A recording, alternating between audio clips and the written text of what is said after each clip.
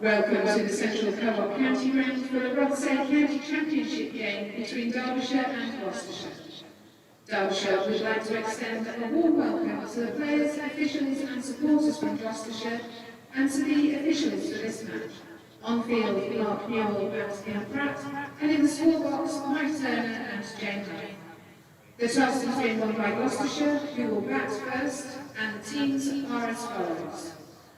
For Derbyshire, Caleb Jewell, Harry Kane, Matthew Montgomery, Wayne Madsen captain, Brooke Guest wicketkeeper, Martin Anderson, Anu Schlar, Zach Chappell, Ben Aitchison, Mohammed Abbas, Shoaib Bashir. For Gloucestershire, Cameron Bancroft captain, Ben Charlesworth, Ollie Price, Miles Hammond, James Bracelet wicketkeeper, Tommy Gorman, Graham Van Goren, Ed Middleton, Henry Brooks, Will Williams, Gabe Dow. Catering is available from outlets around the round, while members can also take advantage of the facilities in the members' lounge, including hot food served at lunch. At lunch, supporters are welcome to come onto the outfield, however you must remain off the square. Any spectators who do not respect this request will be removed from the field. The Central Co-op County Ground is a venue for everyone. To find out more about our inclusive and accessible facilities, please contact info@derbyshireccc.com or visit the main reception.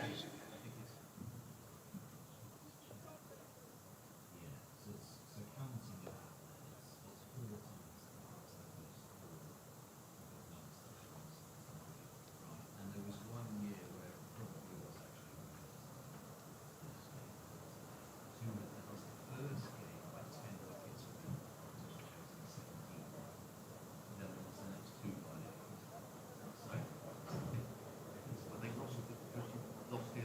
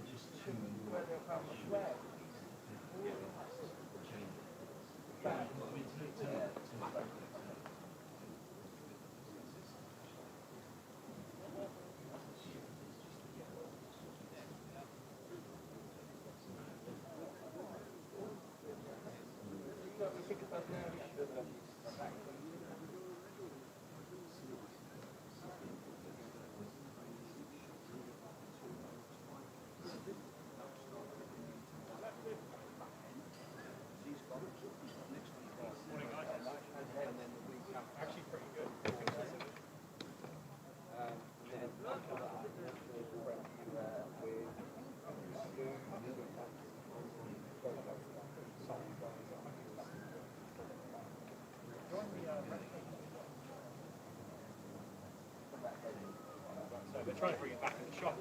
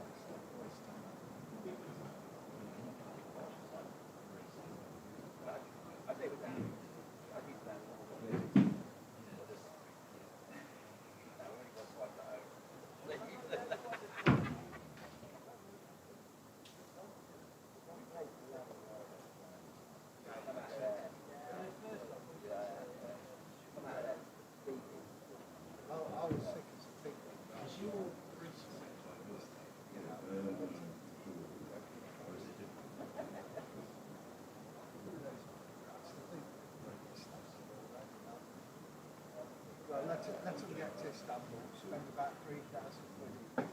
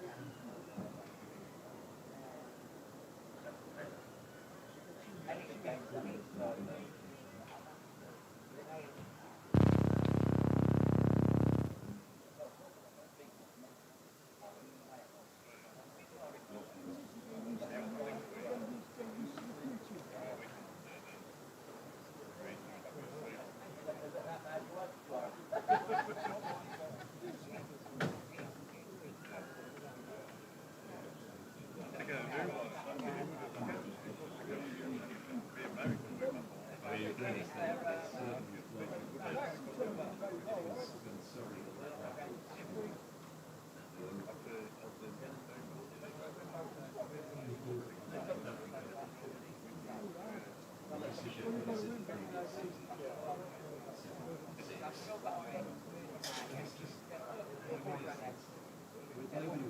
rolled the red carpet out for us, so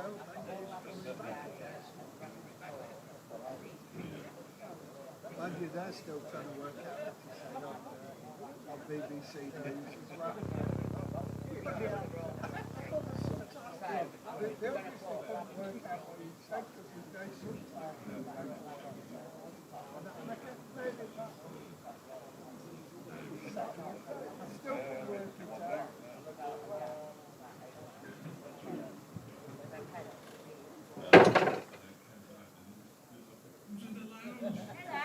We're back. You just lose the will to do that. And welcome back. I know you're all watching.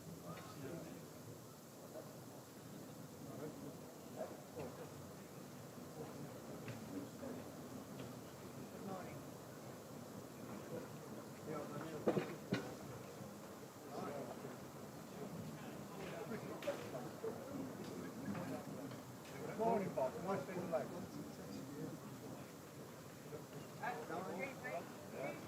It can do it to 10. It can do it to 10.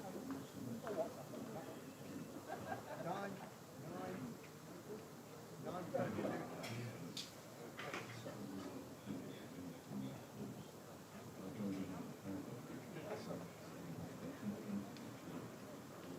Morning, Pop.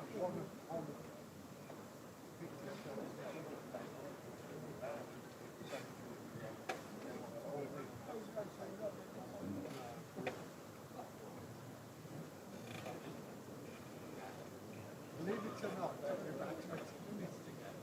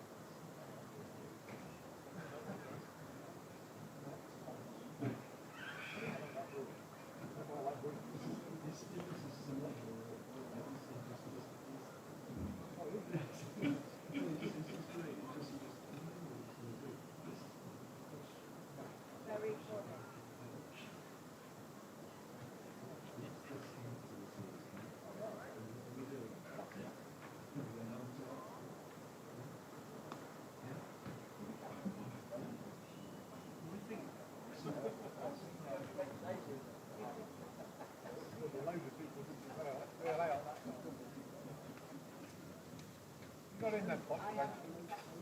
Okay.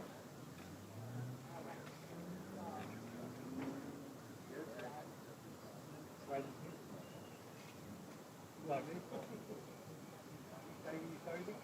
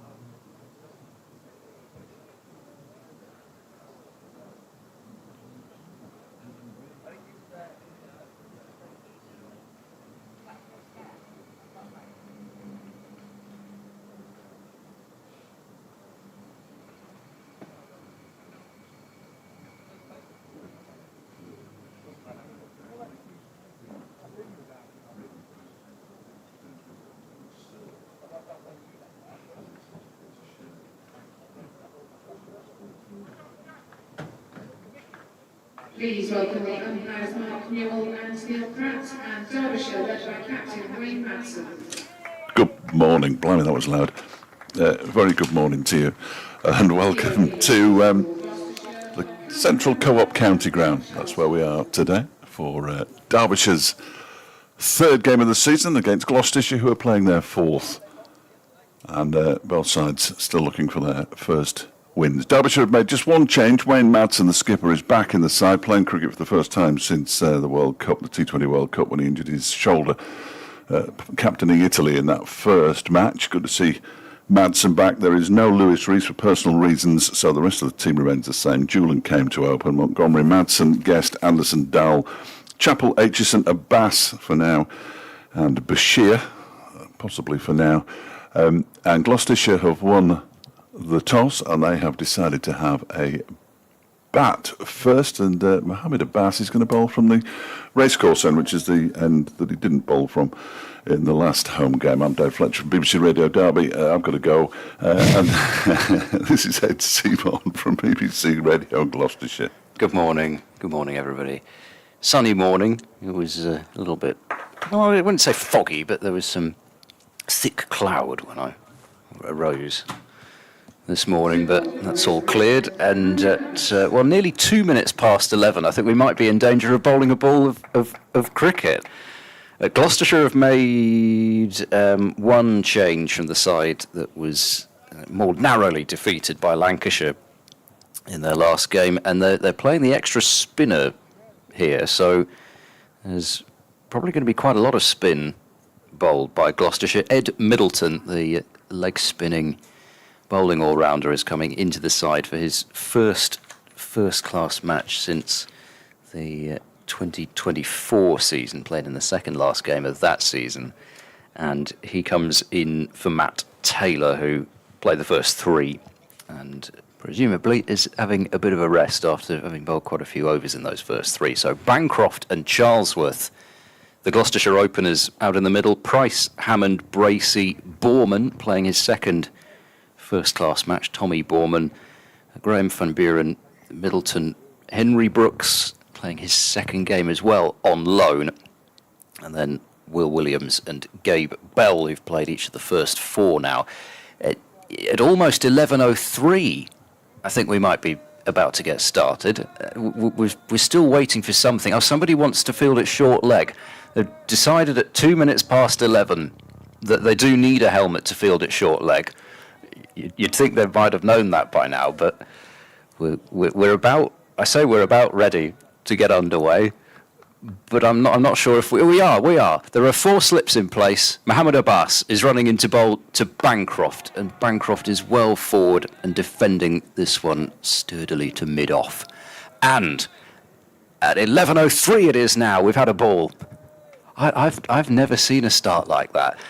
Mohammed Abbas looked as though he was, well, he looked as if he just got out of bed, really. He was doing his first stretches of the morning. But I think we were actually waiting for the helmet to come out. So four slips, a short leg, mid-on, mid-off, backward point, and fine leg as the field, as Abbas trots in and bowls and beats Bancroft on the edge. It doesn't particularly carry through to Guest behind the stumps. So that's, I suppose it's first over, isn't it? The pitch is quite green, quite sort of light green, and they do look as though there are some areas of the pitch which look rather browner. So I don't really know what to. It'd probably play absolutely fine. I'd be surprised if it didn't. Abbas bowls, Bancroft works this one leg side. I'll get the first run of the innings. He wants two as well, and he'll get it. So Gloucestershire are underway. Third ball at 2 without loss. We see these pitches at Bristol a bit as well sometimes, where you've got quite a varied looking surface, but it doesn't really do too much. I can't imagine Derbyshire are that disappointed to be bowling. I don't think Oh, so. good grief, sorry, I didn't realise you were back. I'm Oh, back. you made me jump. A pass in. Bowles Bancroft struck on the pad. He's quite a way down, and the umpire is already looking down at the floor.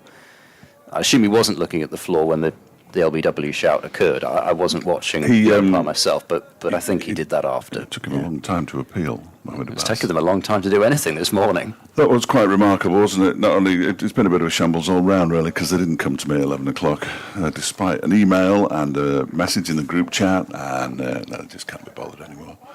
Clearly, I've sent a missive. Right. Here's a pass. He bowls now to Bancroft, back of a length, gets on top of it and plays it down into the floor. And there's no run. We also need to get the effects mic pointing into the next door booth, because the Gloucestershire Director of Cricket, John Lewis, is in there. I'm sure it was a highly important. Well, the problem with next door on. is that it doesn't have a window that opens.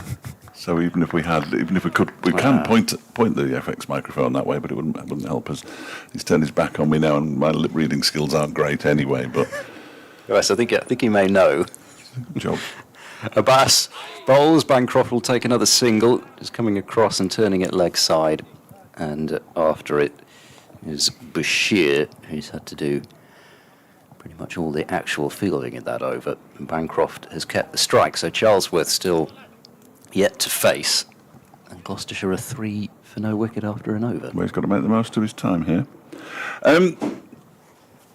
He is going, isn't he? Charlesworth, oh yes, he is. Yes, that's he's what I been. meant. I didn't mean out there. Oh, right, no, I meant that's just what, here. that's what I thought. No, I No. wasn't suggesting he was going to be out anytime soon. I was merely suggesting he was going to be gone at the end of the season. Yes, it has been announced where he's going now as well. Lancashire, have announced it, so they're joining. turning into the new Nottinghamshire, aren't they? They are a bit. Well, they've certainly Yes, they got have. the pathway going well between the two counties. Harris as well was Gloucestershire's overseas player before he ended up going to Lancashire, and then who else? Well, Will Williams has come back the other way. Yes. It's a bit like how Gloucestershire were with Middlesex for a while. It's bizarre, isn't it? Balderdash has been in touch. You can get in touch in the only way I'm allowed to tell you about, which is Derbyshire Cricket at bbc.co.uk. I can't tell you about all the other ways you can get in touch with us, but if you know them, by all means, carry on using them. But I'm not allowed to tell you about them. I have no idea why. Ben Aitchison's going to bowl from the City end. He's bowled really nicely this season so far. I'll get back to Balderdash's message in a moment. Good to hear from him as Aitchison is in. And that one goes past the edge of Bancroft's bat. And he's done that numerous times over the course of the season so far, but only picked up 9 wickets. He is the leading wicket taker at the moment for Derbyshire. Balderdash says, just recovered from Lancashire, yeah, you and me both. Great game cricket. You can play superbly for 10 sessions and lose everything from 2 hours of misjudgment. Nicely put. I wish I'd thought of that. A great metaphor for life, says Balderdash. He was very well worth a follow on Blue Sky, by the way, as just some bowls, and that one is played very fine down to fine leg. A terrific tumbling stop by Mohammed Abbas down there to our left-hand side. Well done him. His last game, of course, before he goes off to play a 2-test series for Pakistan against Bangladesh in Bangladesh. So he'll miss 3 games here. And presumably, if he does well in those, which there's no reason to suggest that he won't, he'll be missing towards the end of the season as well when Pakistan tour England, which is a little bit disappointing, but there we go. Here comes Aitchison again, and that one just, oh dear, it's got him, Bancroft, bullseye. He got a couple of runs from that. That's nasty. And he winces away into the leg side, takes a couple of deep breaths, and then goes down on his haunches. Even Phoebe's not cruel enough to play a replay of that one. He's been usurped now, your director of cricket, by our head of communications in the box next door, as Aitchison is in again, and this time it's bat on ball for Bancroft, who pushes it up to Harry Kame, who's fielding mid-off, who skippered the side for the first 2 games of the season in Wayne Madson's absence, and did very well indeed, I thought. Just a shame he couldn't get the side over the line in either of the 2 games. Should have won at Old Trafford and had the opportunity to beat Worcestershire, but just couldn't get those last 3 wickets, disappointingly. Otherwise, they'd have been top. Is Aitchison again bowls. That one comes off the outside half of his bat into the cover region where Dal does the fielding. Ifs and buts. Well, that's it, Ifs isn't it? I and suppose buts. It's all ifs and buts. if you win all, however many games it is we play now, 14, is that right? Yeah, it might change You've probably before got the end of the a season. fairly good chance of coming top. Yes. And are you well? I haven't spoken to you properly on air yet. Me, We do our proper. We've already spoken for about an hour before. how are you? Yes, I'm very well. Nice to see you.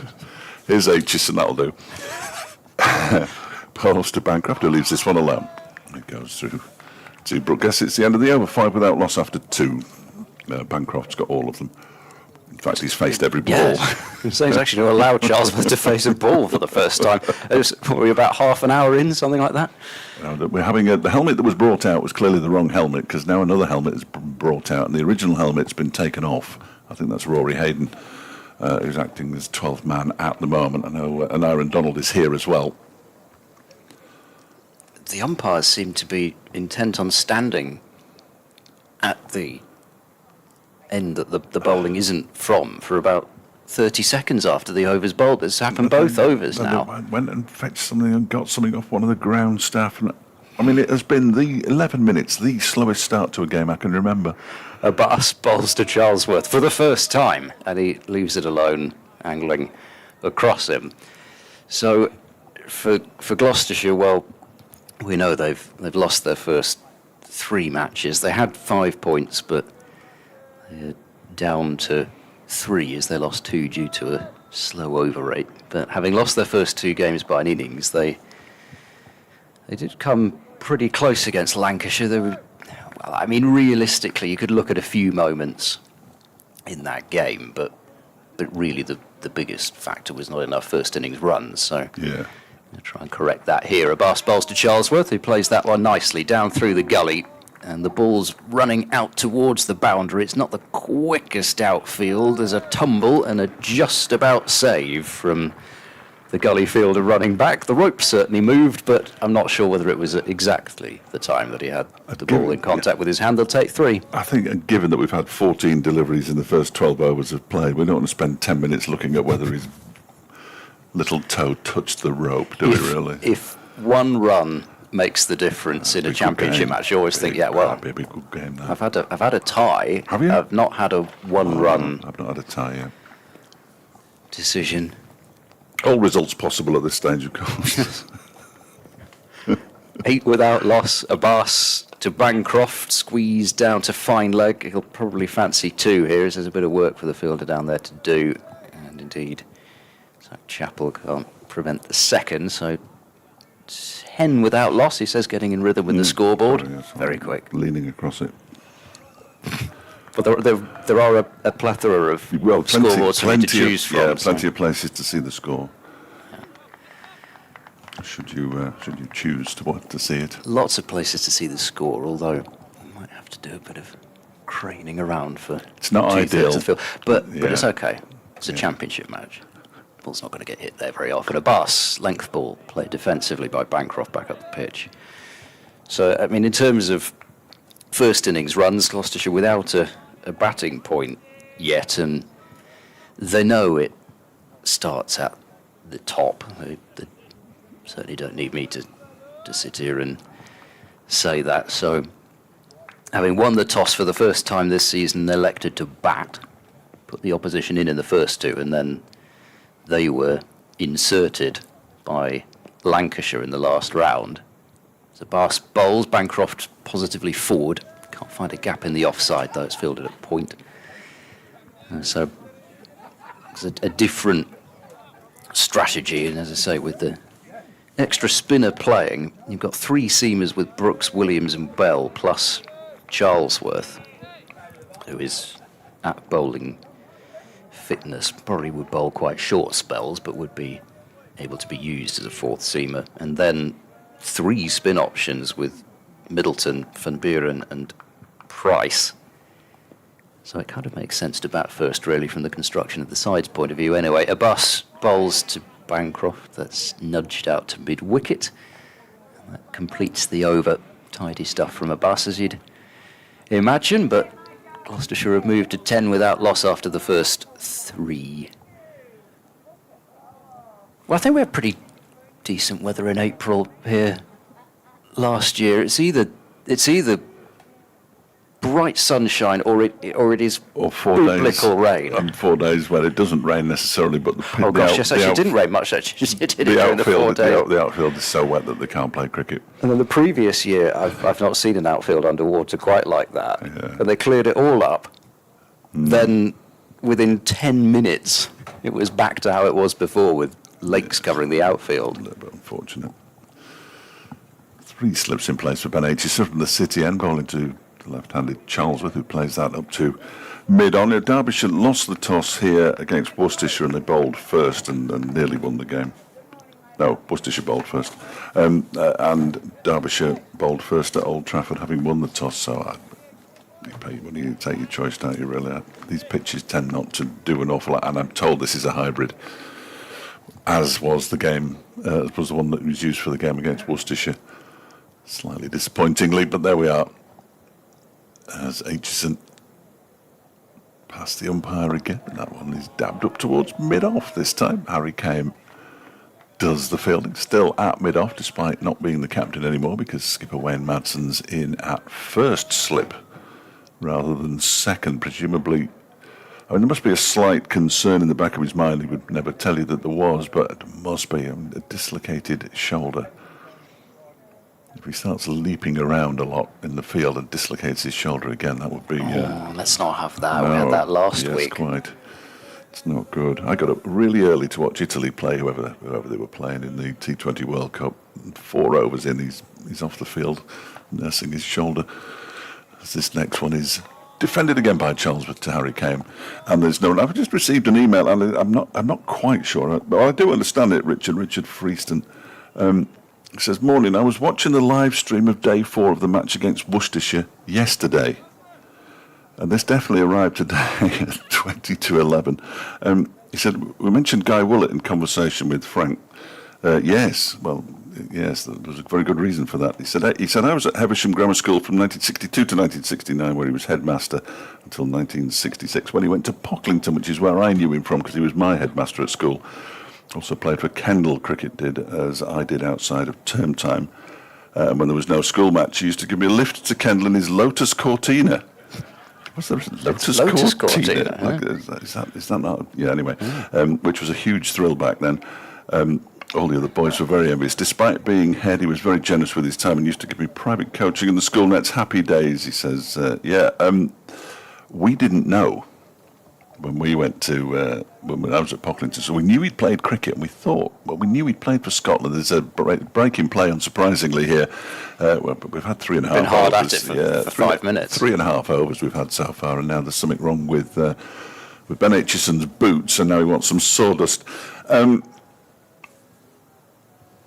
What was I talking about? Oh, yes.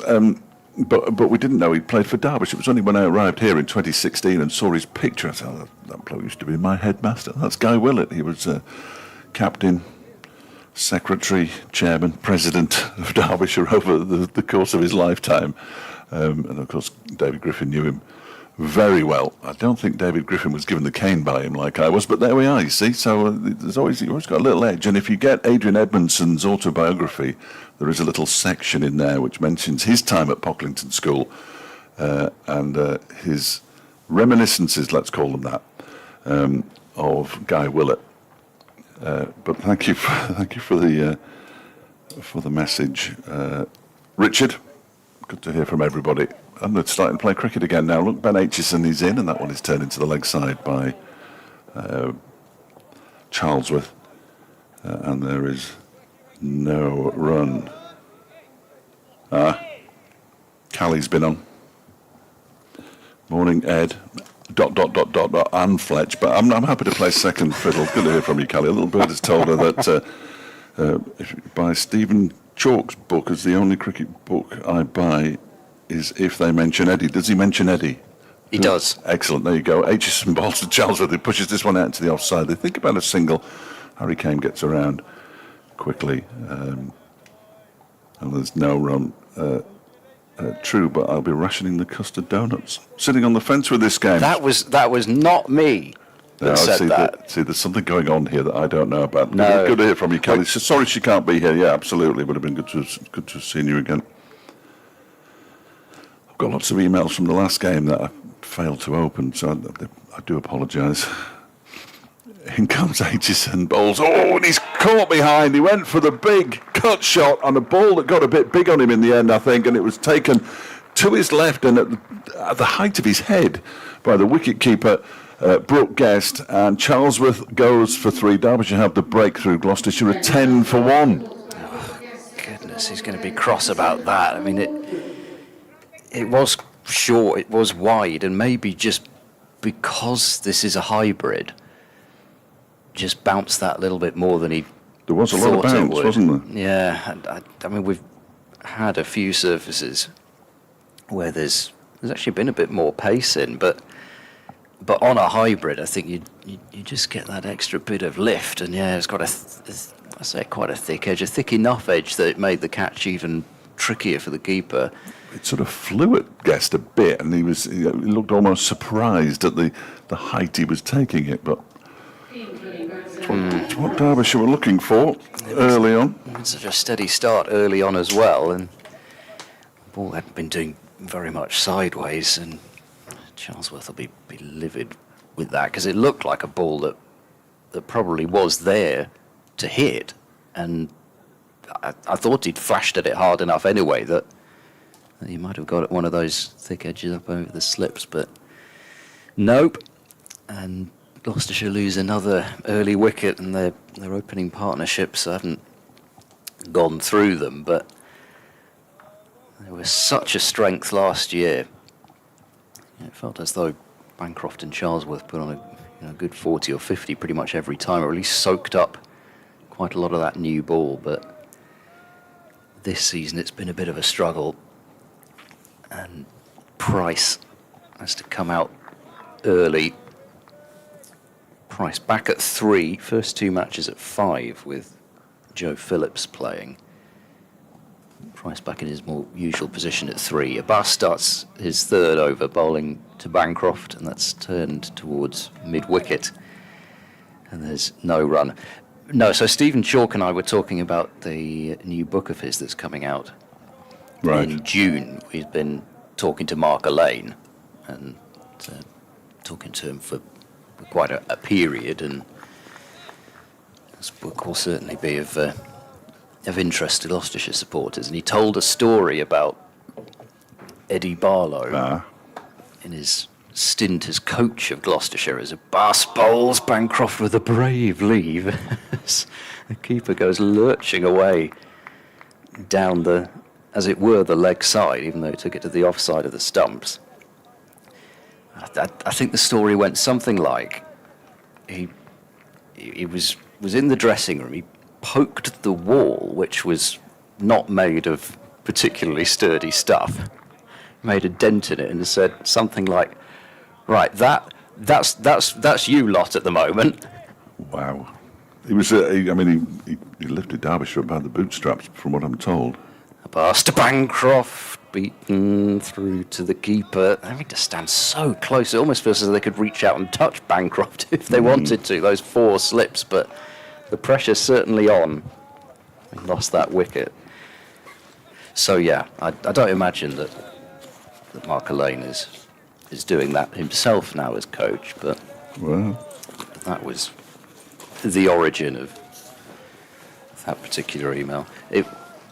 It was not me that said that she only buys books if No. Perhaps that was the inference. Oh yes. Well, it's about custard donuts being Yes. rash, you see. I'm No, sure that doesn't happen. Callie is suggesting that. I'm afraid Yeah. I've reread it. Sorry, Callie, I didn't Defended read it into very the well. leg side by Bancroft for no run.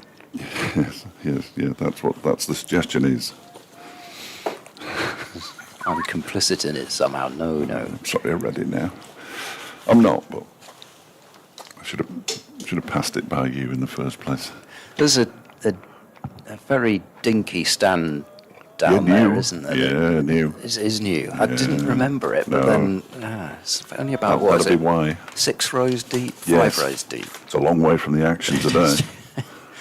Abbas to Bancroft comes forward and knocks it through the vacant mid-on. The ball's travelling pretty well out towards the boundary. I don't think it'll get there. It's another long chase for Bashir. He's had several already.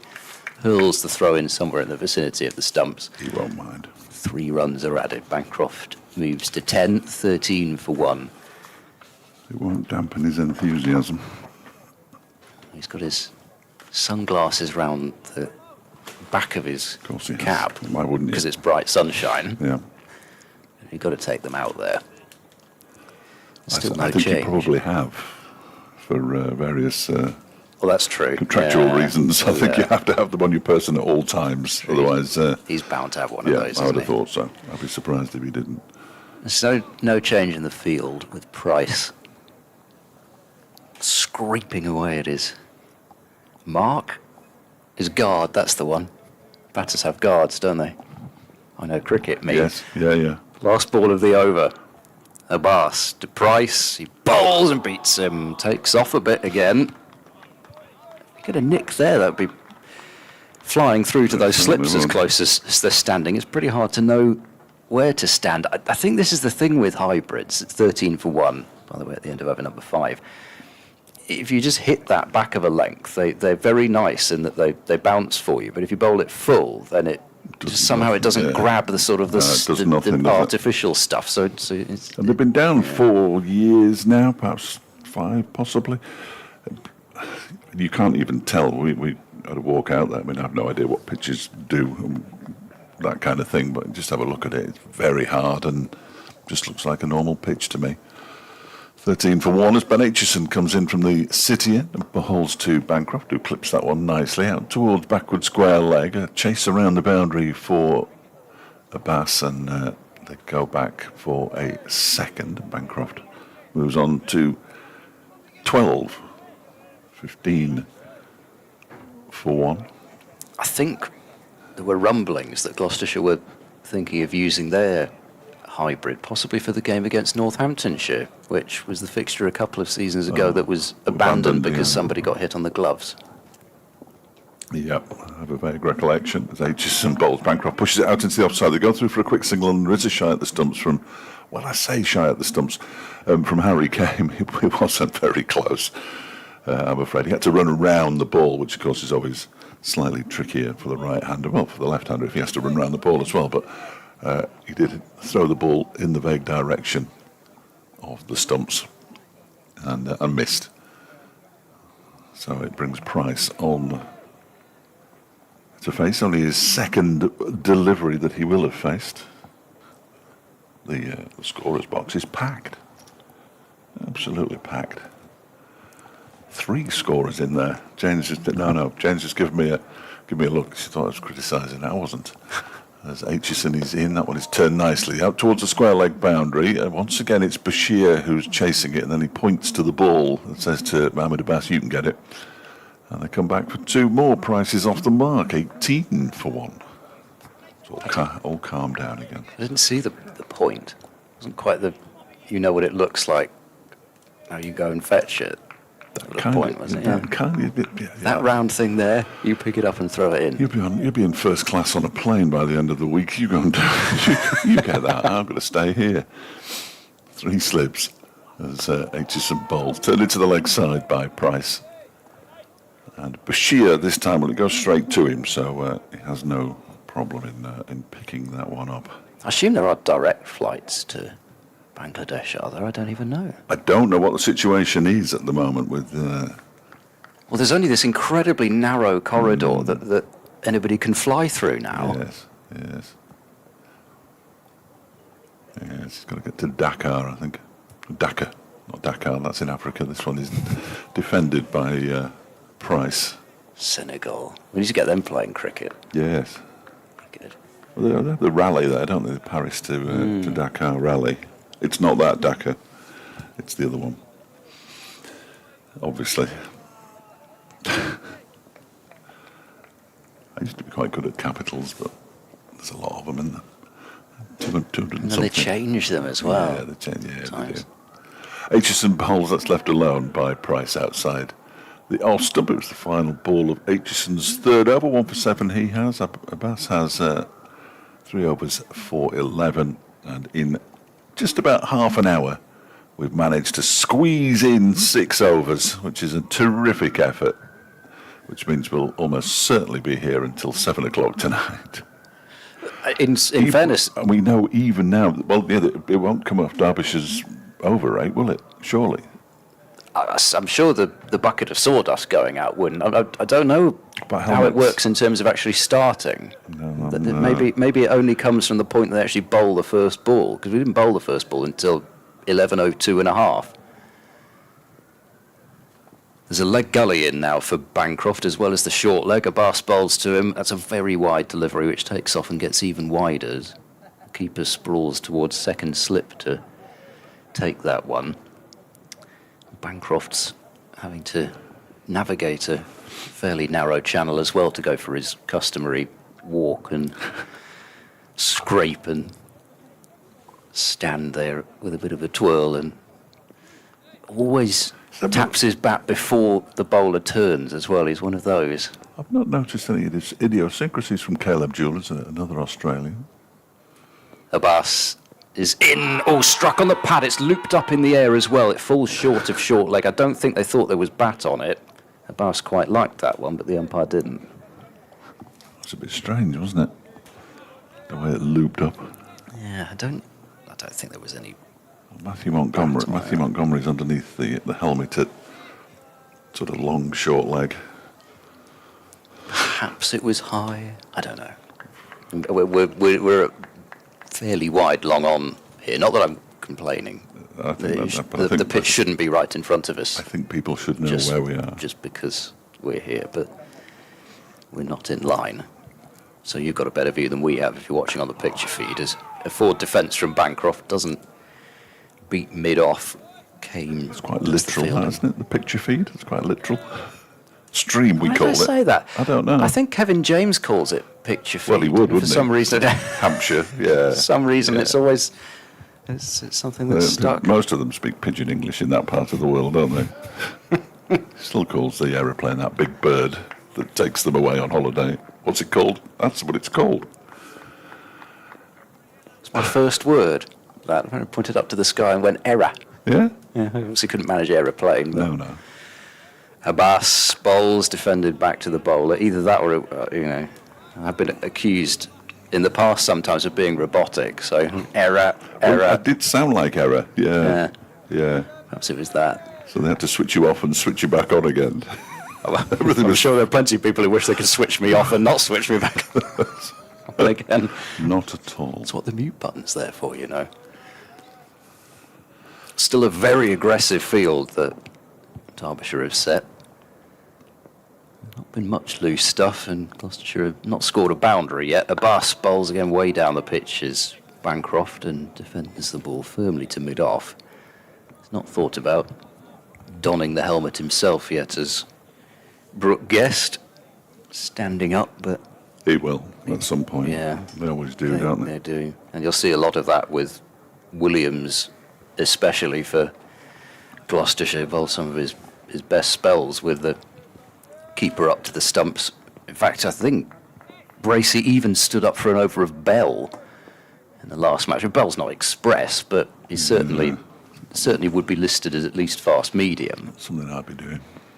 Abbas bowls Bancroft well down again, and a solid punch to mid-off, but again, doesn't score, but it's another Abbas over, seen off, 4 overs for 11, and Gloucestershire 18 for 1 after 7 overs. We haven't done too badly considering that we bowled 1 over in the first 7 minutes. Yes, take those 7 minutes out. We're bang on course. I'm currently listening, and Ed's not because of the system that we have here, but I'm currently listening to Hotel California, which will be the last thing before I speak to Ian Sky. So if I suddenly... they haven't got to the twiddly bit yet, though. Ben Aitchison's going to continue from the city end. Matthew Montgomery just doing a bit of shadow batting down here at third man, and that one is pushed out into the offside by Price and fielded by Anuj Dowell. And there's no run. The wind appears to be coming from entirely the wrong direction today. It's sort of coming from the east. which is very unusual. But there isn't a cloud in the sky either to the east or the west, so I don't think it really matters where the wind's coming from. That might explain why Abbas is bowling from the racecourse end and not the city end. Or Ben Aitchison might have asked to bowl from the city end, which he's doing now, and he's taken the... No, he hasn't taken the edge. That was close. As he sort of played a shot that was neither forward nor back. And showed the ball the bat and allowed it to go through to Brooke Guest. Yeah, I think that is the sort of the shot of somebody that's getting used to batting on the hybrid again. It is that little bit of extra bounce. By the end of day 4, there was precious little of anything. Unfortunately, in the last home game, that one's wide of the off stump from Aitchison and taken by Brooke Guest low down, so that one didn't bounce tall. Which you do get. I don't mind that. But he was doing that at Old Trafford, and we had 2.5 days where it didn't look like there'd ever be a result. Then, well, I was going to say day and a half. It was about a day and a quarter. And it suddenly started doing all sorts of things, which was good. I thought, that's what pitches should do. A lot of pitches at Old Trafford have tended not to do anything for years. Aitchison bowls, that's full face of the bat out into the offside. Harry Kane again does the fielding. Yeah, and actually the first 2 pitches at Bristol have done a decent amount, particularly in the last game. I think both sides felt that their respective first innings scores, well, obviously Gloucestershire did because they got 136, but even would almost have been Lancashire's Derbyshire. 240 was considered a little bit short. Aitchison bowls again. Again, it's wide of the off stump, and again, it's left alone by Price. But not that far short. It made for a really entertaining game of cricket, and even the Durham game, actually, which was, I'm afraid, an absolute slaughtering. Even there, on the 3rd evening, the ball was being taken on several occasions by the wicketkeeper with palms facing up, which is not something you would have seen from Bristol surface of a few years ago. I did feel for you, as this one is left alone outside the off stump. Again, Aitchison turns around as Price remains on 2. Bancroft has 13. Gloucestershire 18 for 1. We've had 8 overs in 37 minutes here at the Central Co-op County Ground. It's not quite enough, quite frankly, but there we are. And now there's a conversation going on between Wayne Madsen and Mohammed Abbas. They've got to the twiddly bit in Hotel California, which means I'm not far off appearing on the actual radio for the first time. The big bit now, there we go. Clearly Ian Sky needed the lavatory. That's the song you always put on as a radio person if you need, because it's about 7 minutes long. Yeah, 7 minutes long. makes sense. Gives you time. Abbas running in, Bancroft almost runs at him and drives firmly. I think Abbas has got a fingertip on that. Well, I'm sure he has, because he's examining it, checking it's still there. They'll take 2 runs, and that's it as mid-off runs back. That almost threatened to be the first boundary. The outfield's not been the briskest. The early going, we've seen plenty of 2s and 3s here to run them up. Bancroft moves on to 15, Gloucestershire to 20 for 1. So down to the 3 slips, but the leg slip for Bancroft, a short leg. Lots of fielders, as it were, around the bat. Abbas bowls to him and passes his outside edge as Bancroft hops back into his ground. And we don't see too many shies at the stumps like that. It was a feature of the last match where both Bracey and Hurst, the Lancashire keeper, were constantly threatening to underarm the ball at the stumps, and it only actually happened once. But there's probably going to be another instance where batters are going to be looking to use their feet, particularly to Abbas, try and counter whatever movement he can come up with, as he does it again there. Bancroft steps forward and can't get to it, as the ball leaves him through to the wicketkeeper, and a bit of a nod of his head. You know Abbas is going to do that. You just hope that one doesn't take that outside edge and go for his customary wander and reset for the next delivery. There's a good smattering of spectators actually in front of the pavilion, several in the temporary permanent stand, always one of my favourite stands around the circuit, as Bancroft has one rise up and away from him outside his off stump. I think he did have a go at that one, but ended up curtain railing the bat away from it, but not, I think, until the ball had passed him. And that's again just the extra bit of lift you'll get on day one of a hybrid. The ball's not going to do a huge amount sideways off the pitch if it's like most hybrids, unless the surface underneath is very uneven.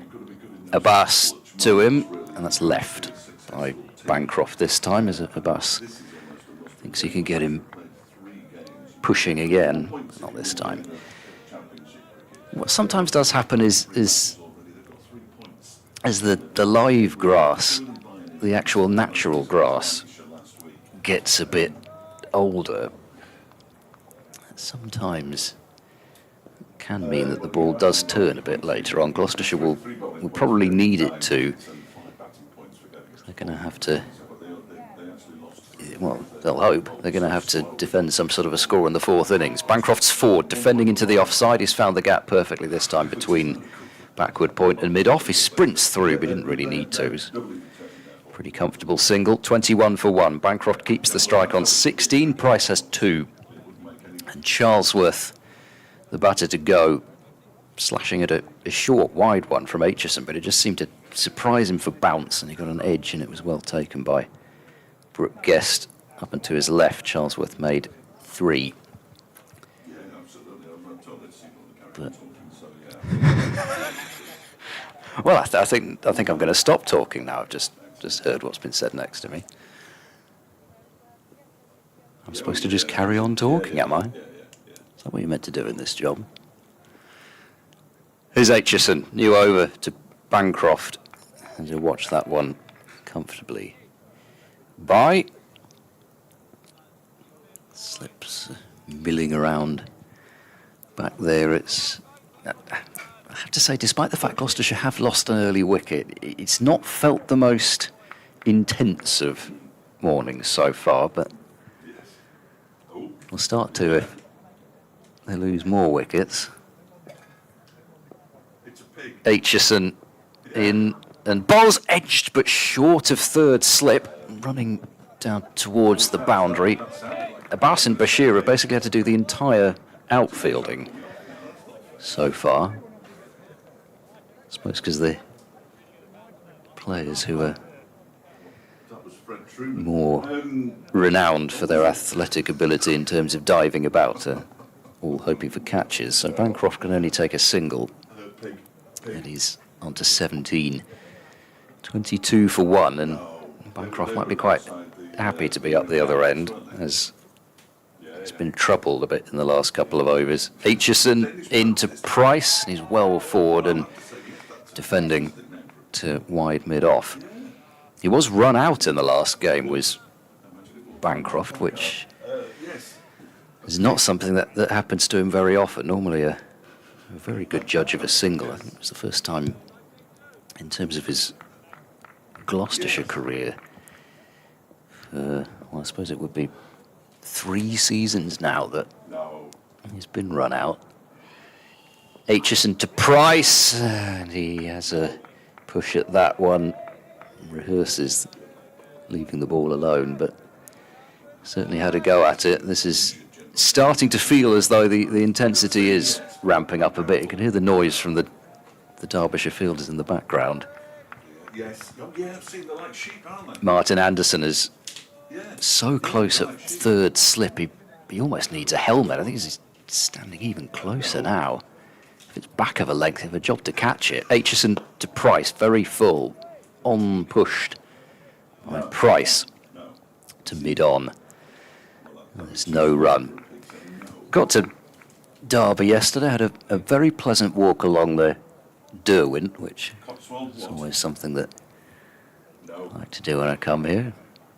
Gorgeous sunny weather. Sat down and watched the river go by for a little bit. perfectly pleasant start to 4 days. Aitchison in, Price pushes offside. Bowler will stoop down and pick up on the backhand. 10 overs gone. 22 for 1 after 10 overs. You do have to watch going that underpass, though. There's an underpass from the area where the hotels are. I don't know exactly what it's called, but by the river. You go down through the underpass, and I remember I was dragging my case with me a couple of years ago. And it was suggested that there might be a dead body in the case. I didn't dare suggest that it might be theirs if they didn't stop making suggestions. Here comes Abbas. Bowls to Bancroft, forward, pushing offside, taking a single. And through comfortably, 23 for 1. Bancroft has 18. And is looking as though, for the most part, he's able to, when he makes contact, defend the ball where he wants, but he's been beaten a good 4 or 5 times in the last few overs, and is taking the attitude that he's best off playing from the non-striker zone, which I think is a good move at this stage. Abbas into Price, driven, doesn't time it, then hesitates about a single, but they'll be able to take it as the ball's bobbling straight of Harry came at mid-off. Price is on to 3. 24 for 1. What was the quiz this morning? I've been excited ever since I woke up to know what it was about. Pigs. Whether they're real pigs or not. I can't remember a single one. It's called the Sunshine Shuffle, the quiz. It's got a name and everything. Has it? It's got its own Has it got a jingle? Yes. It has? Yeah. It's got everything. That's good. With my voice on it, for some reason. Abbas to Bancroft, steps down and leaves. No, that's good. I mean, I remember a couple of years back, Matt Cole had his own jingle for the cricket updates. Yes. It was the Matt Cole cricket update jingle. Yeah. That's how it should be, though, isn't it? Exactly. I think. Give these people something to do. If only they still had those people working. Pigs. No, I'd have been terrible at that. I can only know about 2 types of pig. Well, they all sound very similar. Bass bowls or full toss. I think he was trying to York Bancroft after seeing him charge down the pitch, but he bowled what would have been a perfect Yorker at the base of the stumps. The only problem was that Bancroft was a couple of steps outside his crease, so the full toss is clipped down to fine leg. We still haven't had a boundary. It's 25 for 1. Callie says the donuts are reinstated, so you're okay. Yay. And you can fly direct to Dakar if they're flying. Well, they wouldn't be able to fly direct if they weren't flying, would they, Callie? Come on. No donuts for you then. Yeah. Come on. Let's be fair. Can't fly direct if you're going by ship. Abbas to Price. Forward and defending into the offside. Ball trickles up to Harry Kane. Anyway, it's not quite as entertaining as... Nick Webb and I were trying to work out once... I can't remember whether it was last year or the year before, the year's melt. But we were trying to work out how Asa Tribe was going to get from a T20 match in Taunton to playing the next day for Jersey against... I can't remember who it was. It was in that tournament that Italy qualified out of for the T20 World Cup. Yeah. He was travelling overnight to get there for 10:30 the next morning as beating Price's Abbas with another one that lifts and beats him. I think it was in Edinburgh. No, it was in the Netherlands. Oh, was it? It was. Oh, okay. This one was in the Netherlands. I can't remember even where, probably Amstelveen. But we couldn't work out, and other than driving through the Channel Tunnel, how he'd make it, but he did. That's a journey. It's the life of an international cricketer, I suppose, isn't it? Change of bowling. Ben Aitchison's 5 overs, 2 maidens, 1 for 8. He's been replaced by Anuj Dal from the City End. David McCardle, he says it's a bit dispiriting to see folk on YouTube speculating about what Reese's personal reasons may be, the nature of the social media age. He says, in retrospect, the club could have said he was due to injury. But And nobody would have raised an eyebrow. You're right, David. But if anybody who's been following Derbyshire will know that his very young son has an issue, and he mentioned it himself. In fact, he told us after one of the days against Worcestershire, and it's a personal matter, and it should be kept as such. So all we can do is wish Lou and the rest of his family all the very best moving forward, and that's why he's not playing. No reason to speculate, anybody. Okay, just calm down. He's not playing. Wayne Madsen is. It's 11 against 11. And if he could have been here, he would have been here. I have absolutely no doubt. Here is Anuj Dal from the City end. Bowling to Bancroft, full delivery. Bancroft sort of falls into it as he plays it up to mid-on, which is where we find Zach Chappell fielding.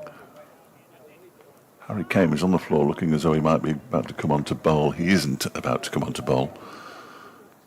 He's bowled once in first-class cricket. That might even have been down at Bristol last year. But I think he's only bowled in one match in his career as Dal bowls. That one is defended by Bancroft. Again up to Chappell. There's a mid-wicket. That's Bashir.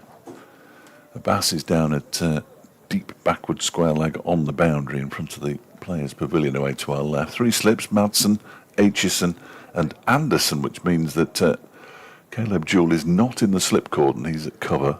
Matthew Montgomery at backward point. That is your field as Dal is in again, and that goes past the edge of Bancroft's bat. So it's clearly doing a little bit out there. Yeah, they bowl a good line. I mean, they haven't left many. Have we still not had a boundary? We still haven't. That's very exciting. They haven't left many, but they also haven't been able to play a huge number of really solid-looking defensive shots. There's been a lot on about that 4th or 5th stump, and they probed away. There comes Dal again, and this one's straight, and therefore turned into the leg side by Bancroft, where it's eventually stopped, I think, with his chest by Bashir, who gets up, throws the ball back in, starts applauding. He sort of, it's almost like they put him somewhere where he can't talk to somebody. Shoaib Bashir. He's in the sort of buttering up the umpire position almost. No, you don't want him anywhere near an umpire. This one is going past the edge again of Bancroft's bat. This has been a really good start by Derbyshire. Gloucestershire winning the toss, deciding to have a bat first, get through the first hour, they'll have been thinking. And so far so good, only one down. They haven't had to face too many overs, though, so Whilst they may have got through most of the first hour, the ball is only just really starting to come to life. Yes, that is true. Bancroft waits, and this next delivery from Dal, he pushes up to mid-on. And there's no run. A sweater is being brought out. I assume for Ben Aitchison. It looks like it, by Rory Hayden, the 12th man. Goodish crowd in, not many in the, and understandably not many in the Monarch stand, the only covered stand we have here at the Central Co-op County Ground. Why would you sit in the shade, would be my argument. Most of the people who are on the grandstand are in the sun. The Seat Unique stand at the far end of the ground has got a little sprinkling of people. I'm sure that the Central Co-op stand to our left, which we can't see, of course, but it's a great place to watch cricket. And when the pitch is this far over, even better. Oh, Abbas is having a 7th. In for it now. Oh, it takes off. Wasn't too far away from Price's gloves there, actually. He was quite calm about leaving it, and then the ball just popped up a bit. Yeah, he's down for a prod after one like that. So he's obviously not on a strict limit in terms of the number of overs he can bowl. I'd imagine that they'd probably take the attitude that Abbas knows how many overs he can bowl and still be okay by now. They let him, they let him decide that. Which I think is quite a good way of doing it, rather than ordering people about saying you can't play in this game, but you can play in that one. Abbas bowls. That one doesn't carry through quite so well. Price lets it go. I think the good thing is that the Pakistan board don't have the money to demand that their players do anything particularly. They can go and earn money where they can. And he doesn't play white ball cricket anyway, so... And he's in his mid-30s now. He probably knows what he's doing, I imagine. I thought so. Yet to speak to him, actually. We haven't spoken to Mohamed Abbas yet. Looking forward to the first opportunity to do so.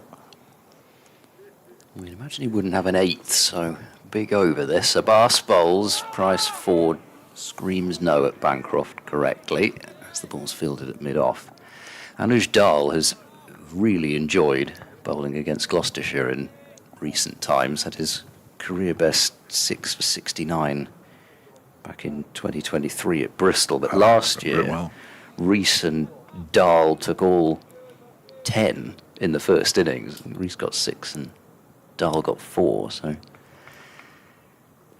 just the one occasion has caused Gloucestershire issues, and certainly did in the first over that he bowled. Abbas running into Price. That one doesn't get up a huge amount, and Price plays it well enough to mid-off, but having seen a ball rise up, one just skids along. We were talking earlier this morning in the written part of the media centre about the fact that last season Lewis Rees was the leading wicket taker in the second division with 50. Jimmy Anderson's got 21 wickets so far this season. He's played 3 games. He's going to get 200. Abbas to Price, well left, wide of off stump. No, it really was a great pleasure to It's brilliant to watch him. Oh, Yeah. brilliant to watch. It was weird because in the second innings he wasn't on, and you're thinking, well, why is he not on? Then he brought himself on and took 2 wickets in and over, and they just fell in a big heap. You thought, well, no, he's actually done that pretty well as captain. Because somebody asked me, I don't think it was somebody who'd watched the day. It was like, sort of put your finger on exactly what he was doing that some of the other bowlers weren't. Abbas bowls, it's a good one, that left Price. And if you're watching now and wondering about the answer to that question, that's what he was doing. Yeah.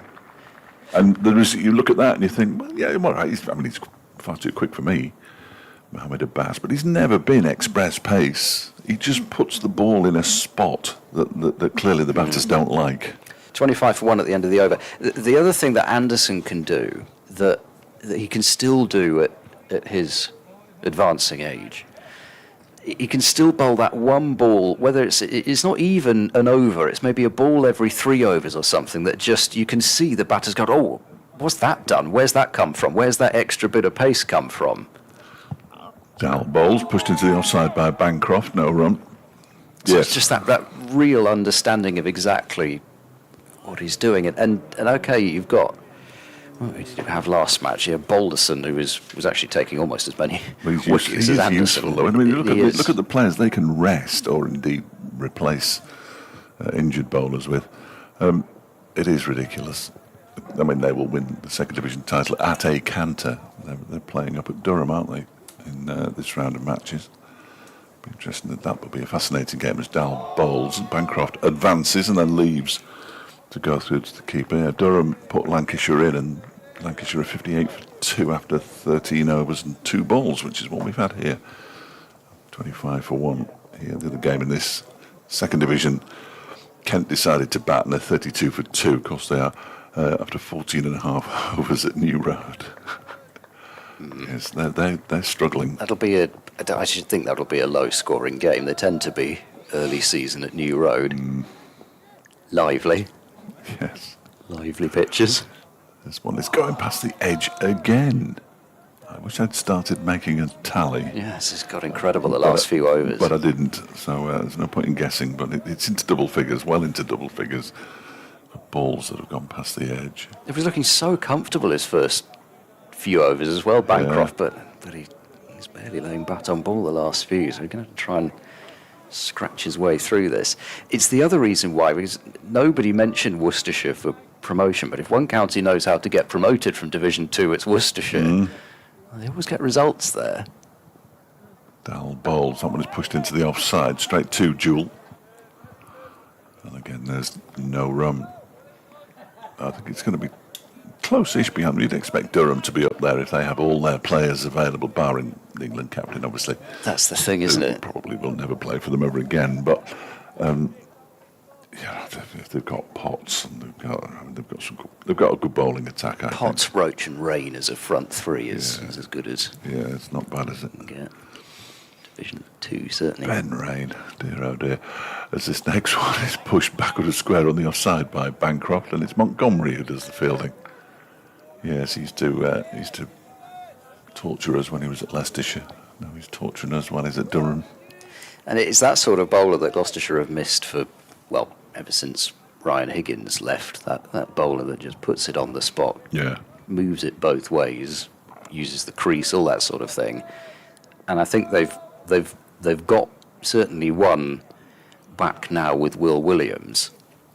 But they've missed that for a while. So good they named him twice, as this next one is driven. Shot. That's a beautiful shot by Bancroft for 4 runs. The first boundary of the day comes at midday. And Gloucestershire move on to 25 for 1. We've had 14 overs in the first hour. Yeah, must feel good, especially as he's played and missed at a few, but he got one that was, I don't know if it was Dahl just finally getting a little bit greedy, having bowled it on a length outside off and made him play and miss. He thought, right, all right, going to bowl it fuller and bring the stumps into play, but that shot, oh, gosh, everybody's making me jump. I'm obviously on edge this morning. But anyway, that sort of a shot shows that probably once the movements come out of this, and it may be that there's plenty. Oh no, he's making me jump with the camera coming on now. I forgot about that as well. Camera coming on us in the commentary box is very, very unsettling. I will get through the point that I was trying to make in about 5 minutes. But anyway, you see a shot like that and the ball explode out of the middle of the bat and the batter being able to play straight like that, and you think, if you can just see off this new ball, then could be some open road ahead. Change of bowling. Zach Chappell to bowl for the first time from the racecourse end. He bowls to Price, and as you'd imagine, he's going to get some bounce. And he does, but Price doesn't have to play. So he's had to be watchful. 3 off 25 deliveries for Price, but crease occupation is the order of at least the morning, perhaps not the day, you'd hope, but certainly at this stage, the wickets column is really the only thing that matters. And he has at least got rid of a couple of the close catches now as Chappell bowls and Price leaves once more. No short leg anymore and no fourth slip, just the 3 in the cordon. The Moore tried to keep Price quiet with a fielder at mid-wicket and a fielder at cover. And Zach Chappell, the shiniest head in cricket. That really is quite impressive. And he's only 2 balls into his spell as well. Chappell, the former loanee to Gloucestershire a few seasons ago, is running in and bowling back of a length and jabbed off the back foot by Price and makes a hand signal as if to suggest he wanted to hit the ball in a slightly different place, but no bother, there's no run. Look at that. It's beautiful, isn't it? Yeah, timed update. 20.46 seconds. It's overrun by almost half a second. 0.46 of a second. Mind you, there's how much reaction time do you reckon there is to pressing that button after you're done? Yeah, absolutely, I'll give you that half second. Thank you very much. It's probably exactly the I'd have thought reaction time. I'd have thought so. Especially at my age. Chappell bowls, no stroke from Price.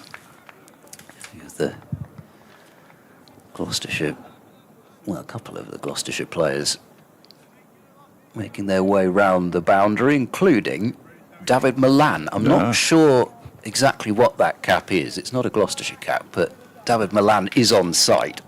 I think he'll be on site for at least a couple of days of this match. Just That looks like a 100 cap to me. I don't know.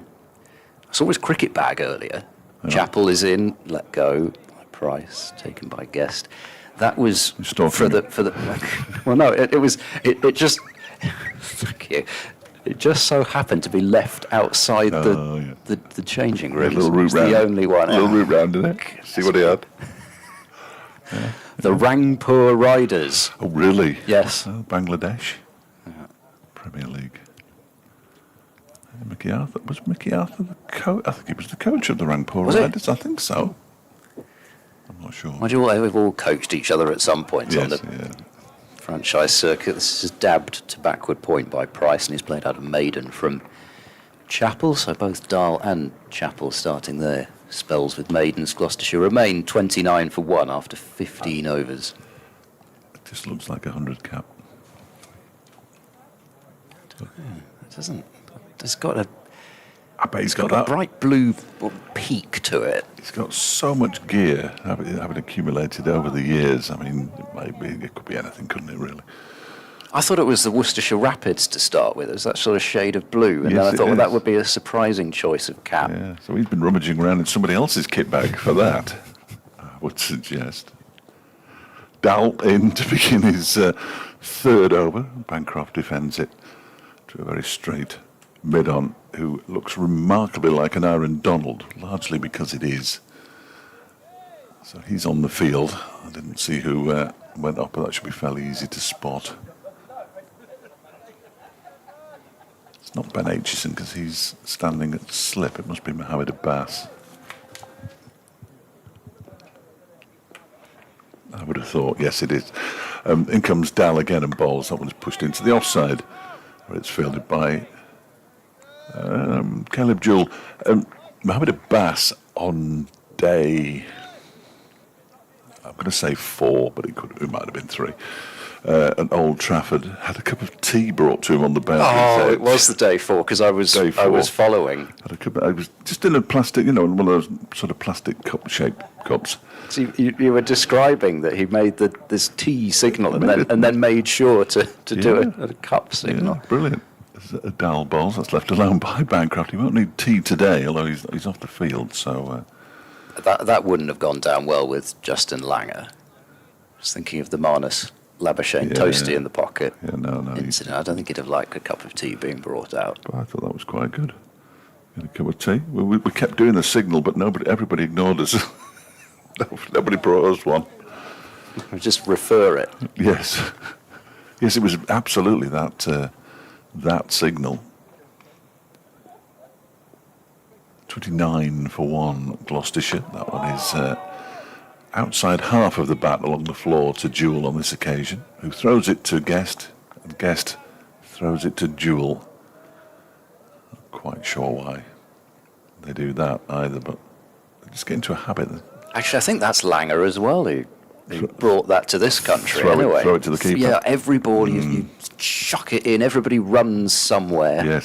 Yes. No purpose at all. None.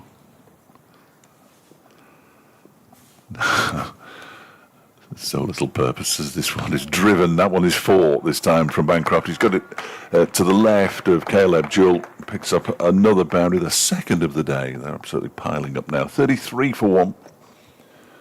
He's got a fair old way to go as Caleb Jewell as well, because the boundary towards the new scoreboard away to our right is 35, 40 yards in almost. Quite close to the advertising boards away to the players' pavilion away to the left.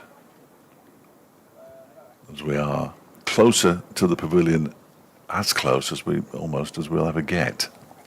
And they're usually slightly livelier, these pitches at the top end of the square, but it's been lively at times as Dahl bowls. That one's off an edge, down to third man, that's 4 more.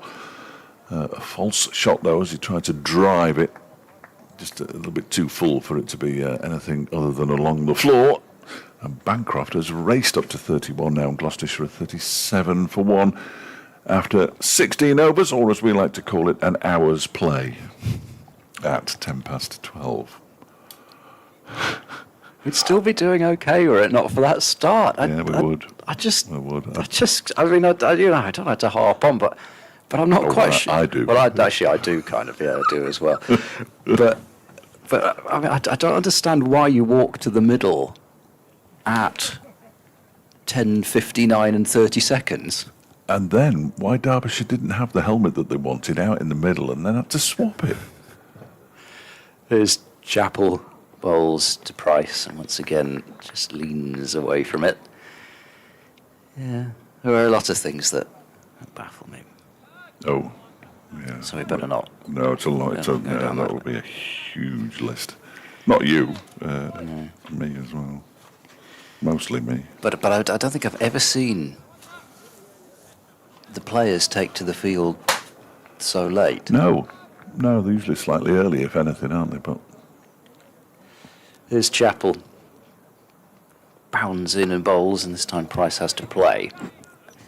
Knocks it down into the ground, back towards the bowler. I always bring this up every time excellent. Gloucestershire play Derbyshire with Zach Chapel, but it's one of those Spell on loan. great. Well, but it's spell, you see. There's great shirt misspellings. Zach Chappell for his loan debut with an E on the end. Marvellous. Chappell bowls, and that's left by Price. Actually, better not start doing that, because last year we had the Martin Anderson business. Well, you might have. Well, I just pointed out that that's roughly how you would say it. Is that how you would say well, it? yeah, because for the Yeah, okay. Anderson. I just call it Martin Anderson Yeah. with two S's. Well, I thought of you as I looked at the scorecard from that Okay. game where Anderson with two S's got out to Anderson with one S. Mm. I'd be very excited. Far too excited. That's left by Price again. And the year before we had Anderson Cumming as well, playing in the equivalent game. So we had two Andersons and an Anderson. It was Anderson Cumming. Oh, Anderson Phillip. Anderson Phillip it was. Sorry, yes. There was a Yeah. West Indian Yeah, cricket no, call that Anderson as well, Phillip, wasn't Anderson it? Phillip it was. Yeah, you're right. course. So yeah, we had three Andersons. One of them bowling from the Anderson end. It was chaos, absolute chaos. Just the one Anderson, but he has got enough S's for everybody in this match. Just seen Derbyshire warming up down in the far distance there. He's feeling it deep backward square leg, long leg, that kind of area. Pushed backward square back to the boundary. Chapel bowls short and wide, and Price will be crossed as he's cut it and picks out Dahl at backward point. So the bowled a shortish delivery, having set the short ball trap, but then it was wide, and I suppose we have seen one such delivery take a wicket. So it could still be an issue, but I just think it's slightly unusual when you've got somebody 3 off 35 deliveries and you basically open up the entire leg side for them.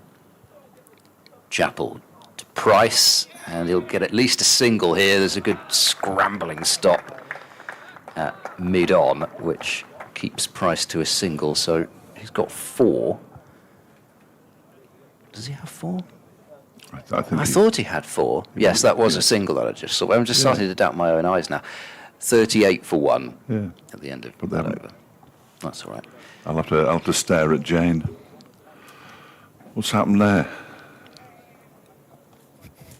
Come on, Jane. First time I've had to stare at her today. But we do have to stare because it is definitely 38, surely. There we go. It's up now. There we are. Well done, everybody. I was just slightly wincing as I saw an Aaron Donald do that bit of fielding because it was early season last season when he went up to the boundary and did his collarbone. He's okay. Alice Dahl is in, and that's left alone by Price outside the off stump. He is the white ball skipper this season, or the T20 skipper. Let's not call him the white ball skipper because he won't be here in August, of course. So he's the T20 skipper this season in place of Samit Patel, who left at the end of last season. As I noticed from Nottinghamshire today, has announced his retirement. I thought he'd already retired. I'll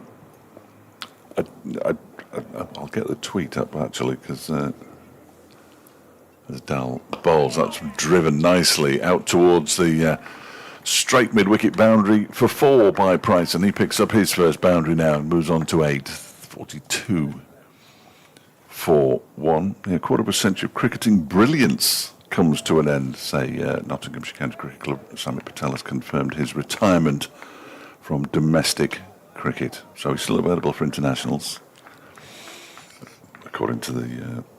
But does he have some? I'm not sure. Does he have a grandmother from East Timor or something? He could be their star player. Dal is in. Price leaves this one alone outside the off stump. I think he's playing the lucrative.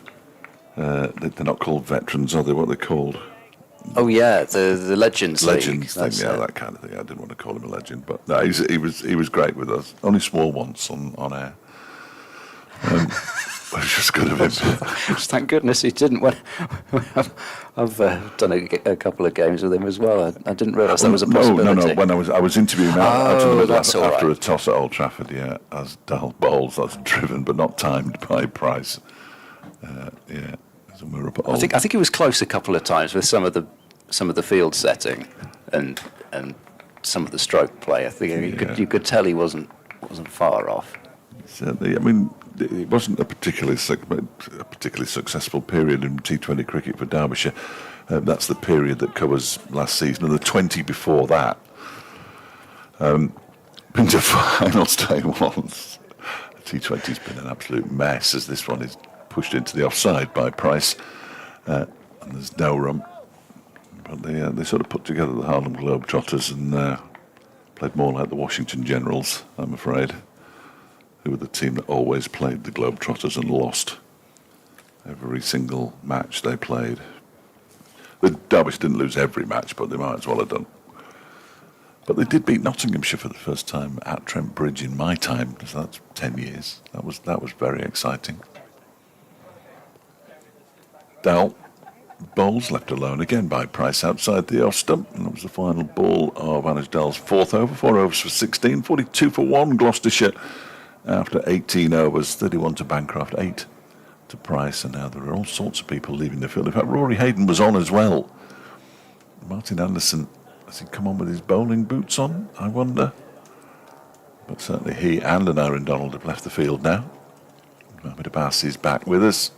And Zach Chappell is going to continue. If there were only one down at lunch, I think Gloucestershire would be very happy, wouldn't they? I think they'd be delighted, yeah. I don't want to lose another wicket, but as long as they're scoring okay and batting starting to look a bit easy, you'd probably just about take a couple down. But Chappell looking to make some inroads, bowls, Bancroft turns it to a wide mid-on and splits the gap between two infielders, as he does so well when he's on song. Takes a straightforward single, 32 to him, it's 43 for 1. Speaking of such leagues, David Milano is down below us. Perhaps that's the cap he's wearing. Perhaps it's his. And I had to double check this. Perhaps it's his Royal Brussels cap. Oh, is that European League? Is he in that? Yeah. Oh, starting up. Chappell bowls over pitches and Price whips this one away wide and mid-on. I think Abbas doesn't really want to chase after that too hard. Well, he's and not. Unfortunately, he's going to...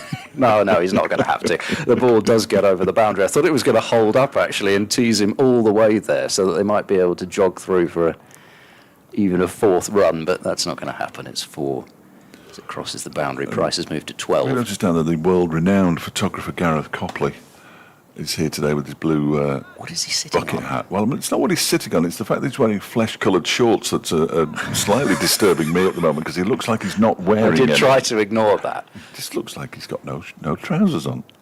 It's like a sort of portable commode he's sitting on. Chappell bowls, attempted cut shot, and he's got it away through gully for 4 more as Price. The boundaries are starting to flow. The 50 has come up for the innings. At least I think it has. Yes, it has. Now it has. Price has 16. Gloucestershire 51 for 1. He's laid back and carved that one. Big gap between third slip and backward point. I do like the fact that Derbyshire don't have gaps in their cordon, or at least they haven't yet. Not yet. No, they'll be there. But yeah, they will. Everybody loves a good gap in the cordon for the ball to go through. Absolutely where the ball goes, isn't it? Chappell bowls to Price, who's covering up and defending straight back to the bowler.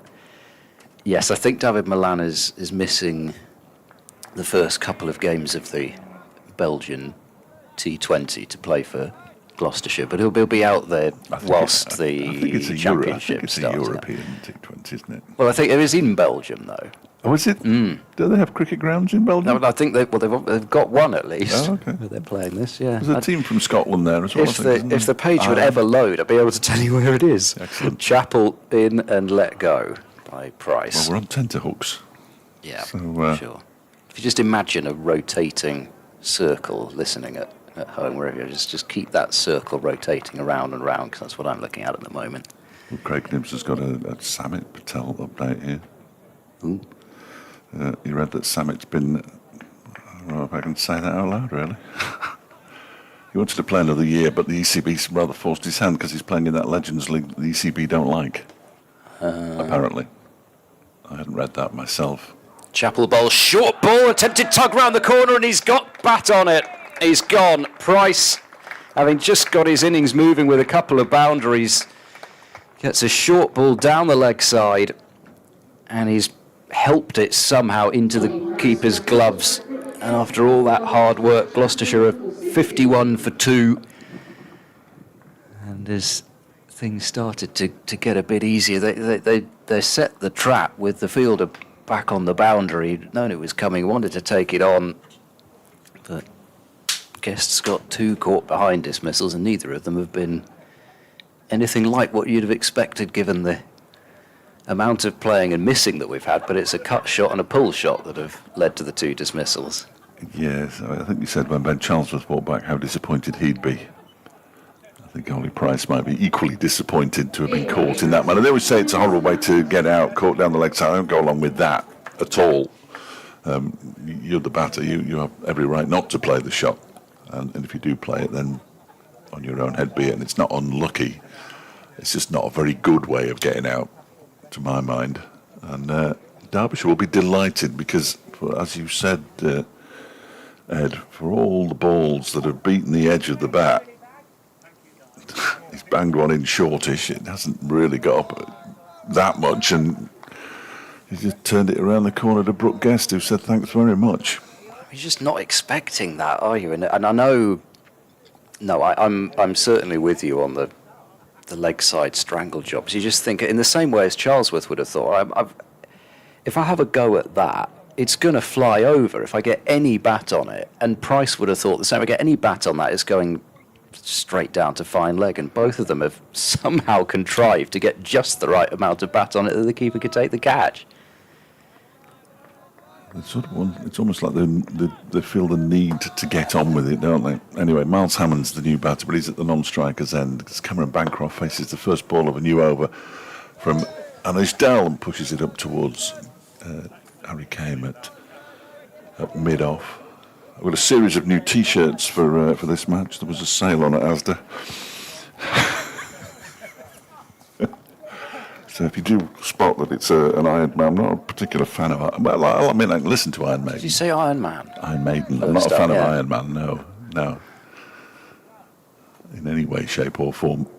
As Dal bowls. Oh, that one takes the inside edge of the bat and goes out to square leg where Chapel comes in off the boundary to do the fielding, and one more to Bancroft, who moves to 33, 53 for 2.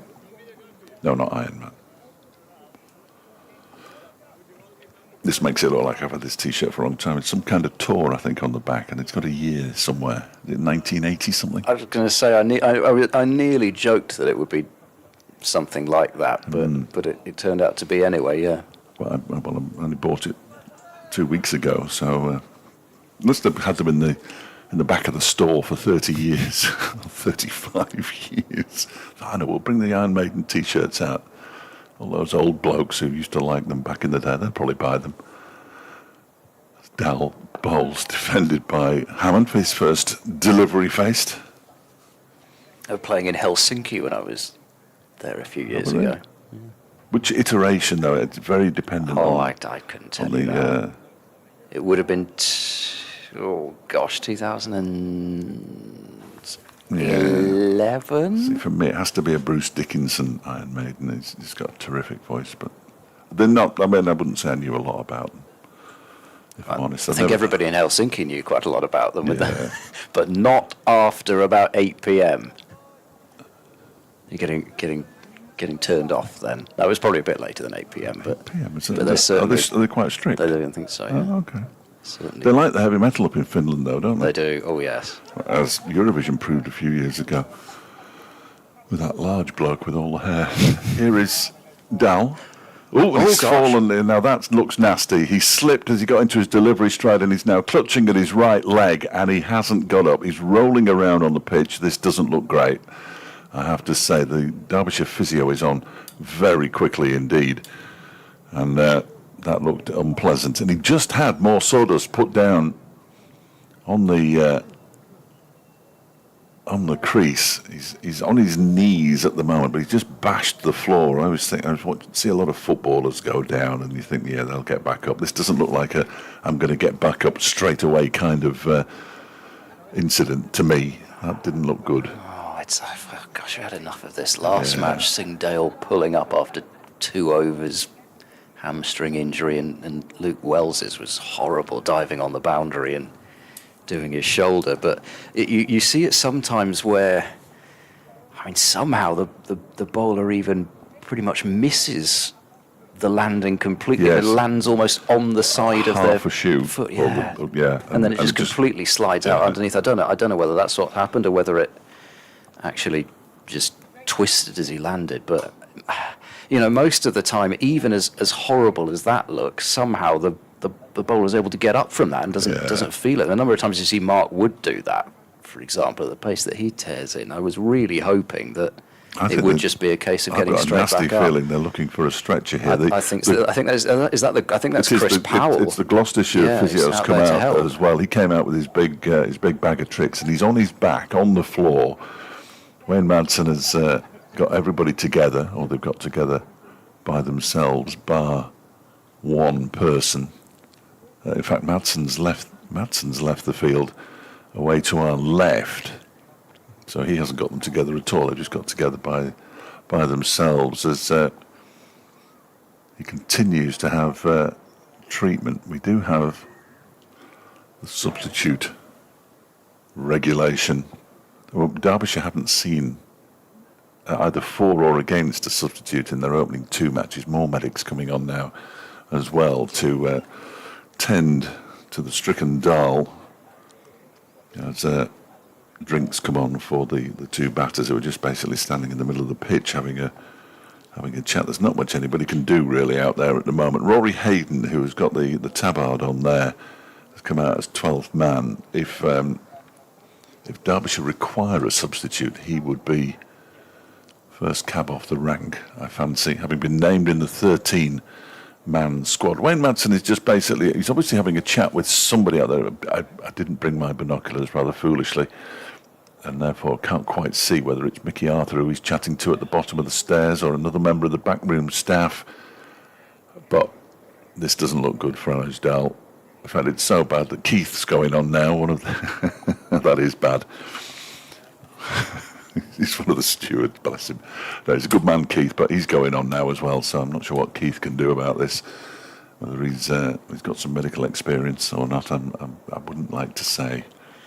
At least there are always ambulance personnel on site these days, but whether, we had this last week as well, whether they can actually take the injured player to hospital because somebody's still got to remain on site. They have to replace the ambulance, I think that's how it works. It's the same in most football matches. You have to have an ambulance on site. There's more medical stuff being brought on now. So you're actually better off taking a taxi, which is exactly what happened with Wells. And unfortunately there was a spectator who'd been taken ill at the same time pretty much, so it was all going on. I'm still not sure exactly how he's going to be taken from the field. This is actually almost it's not a joking point at all. It's almost where you need the helicopter winch up, because they're going to have to not only get him from the field, but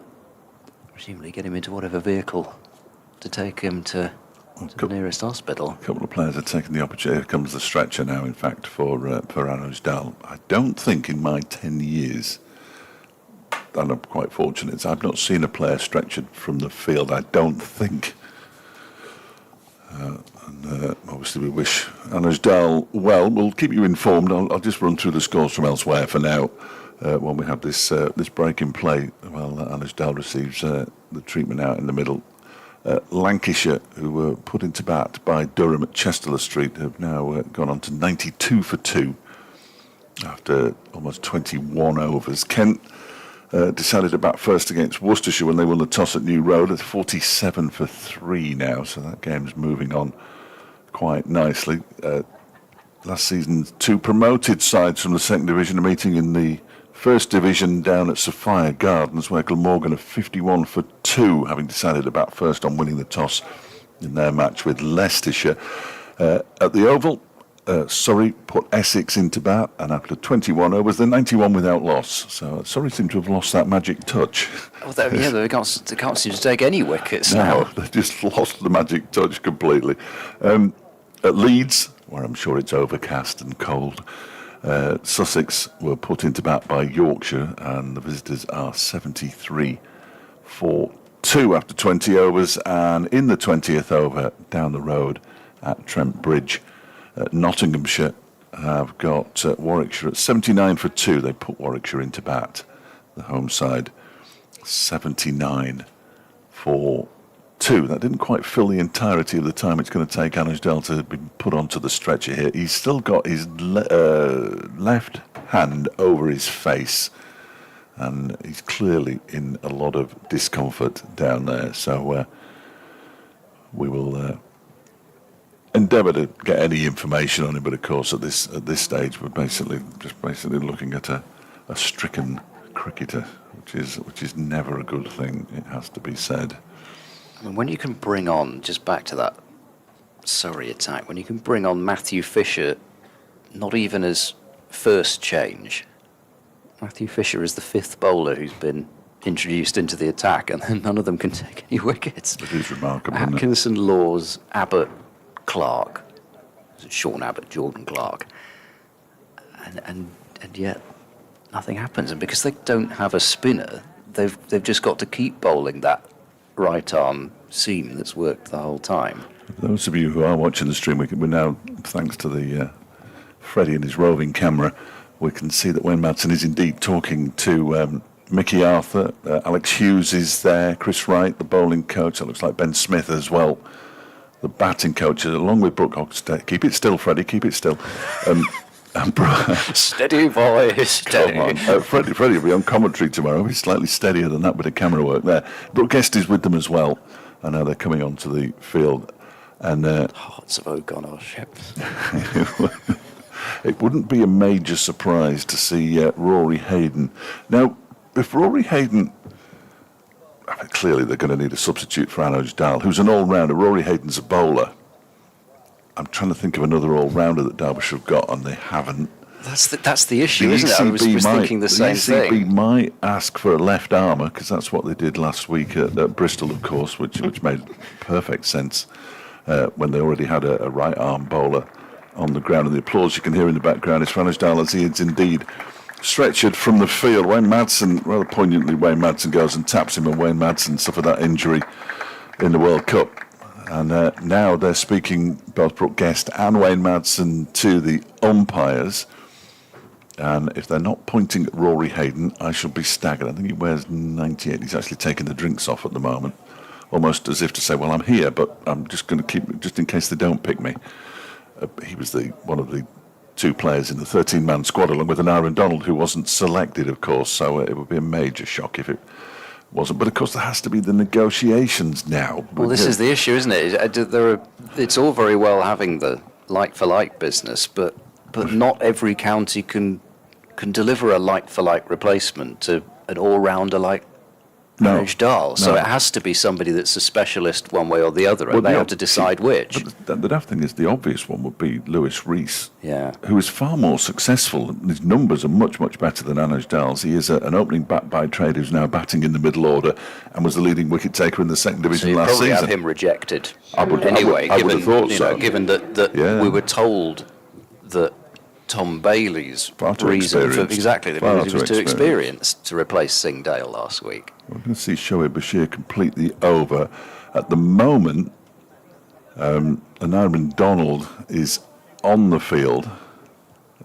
We don't know if the ball's turned or not yet. Perhaps they're just going to see if Shoaib Bashir can turn the ball, they'll call for Joe Hawkins, the spinner, to replace Anuj Dal. That would be my advice. Are you allowed to do that? I don't think you are.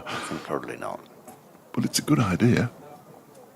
So slightly earlier than he imagined, and best wishes to Anuj Dal. Mickey Arthur going round there on the far side to check on his all-rounder.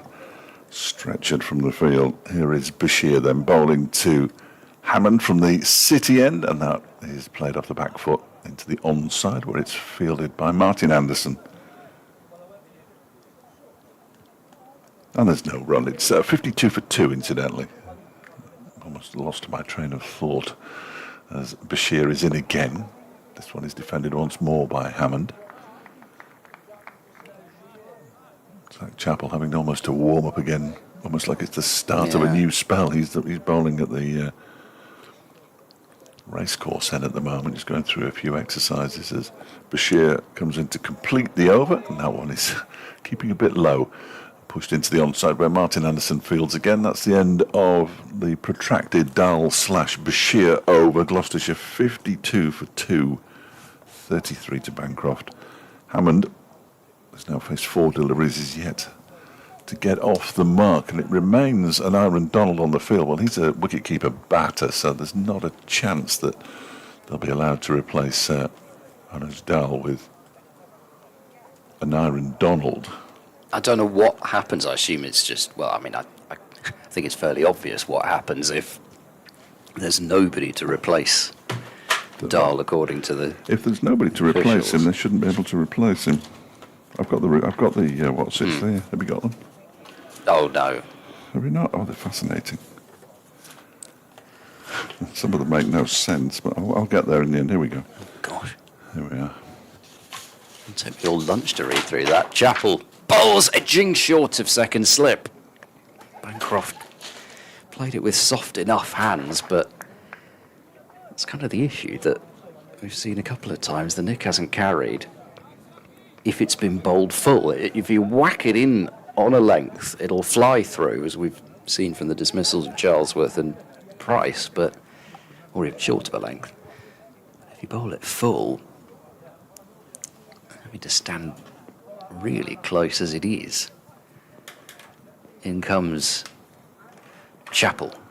Bowls, and Bancroft feels for that one as well, and it's another one of those overs. He had one from Abbas, I think, where he was beaten a good 3 or 4 times.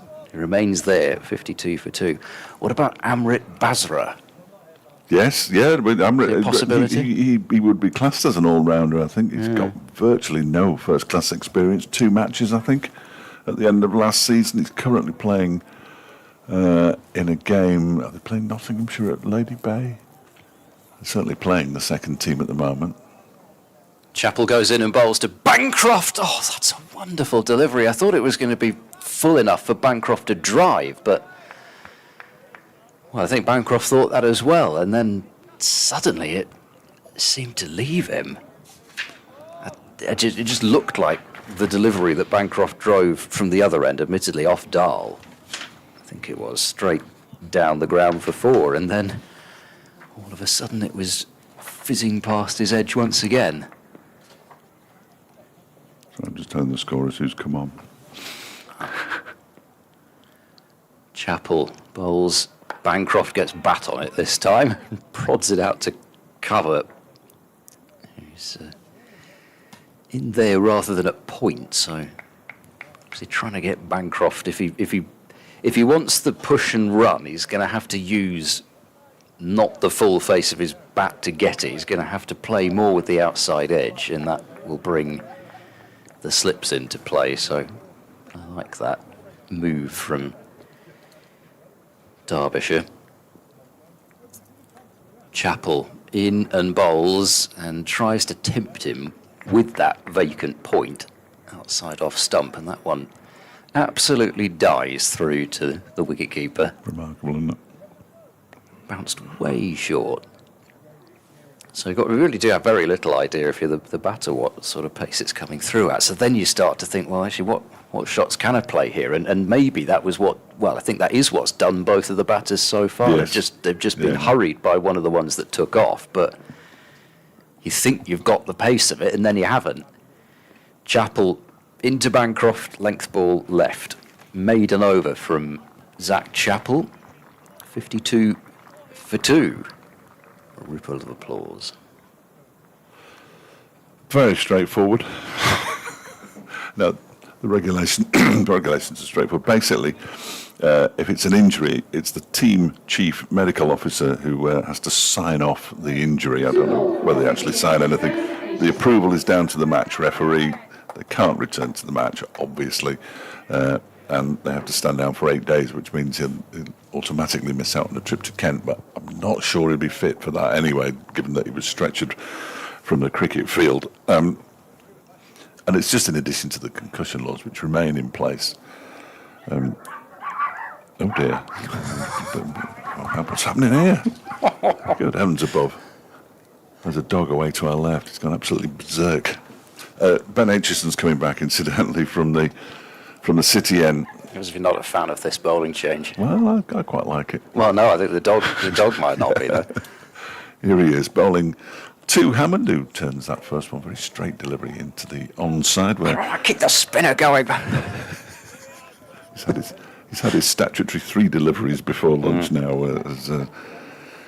As showing Bush. It makes sense to put a spinner on, doesn't it, when nobody's warmed up, I suppose. Yeah.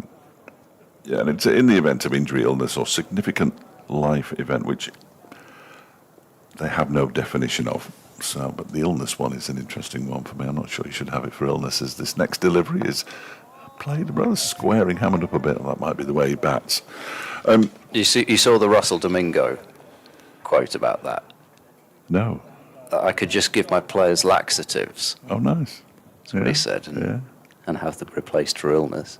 Well, did Yorkshire not have a couple of players that were a bit poorly?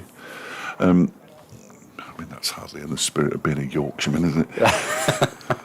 In my experience. Mind you, quite a lot of them aren't these days. Well, no. They just some balls. Hammond again defends it straight back to the bowler.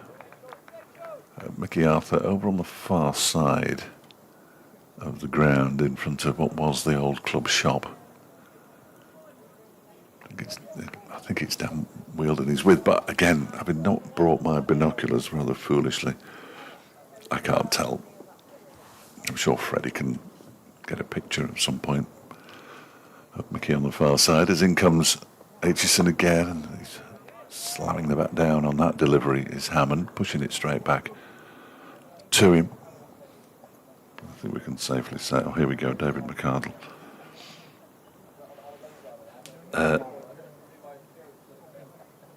Yes, as David said, that looked awful. A fair play to the stream for cutting away to the two of us immediately. I think that was probably worse. Excruciating. Than what happened. He's gone Mitch Wagstaff, question mark. I'm not sure that's like for like. As this next delivery is down the leg side and it comes off a pad. Did he get some bat on it? Apparently so, because it's signalled as 4 runs.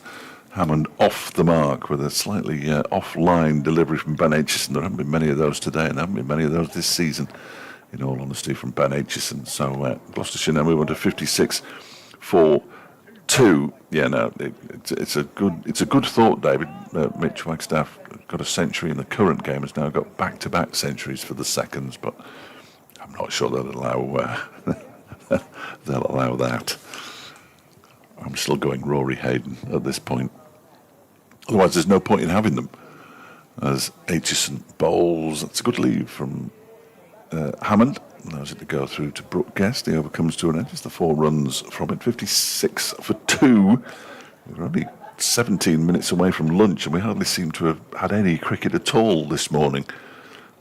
Late start, lengthy delay for the injury of Anuj Dal. We've had 22 overs in an hour and 3/4. Not through anybody's fault, it seems, but bizarre. We'll get the over rate. The over rate, it'll come on after lunch and it'll be +3. Well, as long as it's not -13, which we had for a while for the Durham fixture. Chapel in to Bancroft, and that's left alone. Yes, there was I think there was a delay which was perhaps initially not acknowledged to have been quite as long as it was, and as a consequence, the overrate calculation had Durham's overrate at minus 13. Dear Robert, Martin was apoplectic, wasn't he? Well, I don't know how much he knew about it, Well, there is always that. That is a danger. but He'd been it busy was corrected. messaging his followers. Chapel in and bowls and could carry that time as Bancroft leaves it alone. Well, I've just counted up. I think 6 of the 11 for Yorkshire were born in Oh, okay. Yorkshire for this round. That's a good effort. I mean, Derbyshire can't really talk. I'd be fairly sure. I'm looking around. I'm going none. I'm just trying to think in terms of Gloucestershire 3 in the county of Gloucestershire. That's what we're discussing. Chapel bowls and that squeezes past where a leg gully would have been. They had one at one stage, but not now. Bancroft's able to take a comfortable single. 57 for 2 is fine leg fields. Yeah, I suppose what I would mean is there's an awful lot of players who've come from Oxfordshire that Doesn't count. come through the academy. So perhaps I should. Well, I don't know. You just sort of think with Yorkshire they shouldn't need the neighbouring counties, whereas Derbyshire have got an awful lot of competition around them. Well, a few from Staffordshire. But no, Himself. it just comes back to this point that there's so many of these counties are just getting so trigger happy with these signings. Half of them, they don't need them. Oh, no. Chapel round the wicket, bowls to Hammond, ouch. I think that may have missed the area that Bancroft was struck in earlier, but it can't have been nice on the thigh. Drops down into the leg side. But, you know, what can you do when you produce your own players, you have them taken away? You can't possibly produce, 4 new cricketers Per year. every year. Per year. What are you That's doing? what you're supposed to do. Chapel goes in and bowls a short ball down the leg side. What's that taken? That was not far off the keeper. No, it's leg byes. Thought it might have been bat to start with, in which case we could have seen another caught behind far from regulation, but it's flicked off some hip or something and gone down to the boundary for 4, so 61 for 2. It's a good effort by Guest. Full stretch away to his right. Couldn't quite get a paw on it. Mickey Arthur's over by the dugout at the moment, which appears where most of the Derbyshire coaching team is. The dugout's ready already. Oh, they're permanently there now. Yeah. I'm not quite sure where Gloucestershire's dugouts are going to go. Sure, actually. Chapel is in, Tempter outside off stump. Hammond watches it go by, 61 for 2 at the end of that over. Because with the new bridge that's been built from, I like the bridge. from the dressing room area out to the middle, so that they don't have to walk through the spectators. Don't have to mingle anymore, do they? They don't know where that's taken up a fair amount of room down there. So unless maybe they're going to go, they can't go inside the advertising boards. I'm not sure. We'll find out. Much excitement. Something to look forward to. Yes, it is. Yeah. Can't wait. Oh dear. Doesn't take much to get us excited. 61 for 2. A lot of delays. Abbas practicing his golf swing down there. Here's Aitchison. That one is defended by Bancroft. Yeah, I'm not sure what he's doing. I'm not sure. The first 2 looked like a golf swing, and then he's just practiced a one-handed swing. Yeah, That's batting, isn't it? Is it? I don't know. I've not seen enough of Matthew Montgomery to know what he does in the It's field. Montgomery, of course it is. Really.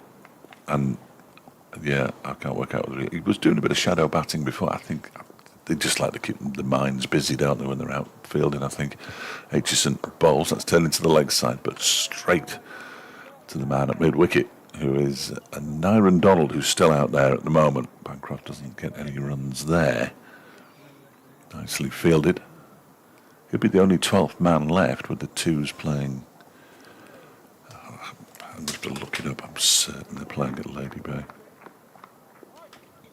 I'm so certain that I can't. I'll have to look it up. Yeah, you're right. I thought they were. This one is played into the offside by Martin Anderson feels. Interesting to me. It might not be interesting to anybody else, and that's fair enough. But the Ben Aitchison has come back for his second spell. He might have been planning to bring him back for a second spell before lunch. He might not. And that Martin Anderson hasn't bowled yet.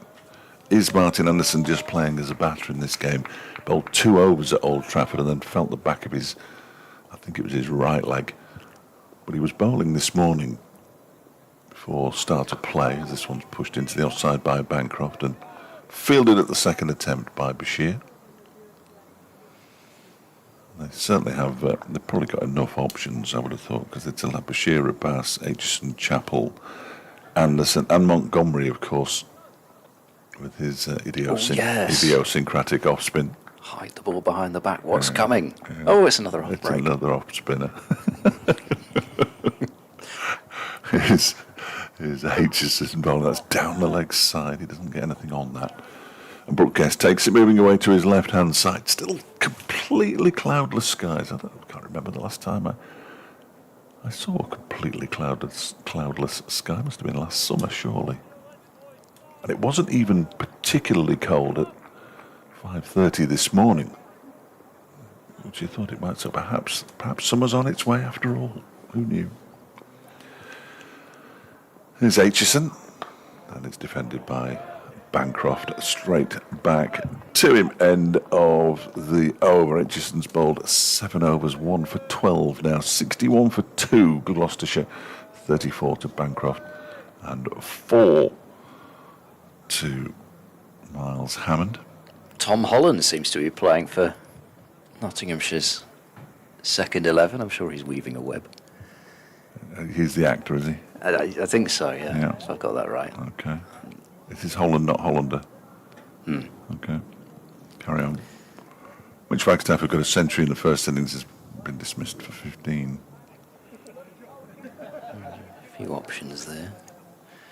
Ollie Stone playing for Nottinghamshire as well. Chappell bowling to We'll bring him in. Hammond, and that's pushed away to mid-off. Well, that's a bit of a Can we do that? low knees. Can we do that? Can you get a low knee? You probably can't, but Well, we're currently playing in that match, and Aaron Donald is still down as captain and wicketkeeper in that batting order, which is clearly not going to happen because he's here. Hawkins, Basra, Bin Naeem, Potts, Wagstaff. Bin Naeem hasn't played any first-class cricket. Hawkins made his debut at Northampton last season. got a leg slip in now. Chappell bowls to Hammond, who presses forward and doesn't get a run to cover. Bashir in to do the fielding. Jack Morley, of course, playing in that game. Not particularly like for like, it has to be said. Gosh, fairly manic. I hope that's it's certainly speeding away anyway. David Milnes is umpiring the second team game, according to this. Gosh, what's he done wrong? If it's the same one. What has he done wrong? Chappell bowls. Hammond picks this one up leg side, swings it away, and I think that's gone for 6. It has landed just, I think, onto the concrete and is bounding away across the car park. He swung that away, seeing that it was short. Gloucestershire have not put those shots away, seemingly, despite losing a couple of wickets to them. But Hammond's very much got hold of that one. And it's just missed the ice cream van, I think. Let's not mention ice cream van. It's a bit of a sore topic at Bristol at the moment. 67 for 2. Excellent. Why? Well, there is, however, a new ice cream chalet, which I'm sure you'll be delighted to Ice cream to go chalet? and sample. A when shed, you you're mean? down there. It's a chalet, so I'm told. You can sample that in, was it September? I'm sure it'll be just the right time for an ice cream. Drew's with you, he says, if not Rory Hayden, then surely Amrit Basra. I think you might be right. Drew. Mark Beecroft at Stretton has been on as well. I always take a bit of reading these, so carry on. So the leg slip's gone into deep square as Chappell bowls across Hammond. That's left alone. He does watch Derbyshire, but he also watches Nottinghamshire. He says, as gutted as I am for Nudge, I noticed that Sammy Patel's at Trent Bridge today. Given that I'm infesting that ground, should I start the petition to have him reinstated by the ECB and organise a taxi to Derby as an all-rounder replacement? Well, you know, I'm sure. Well, I don't know. What's the wording? Presumably they have to have been part of the squad at the start of the match. Well, Chapel in. Oh, that's very full. And dug out by Hammond into the offside, examining the toe end of his bat. Because otherwise you could just wait, because you don't have to make the replacement immediately, do you? You can make it at any time. So you could sign somebody on loan and then bring them into the game after the injury replacement. But I assume there must be something, mustn't there? I like that. Well, I think this is just a summary, unfortunately, because it actually says a summary of the conditions of different replacement events is below, but full details, please refer to the regulations or contact the domestic cricket operations team. Chapel over the wicket, another Yorker, which Hammond pokes out into the offside, and I was thinking he probably could have done something with it, but he's ended up jabbing the bat down into the ground and keeping it out. 67 for 2 at the end of the over. Presumably there's a member of the domestic cricket operations team just waiting at the end of a mobile phone at all times when there's cricket being played. So I'll have to find the actual regulations. I'll have to read them, which is even worse. Where would I find those? Easy, I'll find them. Oh, it's me anyway, isn't it? I'll get there in the end. By which time the replacement will probably be on. Lunchtime anyway. Here's Aitchison in bowls to Bancroft, who pushes that one out into the onside. And there's no run. Fielded by Harry Kame, I think. No, Harry Kame's at mid-off. Who's that at mid-on then? It's Mohamed Abbas. That's who it is. I should have spotted that. The lack of a sponsor on the sweater's a bit of a giveaway. In comes Aitchison again. That one's turned into the leg side. Chapel is down there at long leg, so they'll just go through for a single, and Bancroft will move on to 35. Gloucestershire up to 68 for 2. It's these sorts of periods, I hate to say it, but it is these sorts of periods where Gloucestershire have had the unhappy knack of losing wickets right at the start and right at the end of sessions. So a few more deliveries to negotiate. Don't give up anybody. Here's Aitchison around the wicket, balls to Hammond, who takes a couple of steps towards the bowl and then defends it straight back to him. Gosh, I really thought he was going to come charging down and smashing it to smithereens, but it did rather look like that, didn't it? Because you're just never quite sure with Hammond whether he fancies something expensive or not. Martin Anderson does that a lot, as well, as we'll see when eventually he gets to bat on Sunday afternoon. Now that one is defended up to mid-off, and there is no run. Oh dear. Oh, here we go. That's a part of the east. Now then, I wonder if we'll get a little. We're going to have a short leg soon, because Matthew Montgomery's just put his jock strap on us. That one is, I think that's what they're called, turned into the leg side by Miles Hammond.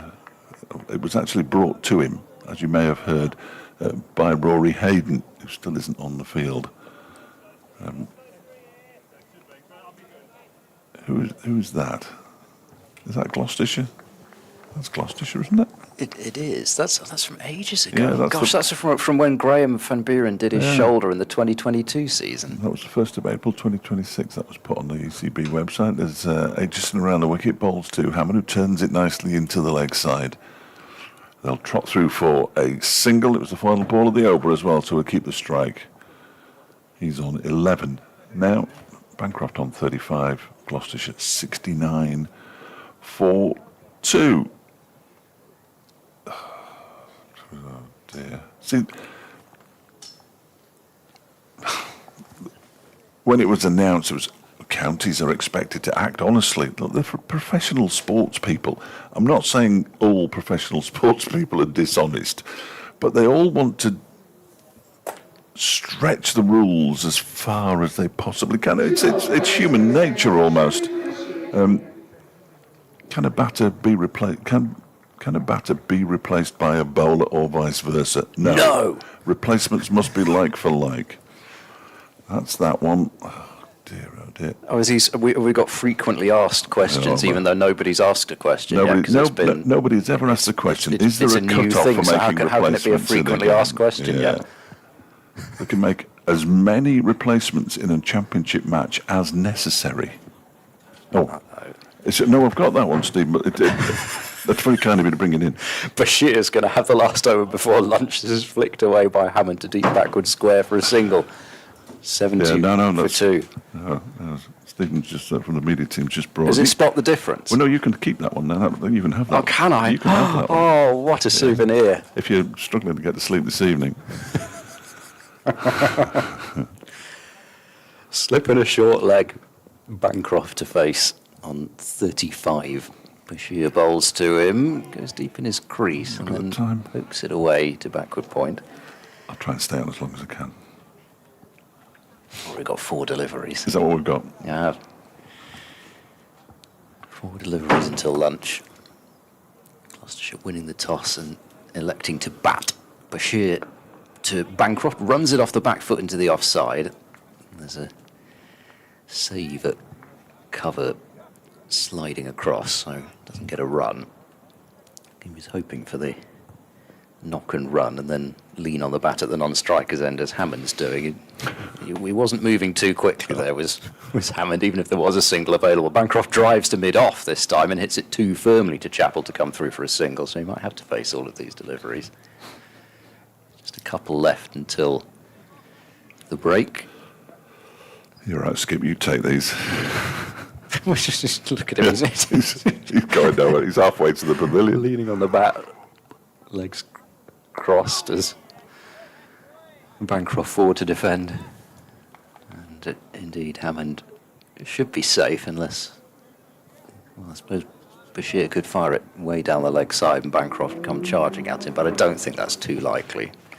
Bashir's not really thrown anything way up there, and this one isn't either. He's tried to skid it through Bancroft. He's opening the face of the bat and playing to backward point, so Bancroft has seen through the morning. He's had a bit of a working over at times from, well, pretty much all of the seamers, but he has gritted his way through to 35. But Gloucestershire have lost 2 wickets. Charlesworth for 3 and Price for 16, one going after a short wide one going after a short wide one, but the other way. And Hammond and Bancroft are there at lunch. And we'll be back in 40 minutes' time for the afternoon session. Please be aware of players warming up and flying balls when you enter the playing surface. The Central Co-op County Ground is a venue for everyone. To find out more about our inclusive and accessible facilities, please contact info@derbyshirecc.com or visit the range section.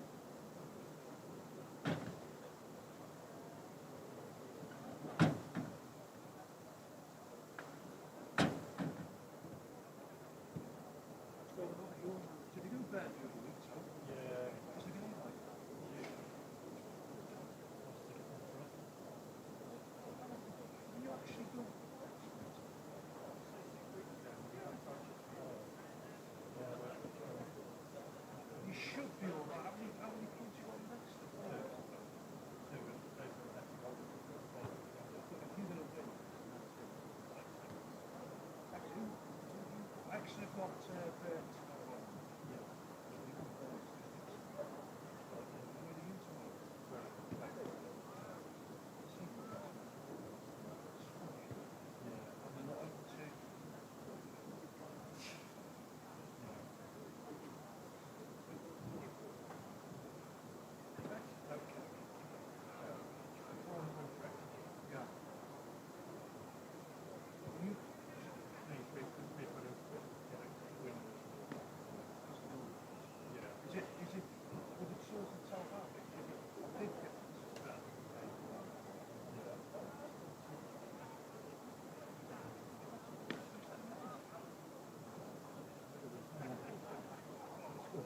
So are you going both days? I'm working tomorrow. You're going obviously going yeah. What about the last one?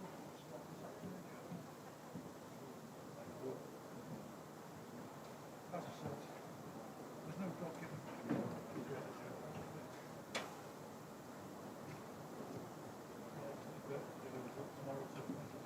Well, if I haven't been going this year, they're going tomorrow. I did say 20 to the week spare. Sorry, I said we'll finish 20 to the week spare. Do you know what? Well, if you win and they don't, that's right, yeah. If you win and they draw, that's still alive.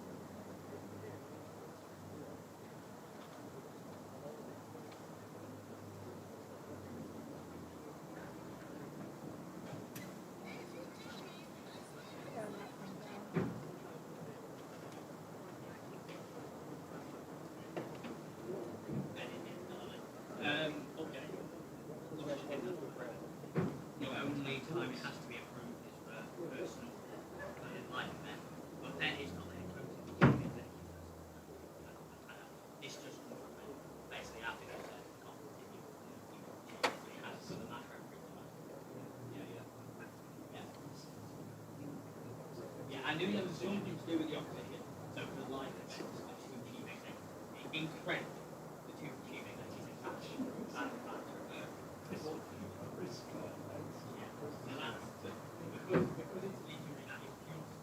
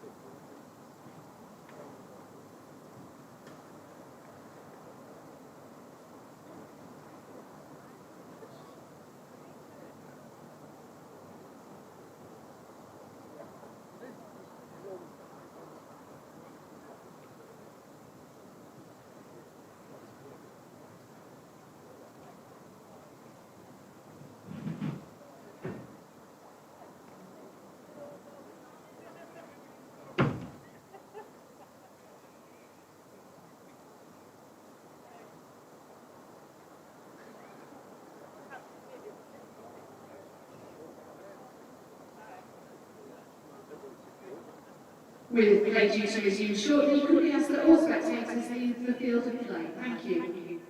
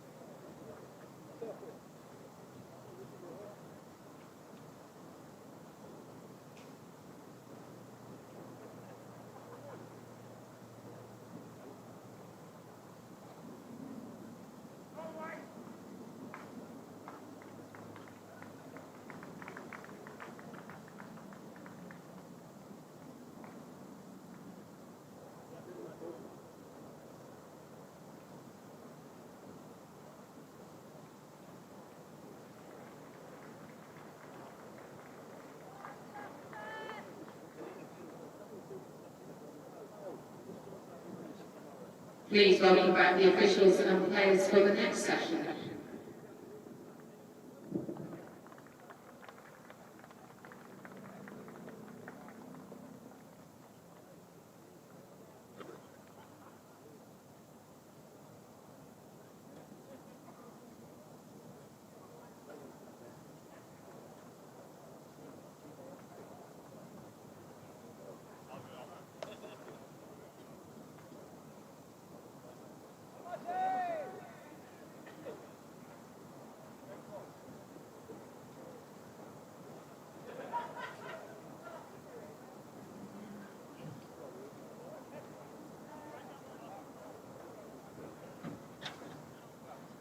Two ball from the City end, Martin Anderson.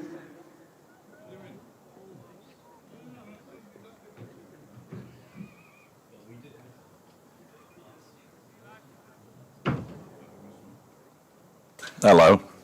Welcome back to the Central Co-op County Ground in Derby, where somebody who didn't bowl this morning is going to bowl first this afternoon. Martin Anderson will open the bowling from the City end. We're awaiting news of substitutes and that kind of thing. As soon as we can say it, I think we will. And boy, will we. Sorry, no clues. It's Seaborn's alongside. And here is, with all his S's, Martin Anderson in to bowl to Hammond, who pushes this one out into the offside. And we're underway in the second session. Marvellous. Edward? Yes, hello. Sixth bowler used already. Already. And who knows? Who knows? There might be another one. It might be another might be another couple. Well, yes, but we haven't seen Matthew Montgomery yet. There's every chance. Anderson's in, wide of the off stump, through to the keeper.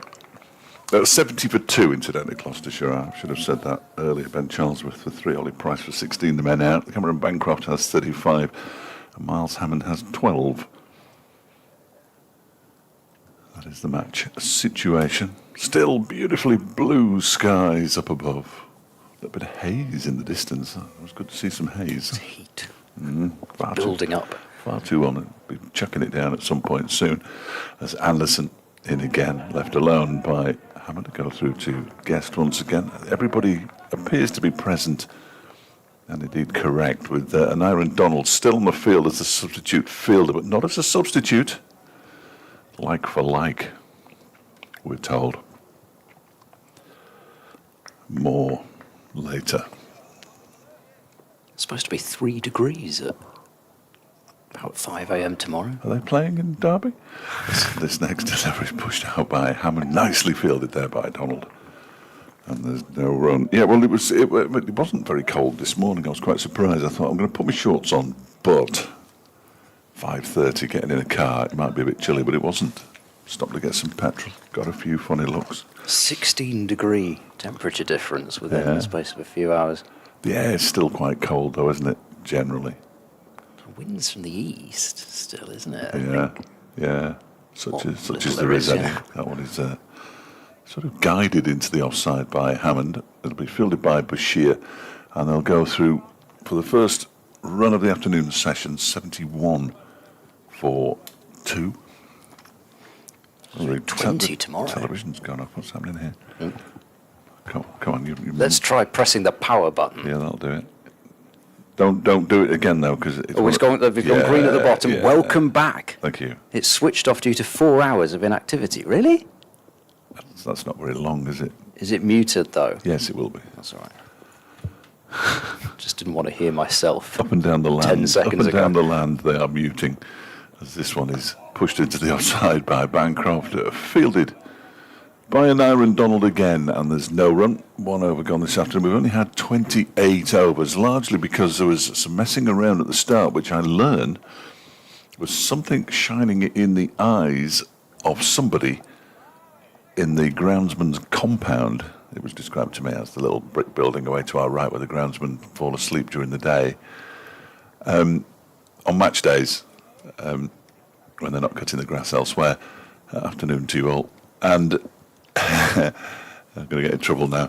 That was the delay at the start, and of course a lengthy delay while we waited for Anas Dal to initially receive treatment and then be stretchered from the field with an ankle injury, which is why I am talking about substitutions.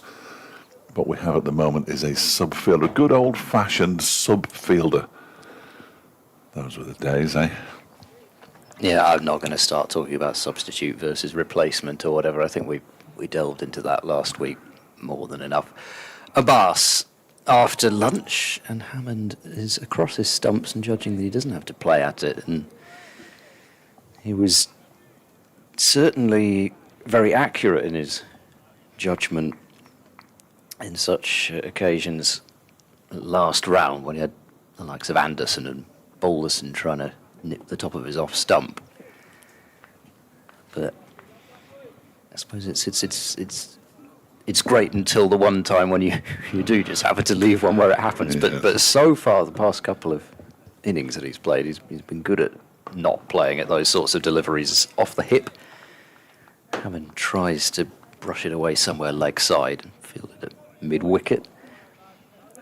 Hammond, the only owner of multiple 50-plus scores this season for Gloucestershire. He made 82 in the second innings against Lancashire, 77 in the first innings at Lord's.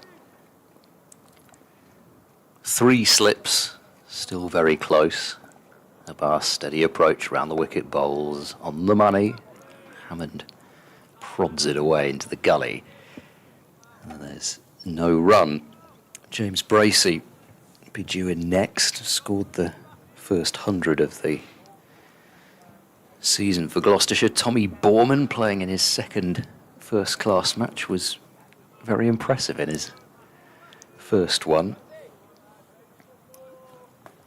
21 years of age. Graham Van Buren, Ed Middleton into the side. The one change for Gloucestershire, with Middleton coming in for Matt Taylor. Abbas bowls down the pitch. Hammond working away to mid-on. There's no run. And then Brooks, Williams and Bell. Williams and Bell playing in every game. It wouldn't shock me or anybody, I think, if they played in all of Gloucestershire's opening block. No.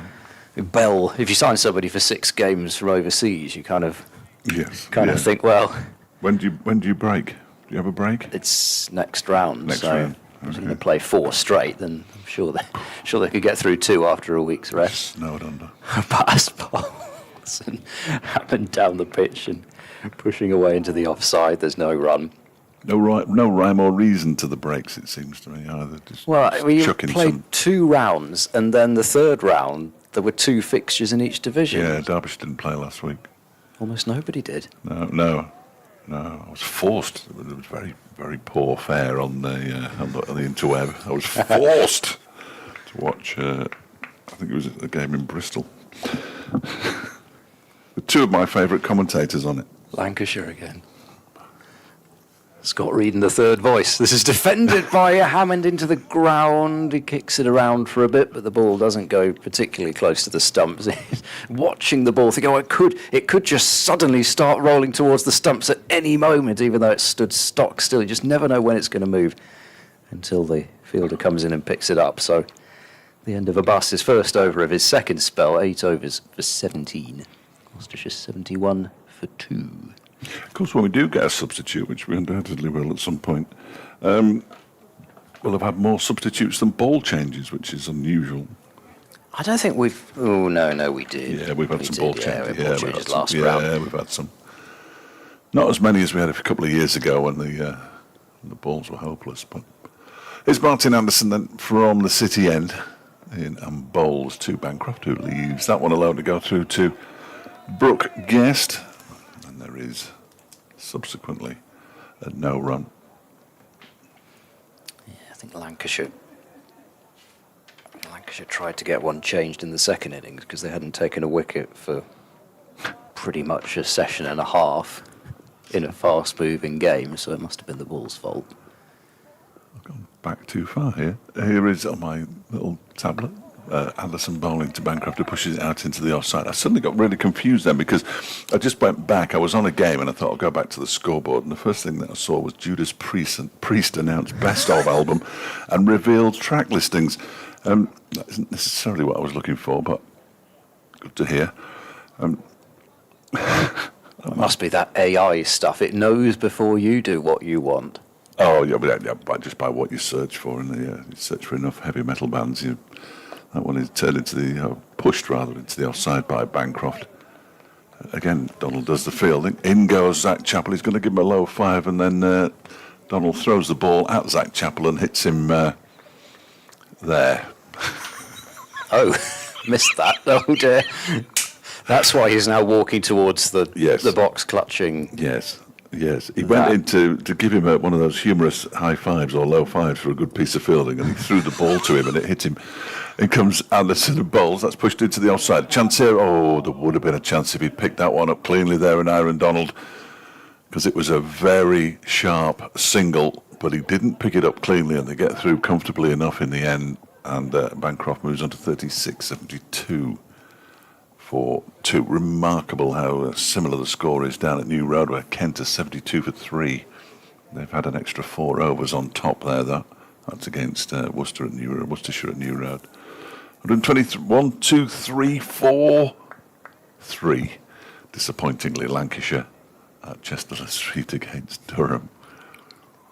Yeah, I think that's 3 of their openers who are out, and there's another 2 to come. But we'll sign another one. Yes. Lancashire, that one's allowed to go through to the keeper, incidentally, by Hammond. I was looking at some of the comments from the Lancashire supporters. They didn't seem massively impressed by the signing either. Well, I think possibly what happens is fans watch one game and assume that. Well, they were looking. That's that. I think they were looking at his career figures and said, "Well, yeah, when he's all right." It's probably not a great thing to do either. Next delivery is left alone by Hammond to go through to Guest. Well, I think this will give you an indication of what Gloucestershire thought of him. I mean, the very good offer was made, so they're not going to be doing that if.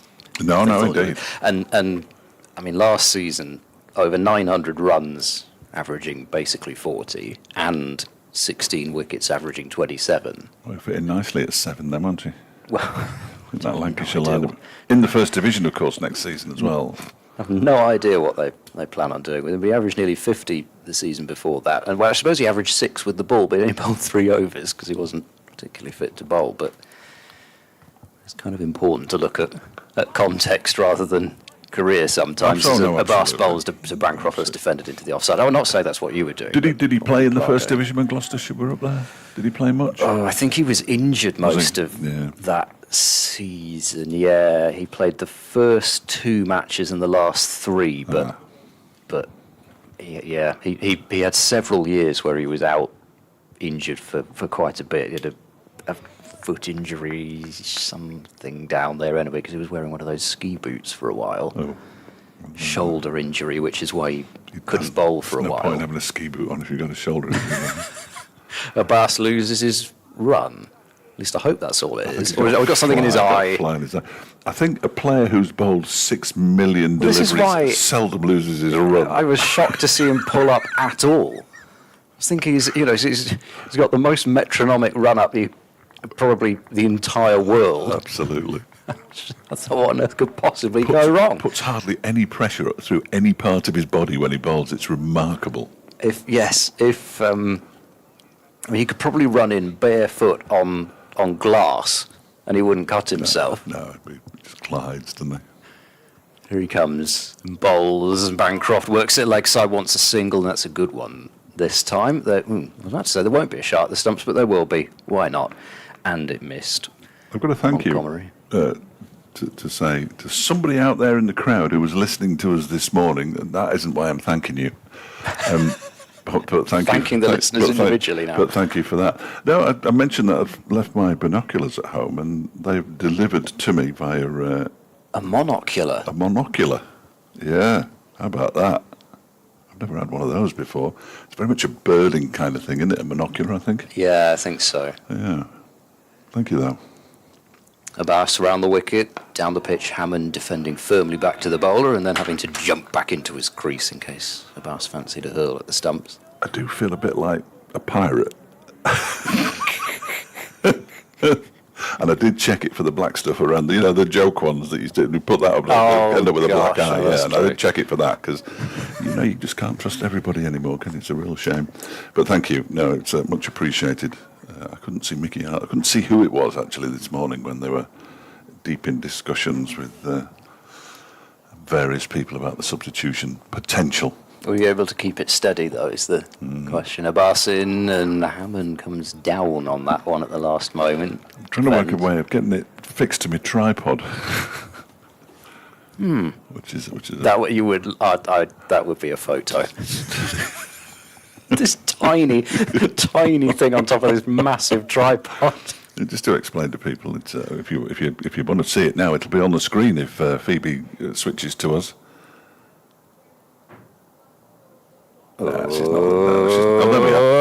There it is. There it is. Just a tiny little thing. Look, little monocular. Thank you very much. Well done, Phoebes. Yeah, I'm quite touched. I'm touched that anybody was listening. In fact, you're not missing anything because nothing's happening. With a squint at the end of the day. Abbas in the bowls, driven by Hammond. He wants a single to shot the stumps. Oh, that would have been close if that had hit.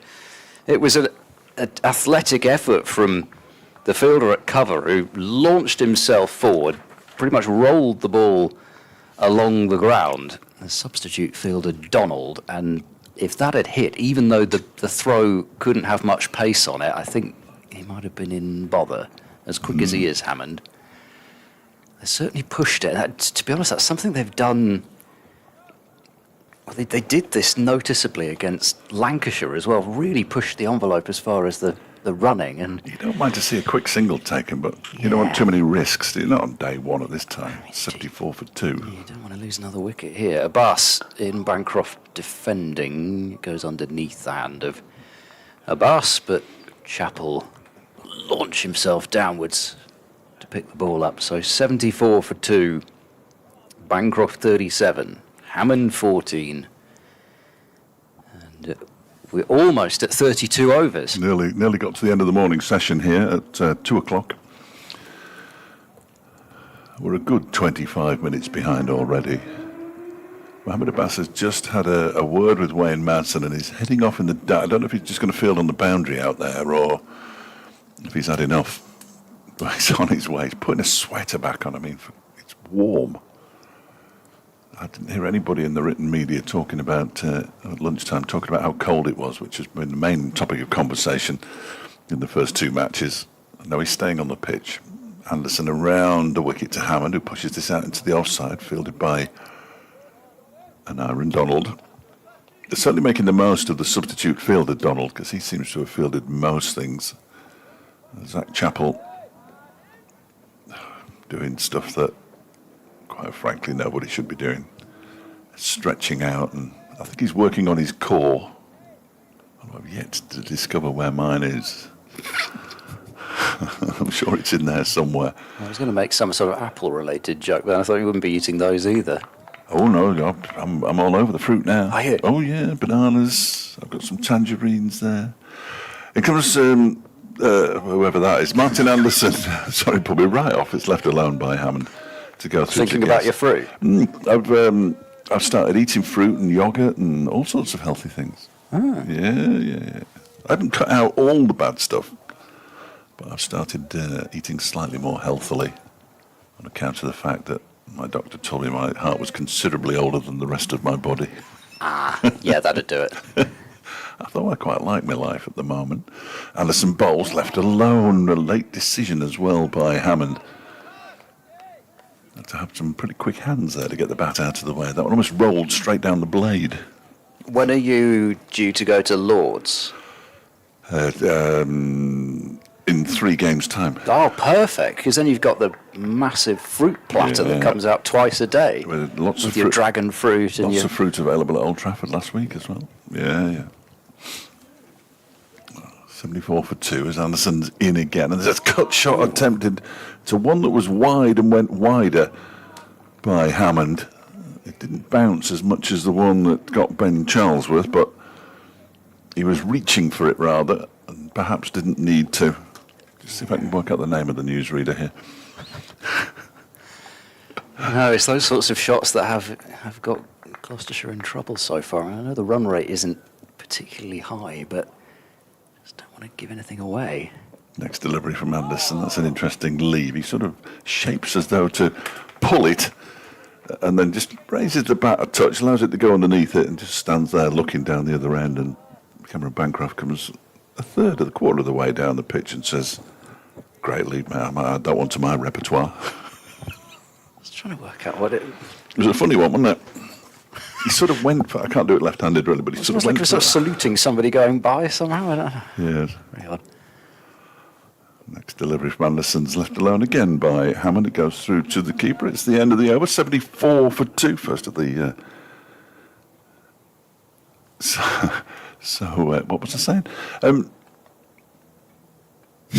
No, it's gone completely. Still gone. Oh, yeah, I've got to go and do an update. It's the first of the timed updates. That's what I was going to say. These are very exciting. Okay. We'll see whether you're accurate to within the half second again. You peaked too early. Abbas will continue. Anderson is delivering a pretty handy spell here for Derbyshire. They are, at the moment, a bowler short. And Aitchison bowled a couple of spells in the morning session, whilst Anderson's keeping the runs down at least, keeping the pressure on Gloucestershire. Abbas bowls Bancroft well forward and able to squirt the ball towards cover point, but there's some springiness in the field from Derbyshire to try and keep the pressure on, and both Donald and Jewell, they both went for it. And after a couple of minor scares with the running between the wickets, Gloucestershire not quite so inclined to take those quick singles on. Abbas running in now, bowls. Bancroft drives. He'll find enough space this time, although Donald's gone down in a crumpled heap at cover. He's not able to prevent the single. 75 for 2. Bancroft 38 from 93, but he's found scoring about as easy as anybody. Feels like another one of those situations, a bit like last round, where you've just got to get your head down and grind and work. And in this sort of situation, where Gloucestershire are this season, as Abbas bowls for defending Hammond. Not sure if there was a fingertip on that from Abbas. It misses the stumps at the non-striker's end, and Bancroft would have been back anyway. But you sort of feel as though you've probably got to work even harder, given that you're having to battle more than just probably the ball that's coming at you. You know that every mistake sort of gets magnified in this sort of situation, so you're under a bit of pressure. Just 5 runs since lunch. Abbas bowls, Hammond forward and defending into the offside once more, and a couple of those runs were distinctly dodgy as well. I mean, at this rate, Gloucestershire would, they would. They'll be at what, 230 after 100 overs. They would just about get to 250 within the bonus point territory, but you can't be thinking about that. No. You've just got to bat for a bit. We could get 200 runs in the day here if we're lucky. So certainly cricket for the purist at the moment. Abbas is in, and Hammond will take a single that is easily available, because they've done that thing again where they drop deep square back even though there are no runs being scored, and there's an easy single.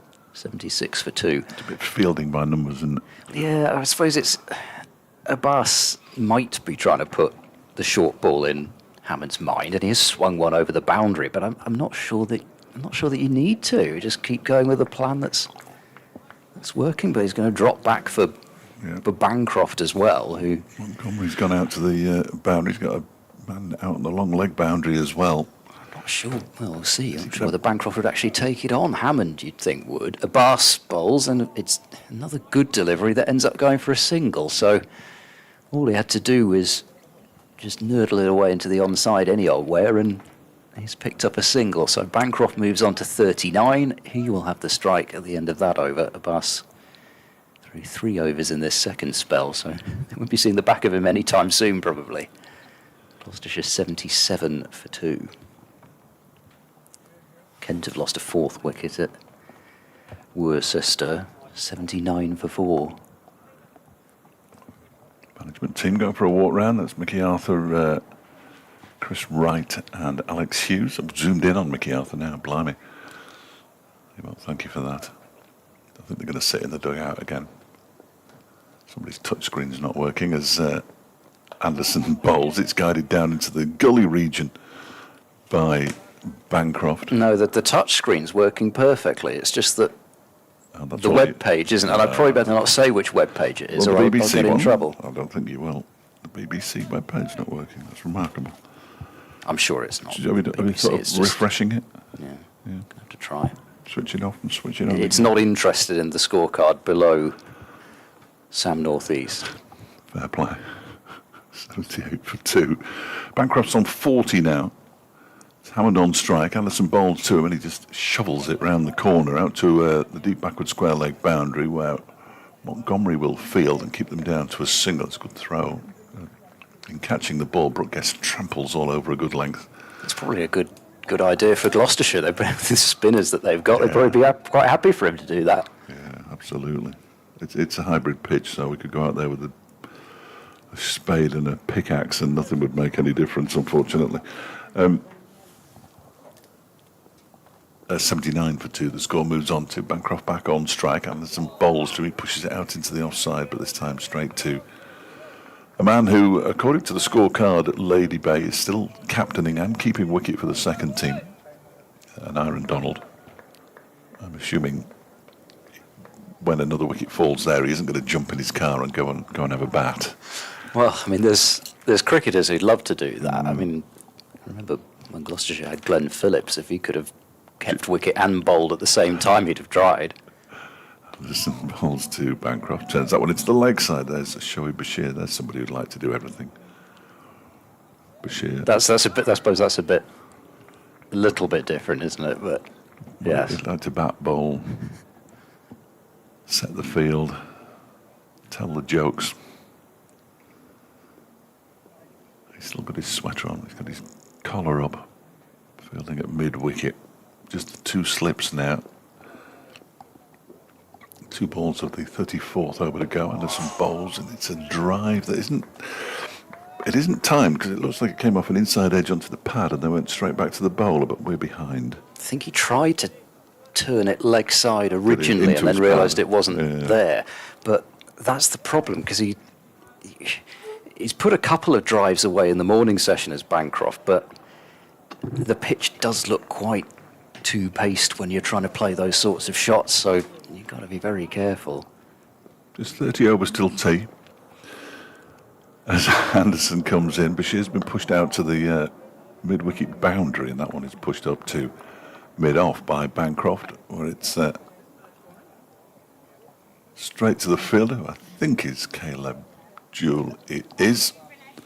And the over comes to an end. 79 for 2, then Bancroft 40, Hammond 16. This partnership now with 28 runs. And the over rate is indeed level, as everybody expected it to be, given that we only bowled 27 overs this morning for various reasons. One of them being it was too bright. Oh no, I was here at one point when that was the reason that Yeah.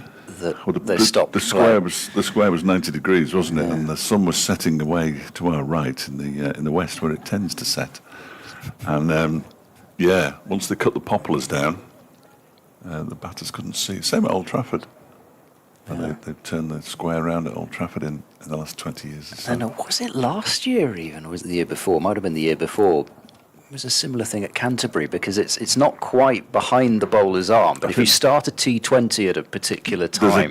There was a gap, wasn't there, in between That's one of the right. stands, I think. Yeah. And it was setting there.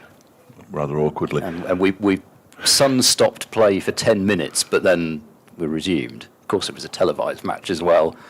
Abbas around the wicket, Boswell takes off. Keepers come up to the stumps to try and trap Hammond in his crease, and he's beaten by one that does lift. Took it well, Guest, didn't he? Because that just leapt. I think it was last year, actually. I vaguely remember it, and it was on television because that's the only reason I would have seen it. But I think it was Gloucestershire's first win of the title defence. happy days. Lost their first 5 matches, and then they won their next 4, I think, before falling away, unfortunately, after that. But Started poorly, improved, and then tailed away again. Abbas bowls way down the leg side. When I say way down the leg side, I think it was further down than the keeper made it look. It was just that smart a take that it didn't really look that far down. I certainly wouldn't have been expecting Abbas to put one down there, especially without a leg slip. We haven't spoken much about Wayne Madson's 100th first-class match on this ground, don't we? I will do. I don't think at all, no. No, it just suddenly struck me. I was trying to think what. Of course, I was going to mention it, but I thought you'd That's very kind of you, yes. about it. Thank you. Abbas bowls left by Hammond, pops into the gloves of Guest once again. Kent have lost a 5th, 81 for 5. I would be able to tell you who got the wickets, but nobody's interested beyond Sam Northeast. Bayers Swanepoel is playing for Is he? Worcestershire, having He's come out of his flat in cleared, Worcester. then banned, then cleared again. He's got 2 for 37, Swanepoel. Abbas bowls flicked by Hammond down to fine leg. It'll bounce through. It bounced 3 or 4 times. I think it was only 3 in the end, and then it almost knocks fine leg's teeth out. Good job he was watching that one. It can be a little bit iffy, the outfield, in fairness here. Tawanda Mayeye made 19 and Daniel Bell Drummond 23, so Joey Everson and Chris Benjamin are together now. Oliver Allen Dolby, who's still playing there despite the fact that Swanepoel has got 2 for 10 from 11 overs. Oh, that's useful. 80 for 2. Hammond on to 17 with that single. Abbas to Bancroft with the keeper still up, and that's pushed away very correctly by Bancroft, nice and straight mid-off fields. Matthew Wade's got 1 for 6 from 5. I mean, they're not just not conceding any runs. Swanepoel is only in his 10th over. He has conceded 37, but picked up a couple of wickets. It was Matthew Wade who held up Derbyshire in that draw earlier in the season. A curious batting line-up, Kent, because you've got Compton who could bat for 5 days for 120.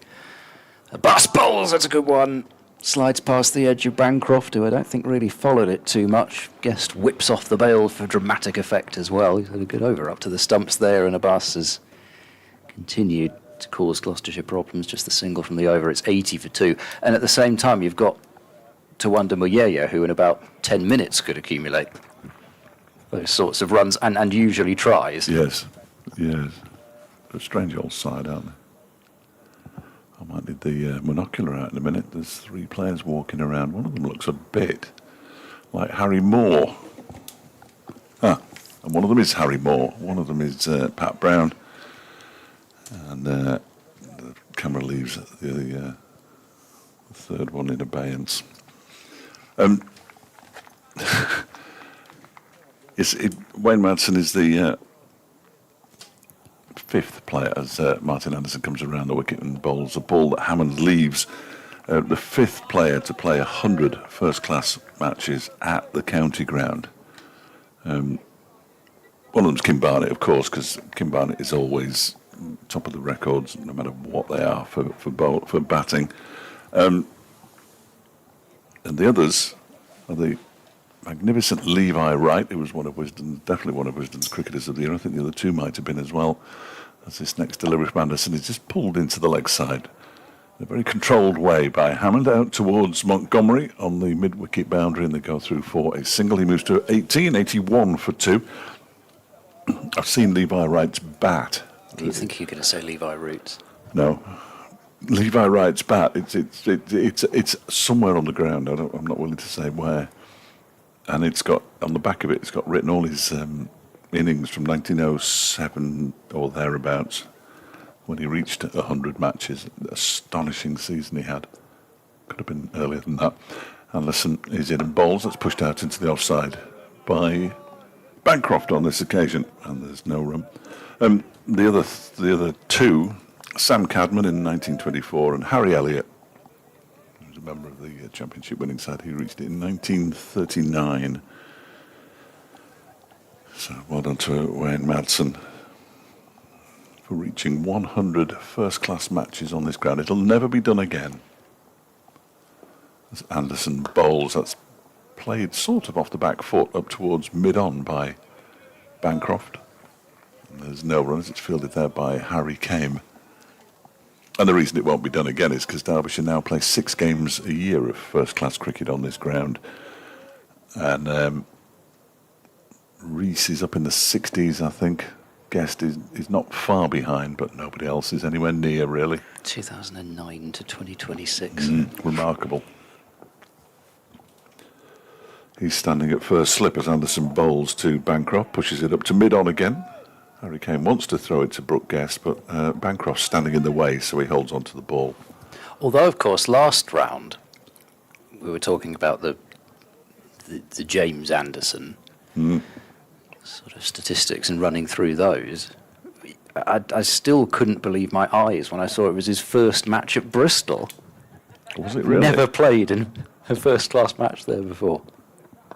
Turned into the leg side and caught by Shoaib Bashir, and Bancroft goes in a very, very tame manner. A wicket for Martin Anderson. He just flicked it. It wasn't on his hip or anything like that. It was a very straight ball, probably on the stumps. And he's just turned it to Shoaib Bashir at square leg, who didn't have to move to take the catch. He goes for 40, Gloucestershire 81 for 3. They continue, I'm afraid, to find ways to lose wickets, and all he could do was just watch on in horror. It seemed to happen, even though it was hit relatively firmly. I mean, it wasn't an absolute dolly, but equally it's probably about as nicely as you can hope for a catch in that area to come. But it just seemed to happen in slow motion, and you just had time in your head to go no in slow motion, and then Well, it was one of those. When I was looking at it, I'm thinking, has he just done that? yeah, I'm sure that's probably what he thought as well. Yes, absolutely. It was bizarre. He'd done so much work for 40, and it's a shot that he plays just time after time off his hip, tuck it fine for one, and he just got caught between trying to hit it and trying to deflect it. It wasn't quite on his hip, was it? It was just a little bit further, sort of in front of him. And it's the third wicket to fall off the final ball of an over. I don't know if that means anything, but I like that. It doesn't really mean anything at all, does it? Unfortunately, you have to say all 3 Gloucestershire batters have ended up getting themselves out. Yeah, I would say that's fair. Which, in a situation where you're having to, Derbyshire have been good for some wickets as well that they haven't got, but they've ended up in the same position anyway as they might have been if a couple of those balls that just passed the edge, or even ones that just took it, had carried. And the fact that they're only scoring at what? 2 1/4. 2 1/4 means that as wickets fall, they sort of fall into a big hole, don't they? Eventually, if they're going along at 4 and over by this stage of the match, they'll be 130, and you're thinking, yeah, okay, that's not too bad. Yeah. Abbas bowls to Hammond, who's fallen defending back, because you've got to be so good for so long doing it that way, haven't you? You've got to. You've got to. I mean, how long is Bancroft out there for? 2.5 hours, just over 2.5 hours for 40, and hour and a quarter of actual play. True. 3 boundaries. Heavy going. And then, you know, the next batter comes out. It's Bracey in this instance, not on strike. Abbas bowls to Hammond, full delivery and kept out. Abbas has a bit of a stare there, I think. I'm not sure if he actually said anything, but a bit of a stare. He's not massively demonstrative. No. Well, Just occasionally he lets you know he's there, but yeah. nothing more than that. Oh, here we go. He's got a problem with his hand here. Yeah, he's not showing the ball. He's showing the umpire that if there's any blood on the ball, it's come off this finger here. Because he did damage his finger before lunch, didn't he? We're going for there was one that was smacked back at him. That was his wasn't left hand, I think. I'm not sure. It was either his left hand or his right hand. That's as much as I'm willing to commit myself at this stage. Abbas is in down the leg side. It takes some pad and drops down, but there is a leg gully in place for Hammond, so we can't even sprint through for a leg by. And yeah, anyway, going back to finish the point, it feels as though now Bracey's in a situation where he can't really do anything but continue the blockade for fear of losing another wicket trying to play a shot. And well, if all of a sudden they lose 2 wickets before they get to 3 figures, then it's not good, is it? It's not good.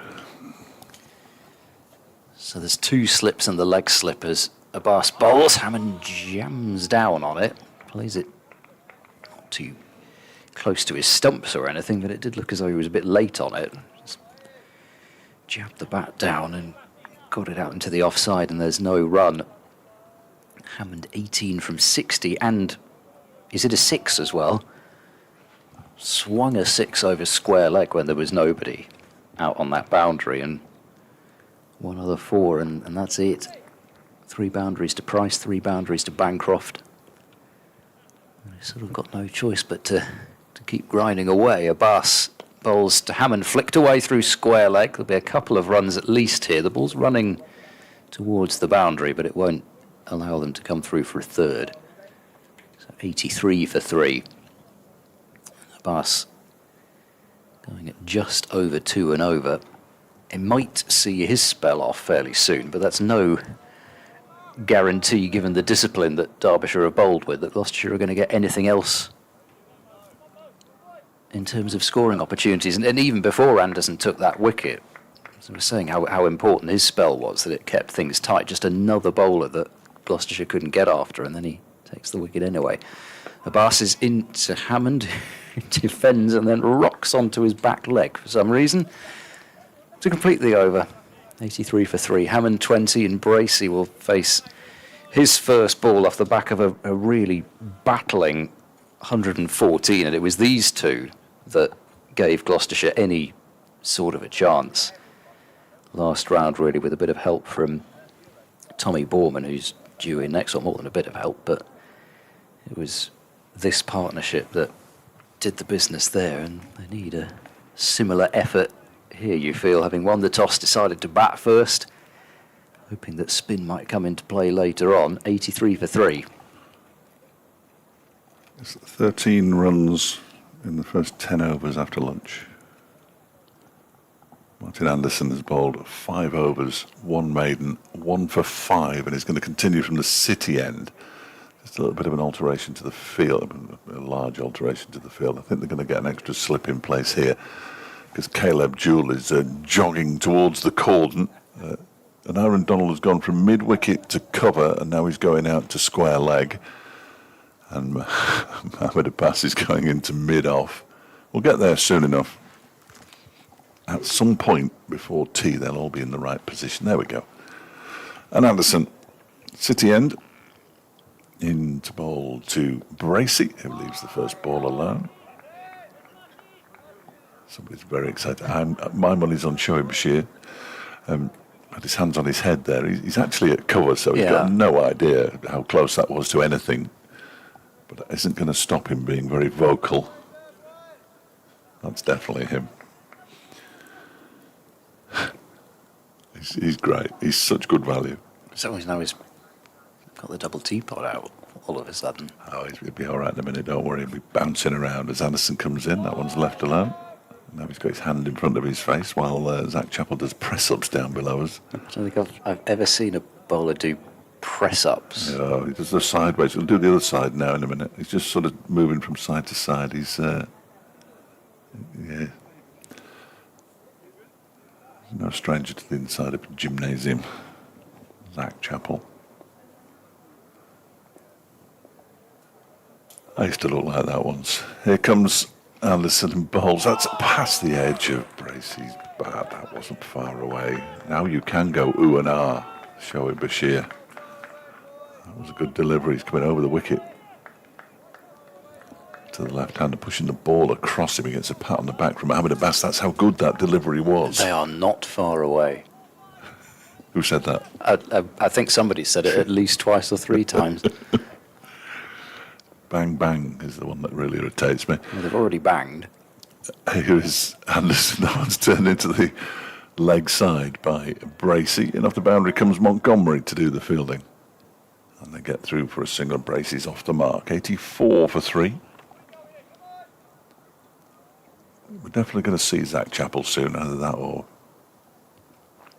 he's wasting his time. But how does it? I mean, all these different movements as well. How do you remember what to? Because I never remember what to do with these exercises. If I ever do, I think, what do I do now? Just make up some sort of movement. It's left alone by Hammond. Sorry, I was looking at you then to try and work out which exercises you had been doing. Heavyweights, are they? Oh yeah. No, there's no point in. Do you have a gym trying to membership? put it. What do you No, think? no, you don't. No more than I do, but No, build up endurance. yeah, I went in the gym once. Didn't like it.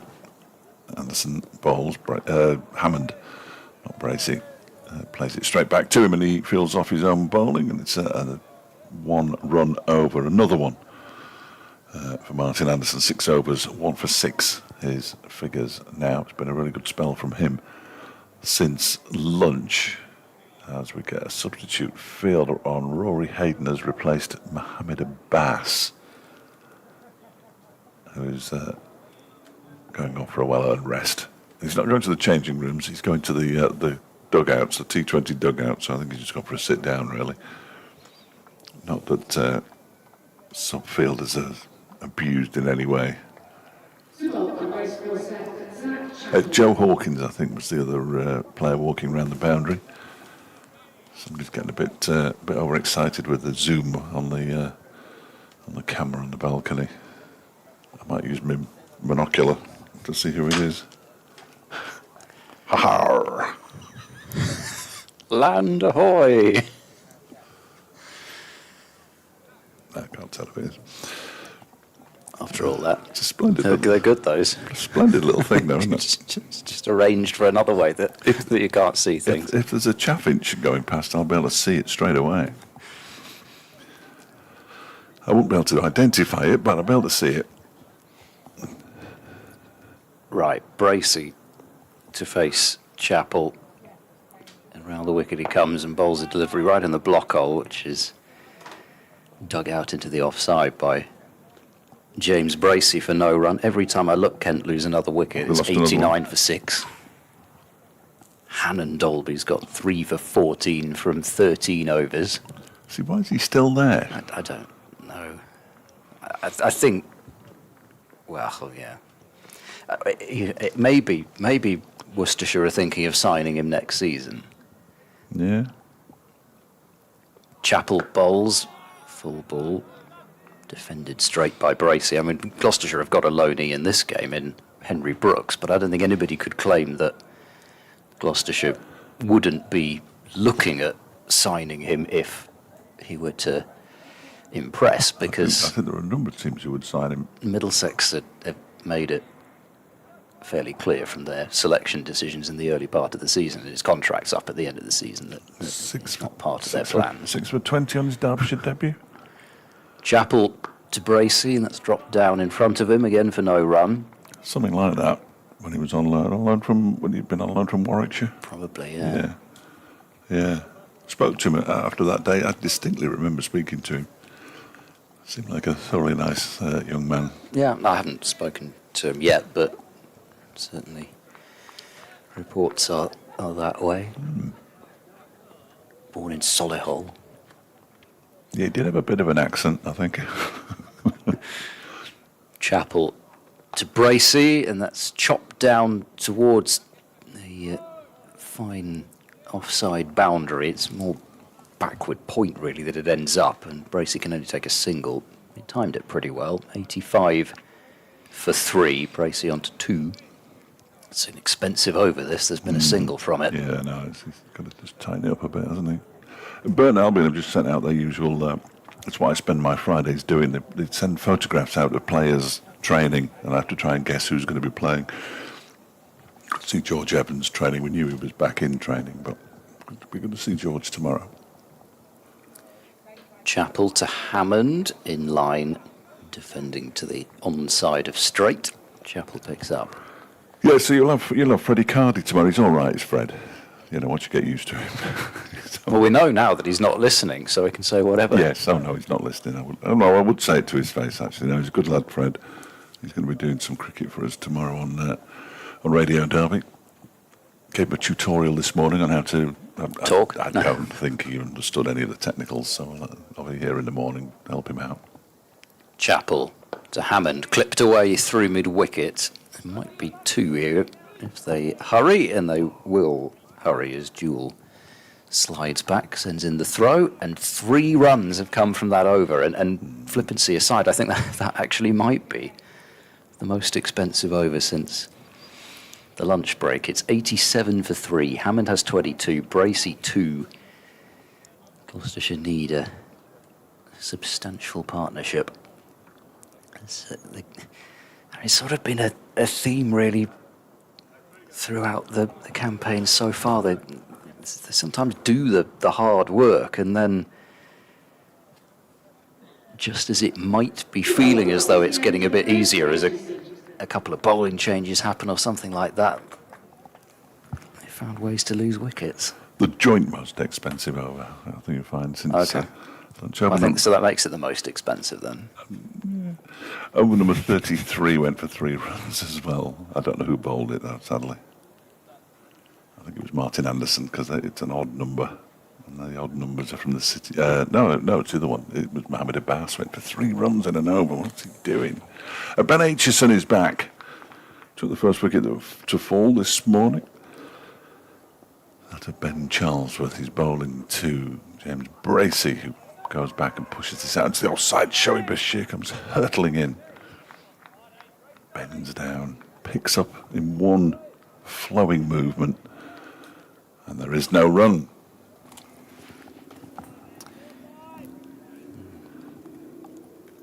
Round off after this one, and then once again back-to-back home games for Gloucestershire, yeah, to get all our home games done early. This next delivery is striking somewhere on Bracey's body from Aitchison. Is that because of the Women's World Cup? The World Cup coming to town, You'll have a one-day international somewhere along the line, won't there's a men's T20 against India. There's a women's T20 against India, I think, as well. And yes, so Derbyshire. 2 games in June, both away. Ooh. Aitchison in. Bracey fiddles this one up to mid-off. Derbyshire have got 3 of their last 4 away from home. They're replacing the outfield, and September is the time to do that, apparently. Okay.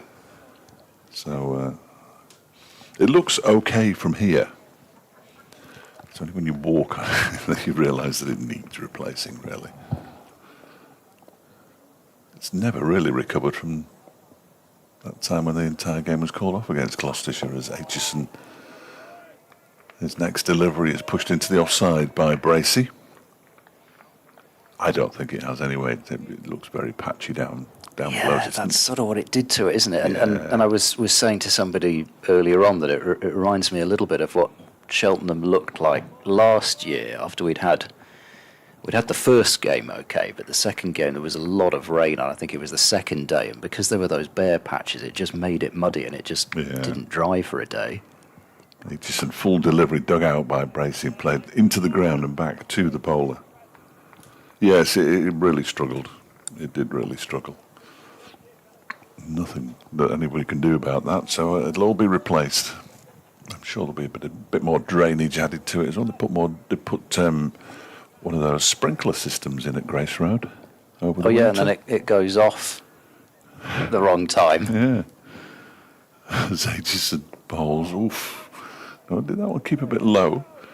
He's got his back to us as brace. He managed to get some bat on it and push it out into the offside. Good start to his latest spell, though, from Ben Aitchison. A maiden. 9 overs, 4 maidens, 1 for 14.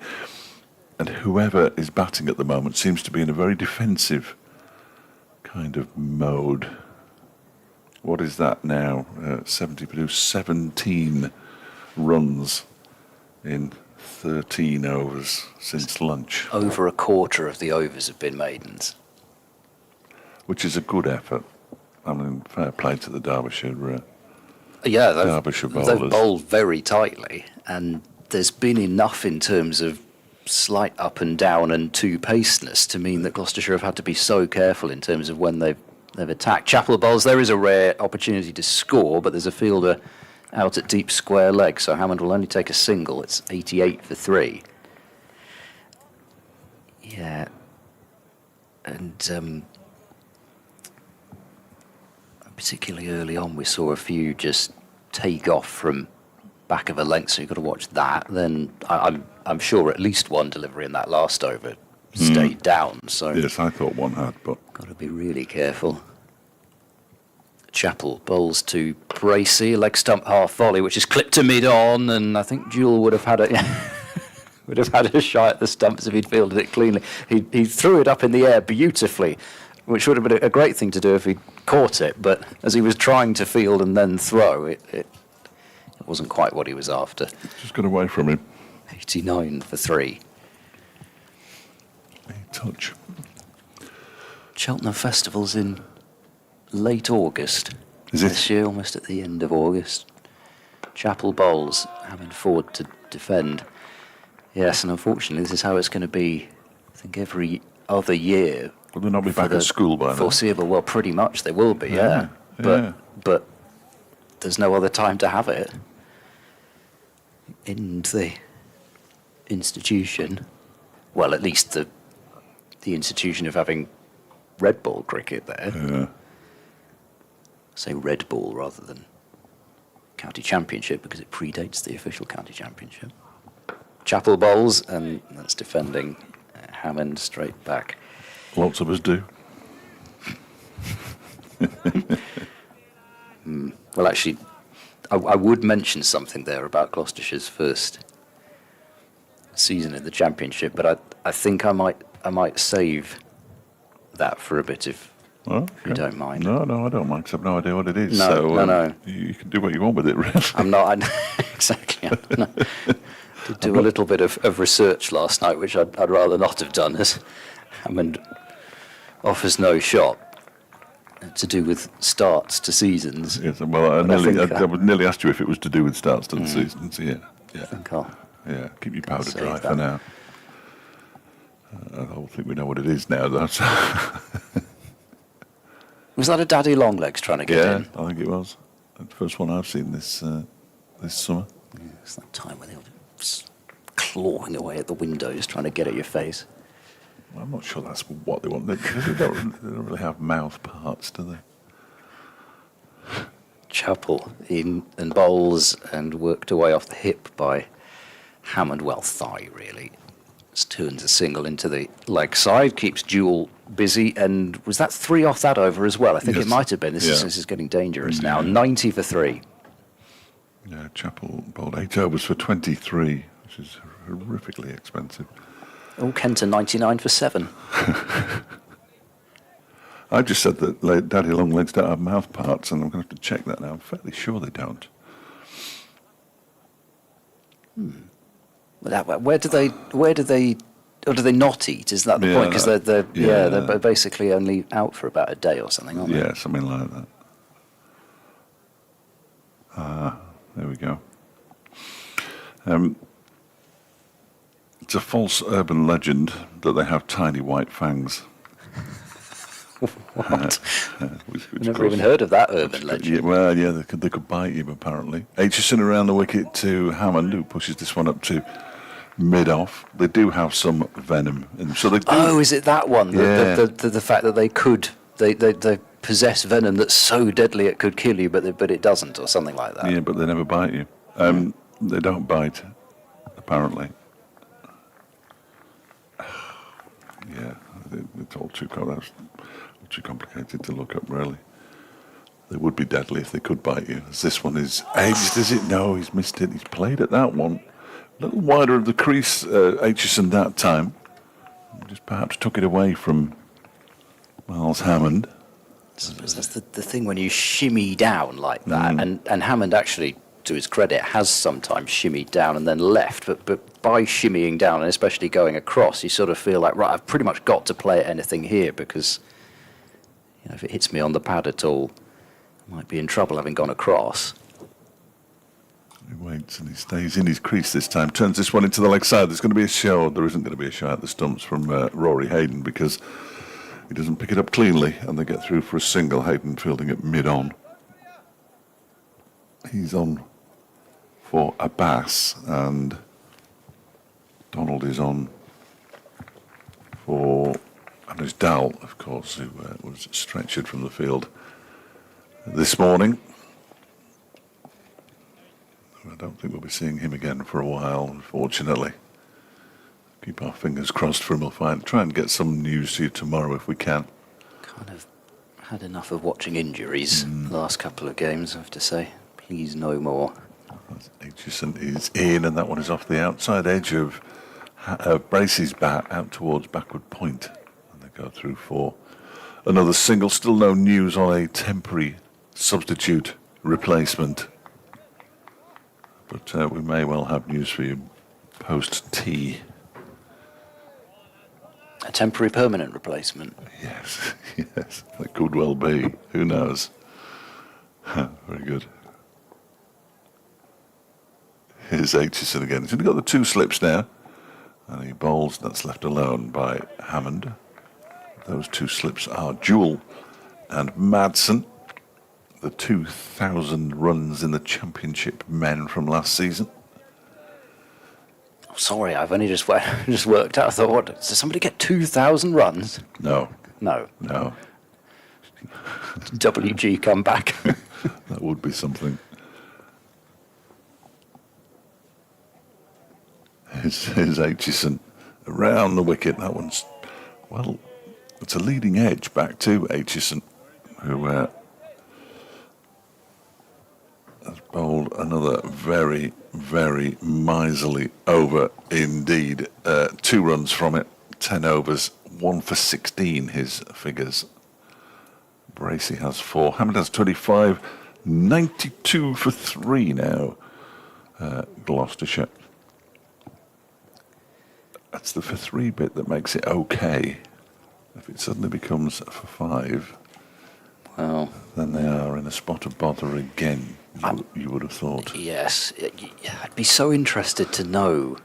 I mean, from Bancroft, who's spent a long time out there, I'd be so interested to know what he would say about it at the moment, what he felt. Is he saying, actually, do you know what, if we can scramble our way to 250, then actually we think that might be a handy score? Or is he thinking, well, we kind of want more than that?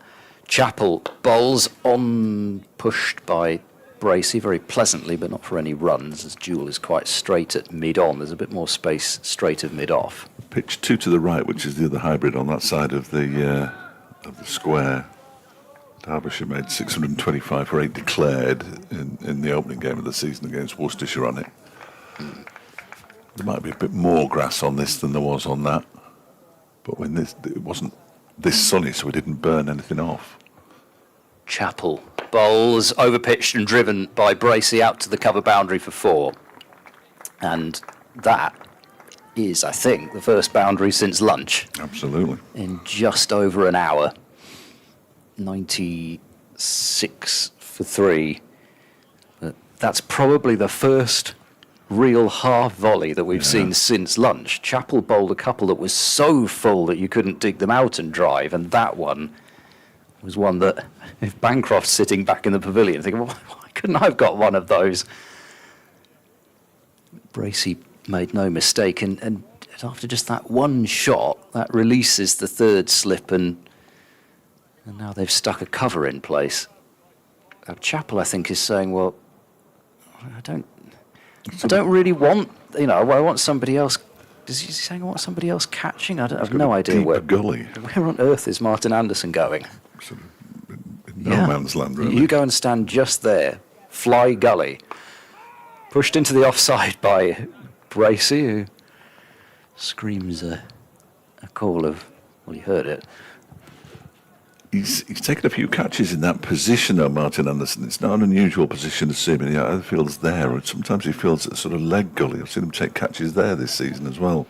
I guess I can sort of understand it. His Bracey, is very strong, square of the wicket on the offside. So they've got a deep point back instead of the deep third. And then the gully, he's playing straight this time, is Bracey. He'll beat the bowler and beat mid-on. I don't think it's got enough, nowhere near enough on it to go to the boundary, but it's another nice-looking shot from James Bracey. And he's into double figures, 10 to him. Gloucestershire 98 for 3. Just starting to find a few open spaces. And there are open spaces to find with that deep point back. There's nobody between extra cover and that now not quite so deep gully as Chappell bowls to Bracey, who's forward defending into the covers, and there's no run. What else have we got? Sussex 159 for 5 against Yorkshire. Surrey still haven't taken a wicket. Walter and Elgar are still there at 177 without loss now. Warwickshire 156 for 5 against Nottinghamshire, and Glamorgan have done pretty well since lunch, 154 for 4 against Leicestershire. Chappell bowls outside the off stump, watched by Bracey, and that will complete the over. Lancashire 158 for 4 against Durham. So that match moving at a considerable pace compared with here. Marcus Harris has 51. Sam Connors is actually playing for Durham, really? 2 for 36. Hasn't played much since he went up there. There's no Roach for Durham. Not sure if that was scheduled or not, but Connors has come in for Roach. Like for like. Mick Wood says that he's just got back from a Youngblood gig. And this was at 2 o'clock, but even so, hoping to be here tomorrow. If there's any update on Anuj Dal's injury, no. At this stage, no update. So when we find out, hopefully we'll be able to pass that on as Ben Aitchison begins a new over, bowling to Miles Hammond, who almost falls over playing it up to Rory Hayden at mid-on. Caleb Jewell, the man who doesn't own a pair of shorts, is at second slip and he's removed his cap now. It'll be far too warm for him. He's from Tasmania. Of course, we've got 2 of them in this game. 2 Tasmanians, indeed. So people are be getting very excited about that. Yeah, we're going to have a large Tasmanian audience for this one. As Aitchison bowls and gets a little squared up there. Hammond pushes it out into the offside where it's fielded by Shoaib Bashir. 98 for 3. Derbyshire already picked up their first bonus point for what it's worth. I remember it was on that thrilling final day 2 years ago that we were talking about the wildlife of Tasmania with Bo Webster. Oh, were we? Playing as well. We were, yeah. Potoroos came up. Great name for an animal. This next delivery is left alone by Hammond. Potteroo. Potteroo. Are you sure? I'm positive. I think you're making it up. You're trying to fool me here. Look at it. It's like it's about 80% head. Oh, yeah. It's like a sort of. Small. It looks like it should be a rat, but it's a marsupial. Marsupial, yes, indeed. Suborder of kangaroo, wallaby, and other. And then the next word is missing, but it starts with the word rat.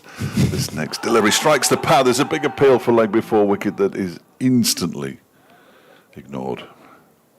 my new phrase for the season, immediately turned down by the umpire. Instantly ignored. Instantly ignored. Did you like that? He Yeah, instantly well, ignored it was. He sort of dropped his head.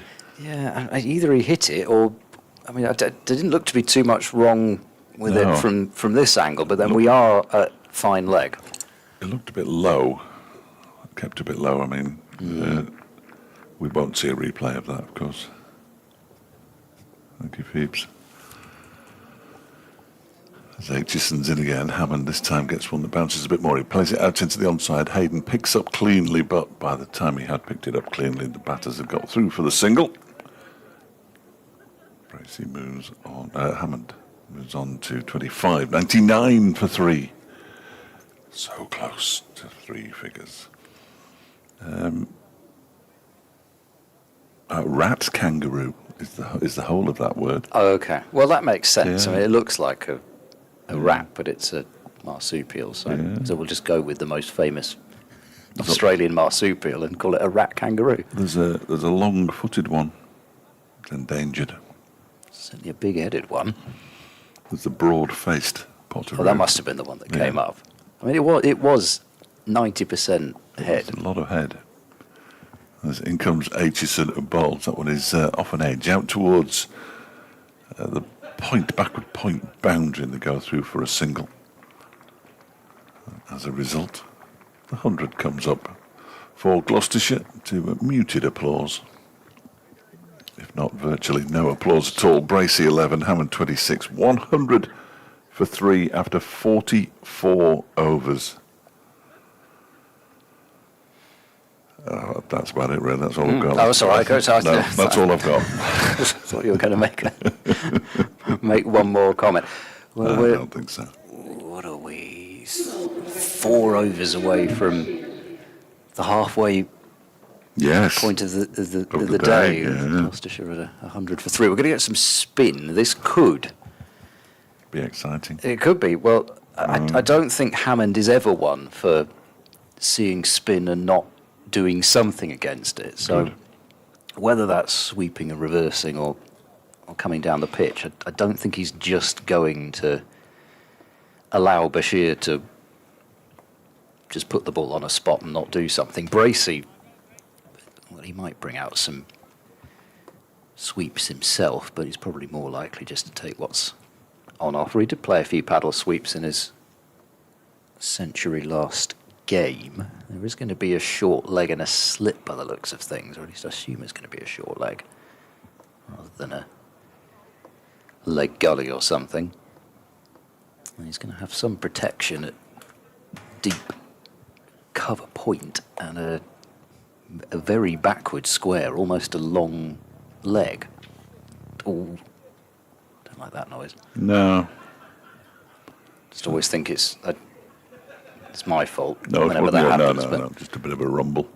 6 wickets this season so far, Derbyshire, including 4 for 76 in the first innings against Lancashire. the equipment's getting hungry. Yeah. So he'll come round the wicket to the left-handed Bracey.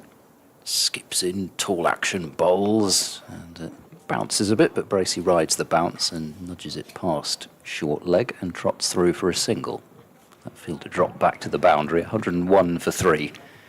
It's pretty much every spinner does now, starts with 2 out on the boundary. Square of the wicket, mid-off and mid-on. Yeah, probably not deep enough quite to allow the single. As Bashir bowls straight down the pitch, straight over the top goes Hammond, and I think that will be comfortably his second 6 of his innings. Over long on. I wasn't expecting it to be first ball, I have to say, but no surprise that it came pretty early fair that play. Hammond decided to dance down and have a go over the top. 107 for 3. Keep doing it. Well, that's it, isn't it? And Bashir, in his role in the England setup, was told in no uncertain terms, if they come down the pitch and hit you, then so what? Bashir bowls to him, an appeal for LBW here. It's quite full, but not out, says the umpire. I thought maybe that was sliding, but yeah, It's a we good can appeal. only guess. It's a good appeal, though. It was a great It's a appeal. good appeal, yeah. It's imploring. I think that's Well, actually, as I say that, I think that's umpire Newell at this end, but I'm not. I couldn't I'm tell not you. sure. No, I couldn't tell you. Bashir bowls. He's gone over the top again, is Hammond. He's not got quite as much of this, but he's gone a bit straighter, and that will clatter into the boundary rope for 4 more. So 11 off the over already. Gloucestershire 111 for 3. He didn't use his feet really that time, just decided that it was full enough that he could loft it over the top. The game's taking off, as is the ball. Bashir bowls to Hammond, who slaps it along the ground, back to the bowler, and that would have had possibly more of a terrifying effect, what Bashir was trying to do, if he'd actually fielded it completely cleanly. He juggled the ball very aggressively at Hammond Yes, there. he did. As if to say, you get back in your crease even though you didn't move. Aggressive juggling. Bashir bowls. That's a nice delivery. I like that. That's a really slow ball. He's always had that. And it's inside edge down to fine leg for a single. 112 for 3. The first time I saw Bashir was I think it was in a T20 match. He played a couple of T20s for Somerset. And he also did play, I think, in the 50-over match where Gloucestershire scored 454 for 3 at Bristol. He definitely played in the one where Derbyshire won at Taunton. Oh, right. Yeah. And no, but what I was going to say was that he's always had that almost, it's not a moon ball, but that really slow ball. That's, with a loop on it, yeah. You just don't quite know when it's coming. And Hammond, he was through the defensive shot very early, because you know he can bowl it very quickly, and nearly snuck through. So an enticing over in terms of ball versus bat there, and Gloucestershire have moved to 112 for 3. Hammond 37, Bracey 12. Ben Aitchison to continue. I'll just take the sedate Ben Aitchison. Yeah, you just keep over. going with the scene, will you? He's in now and bowls to Hammond, who pushes it up to mid-on, and there's no run. Happy to do so. But again, I don't think. I mean, he's very confident, Shoaib Bashir. Yeah, he won't mind that. To say what he's been through, he hasn't had his confidence knocked out of him, which shows a certain character, I think. And he's very confident in his own ability as well, as he should be. Played 19 tests, for goodness sake. In comes Aitchison, and that's a leading edge. He tried to turn into the leg side there, did Hammond, and it went out to the offside. And many's the time that England have put a bowler in that sort of position, and unfortunately they've not had the confidence really to come through that sort of thing. So as you say, it's a measure of his character. And as he mentioned 153,000 times when we interviewed him pre-season, he's only 21. In comes Aitchison and bowls and goes past the edge of Hammond's bat again. Not necessarily Hammond again, but the edge of the bat again. It's been impressive, Aitchison. Aitchison has been superb today. 11 and a half overs, 1 for 18, 4 maidens in there. I think he probably has been the pick of the bowlers in terms of. I think he's been the best bowler all season. Caused, yeah. I have no doubt in my mind he's the best bowler. And that's so important when you've got Abbas and Chappell. Yeah. No let up in pressure. He's in bowls, and that one is defended straight back to him. I spoke to him on Wednesday for the show and asked him what it's like in your own mind when you know you're bowling well, but it's not taking the edge, and you just keep going, and eventually has been getting his rewards later in innings. But if you're bowling at 1.5 and over, when you do eventually take some wickets, your figures are pretty decent. They're quite decent at the moment. He's in again and bowls. That one is whipped into the leg side off the toe end of the bat by Hammond, who picks up a single out to Montgomery on the square leg boundary. Moves to 38, 113 for 3. Signalled something. He wants an extra slip in, so Martin Anderson's coming from point to slip to join Jewell and Madsen.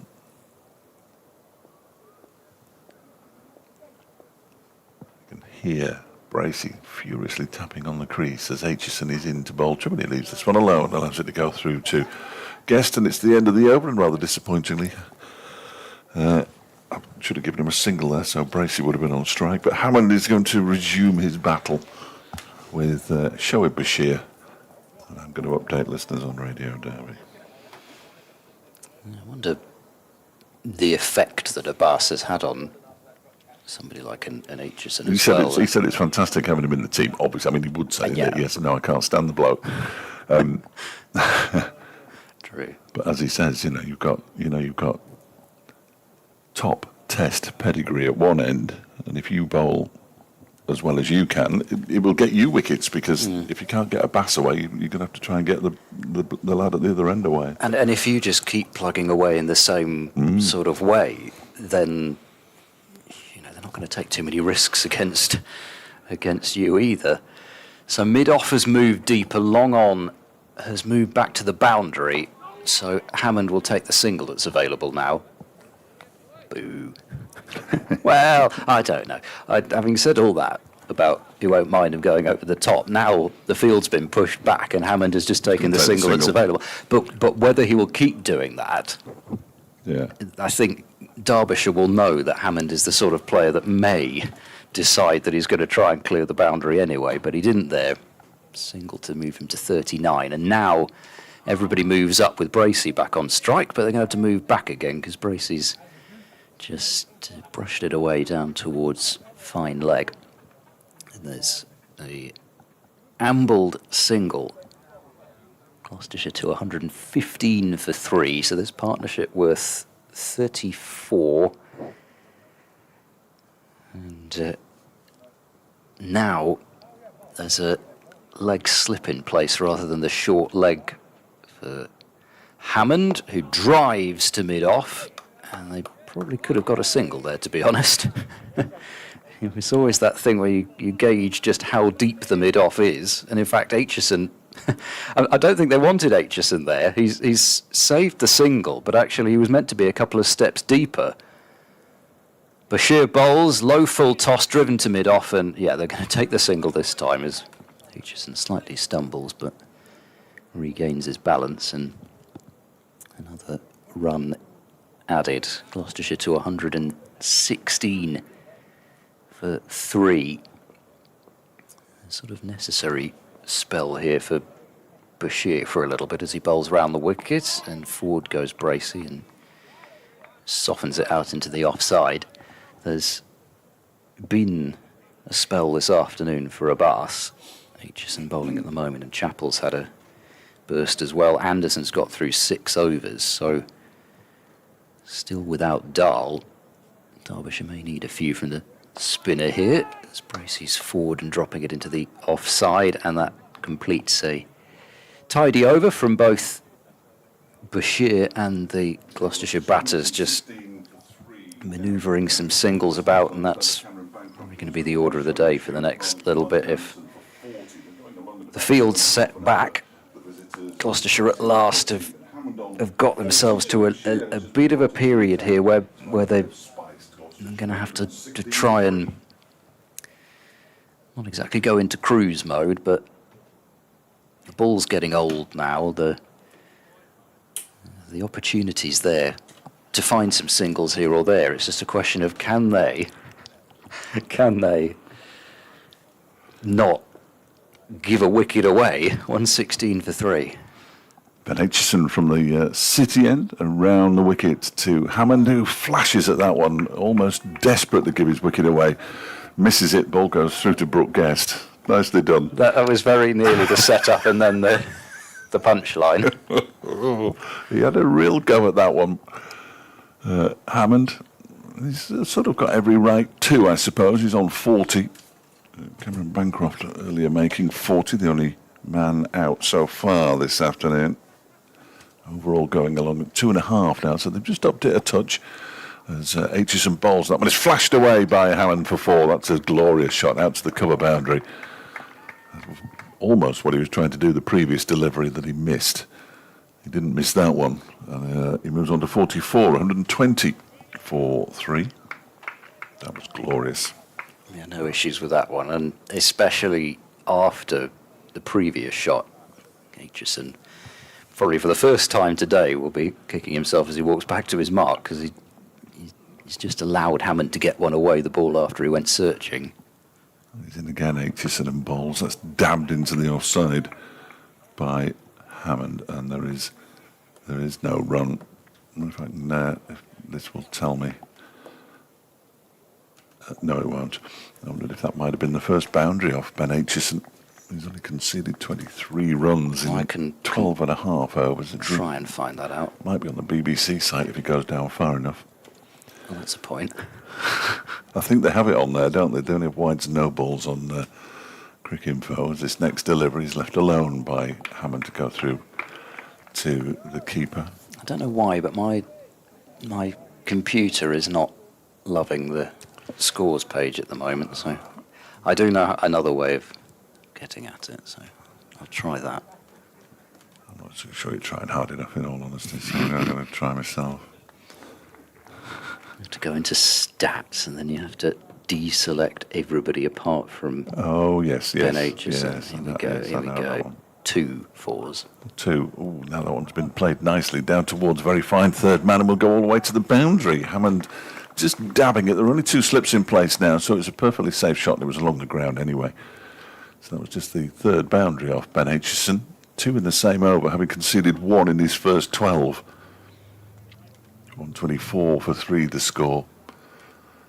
Have to work out the air conditioning soon because it's starting to warm up in here. That was it. Hammond played a very fine leg glance Okay. down to the boundary, which we weren't sure whether it had come off pad or bat. Might even have been get off the mark. Aitchison in again, and that one's left alone by Hammond, probably on length, as it bounces over the top of the stumps, not necessarily in line with them, and through to the keeper. 124 for 3 at the end of the over. 16 overs till tea, which is around about an hour's worth of cricket at the current rate. And Derbyshire, who has bowled 3.5 overs for 16, and one of his overs went for 11, has been replaced by Martin Anderson, who's swapping ends. He took the only wicket to fall this afternoon, that of Cameron Bancroft. Bashir taking the catch. So they're mixing it up. Derbyshire, or at least Wayne Madsen is. He directs operations from first slip. Charlesworth fell relatively early, but they made a partnership of 41 between Bancroft and Price, 30 between Bancroft and Hammond, and now this one 43. So it's that sort of area where Would you a you're wicket? just Would about you, to... would you a wicket? Perhaps, but what I was going to say was, thank you. What I was going to say was, there's that sort of period where if you just extend it that little bit, it starts to affect the course of a day. So Anderson will bowl, and Bracey will just dab it away through the vacant point area and come through for a single. He was in that sort of mode after he got to about 70. Lancashire set a couple of fielders back on the boundary, and almost every other ball that was bowled to him, Bracey just seemed to be content just to deflect it for singles into that sort of area. So he's put Hammond back on strike straight away. Hammond on 48. Anderson bowls to him. He struck on the pad. As that pitched in line, though, is the first question with the right arm over. Not out, says the umpire. He's going to signal leg by as they sprint through, the ball having gone out to point. So 126 for 3. With the older ball, let's have a look. Actually, we are going to get a... So we're going to get a replay. Not We're from going to there. replay from that angle, Yeah. which I can't say has told me anything that Come I on, didn't know come on, already. come on, However, please. it was a replay, so I'm very grateful for it. In comes Anderson and bowls to Bracey, who gets a leading edge there. As the ball dribbles off to cover. He was trying to roll the wrists on it and just take a single into the onside, and that's another indication of the slight... well, you say variability and people start thinking about bowlers shooting along the floor or rearing up at the throat. It's not like that, but there is some variation in how the ball's coming through. Anderson bowls, Bracey turns leg side and gets it too straight to allow the single. Anderson springing across to complete the fielding. So he's got through some work already this afternoon as Martin Anderson into his 7th over of the session. To say that he didn't bowl this morning.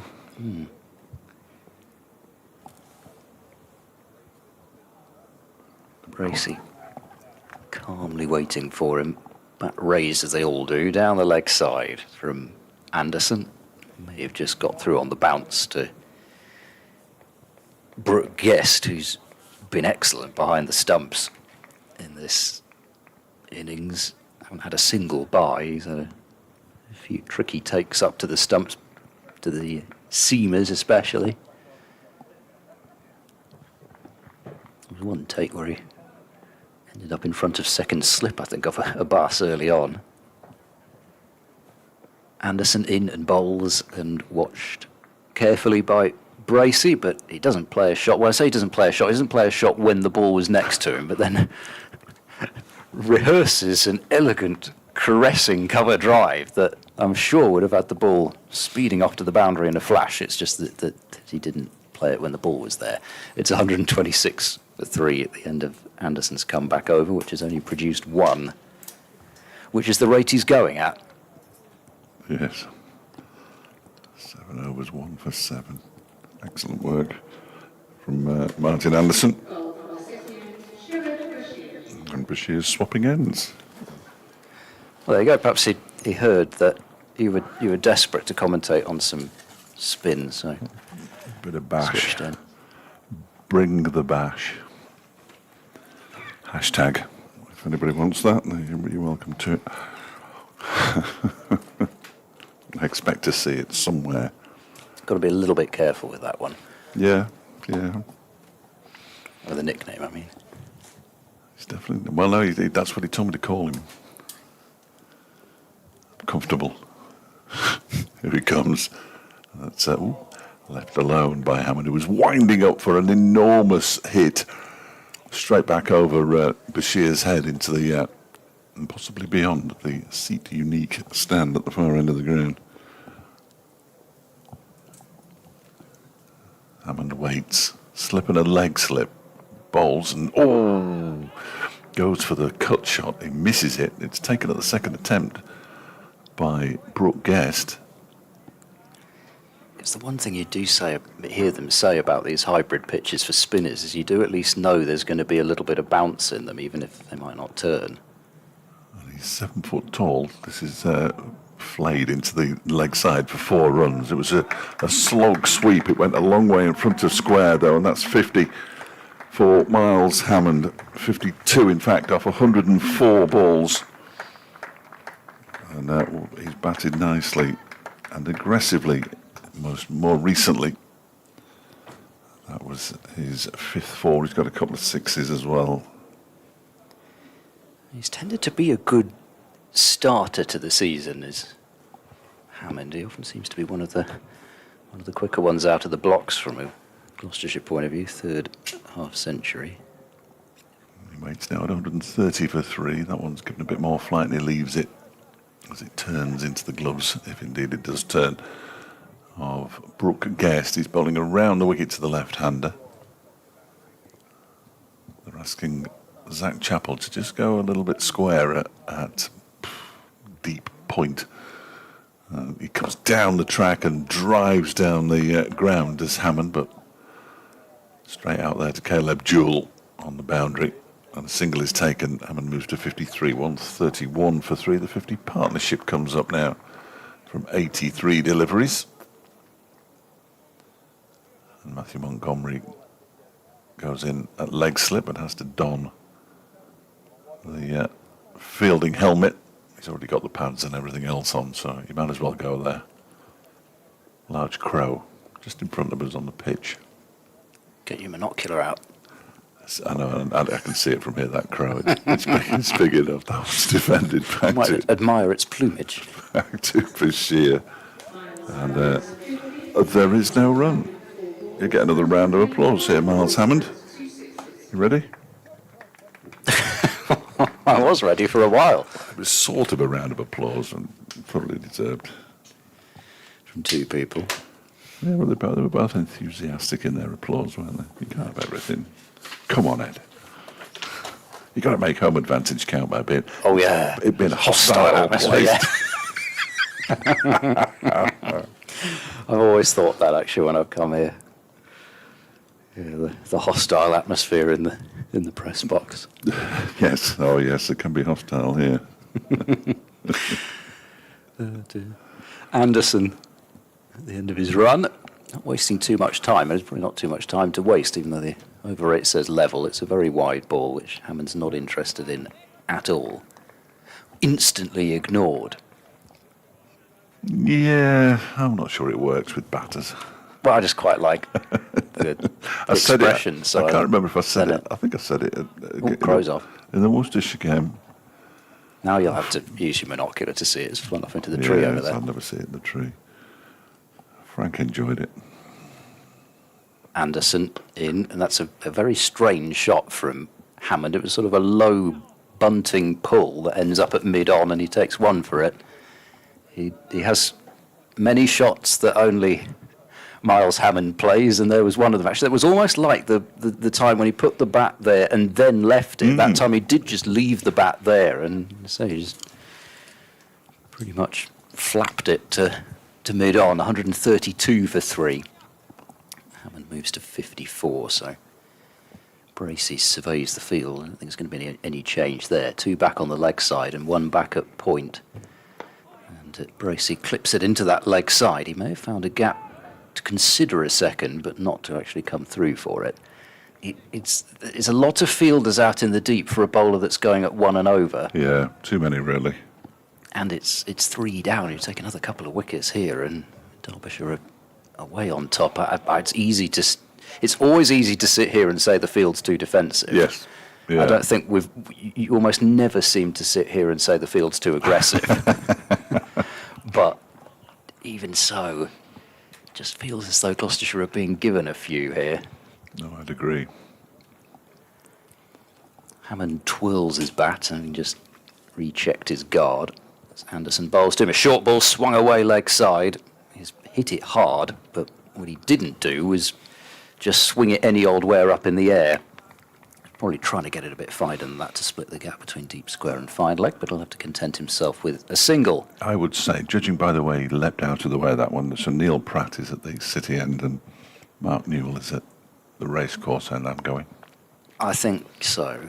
That's the figure at this end looked more Newell-like.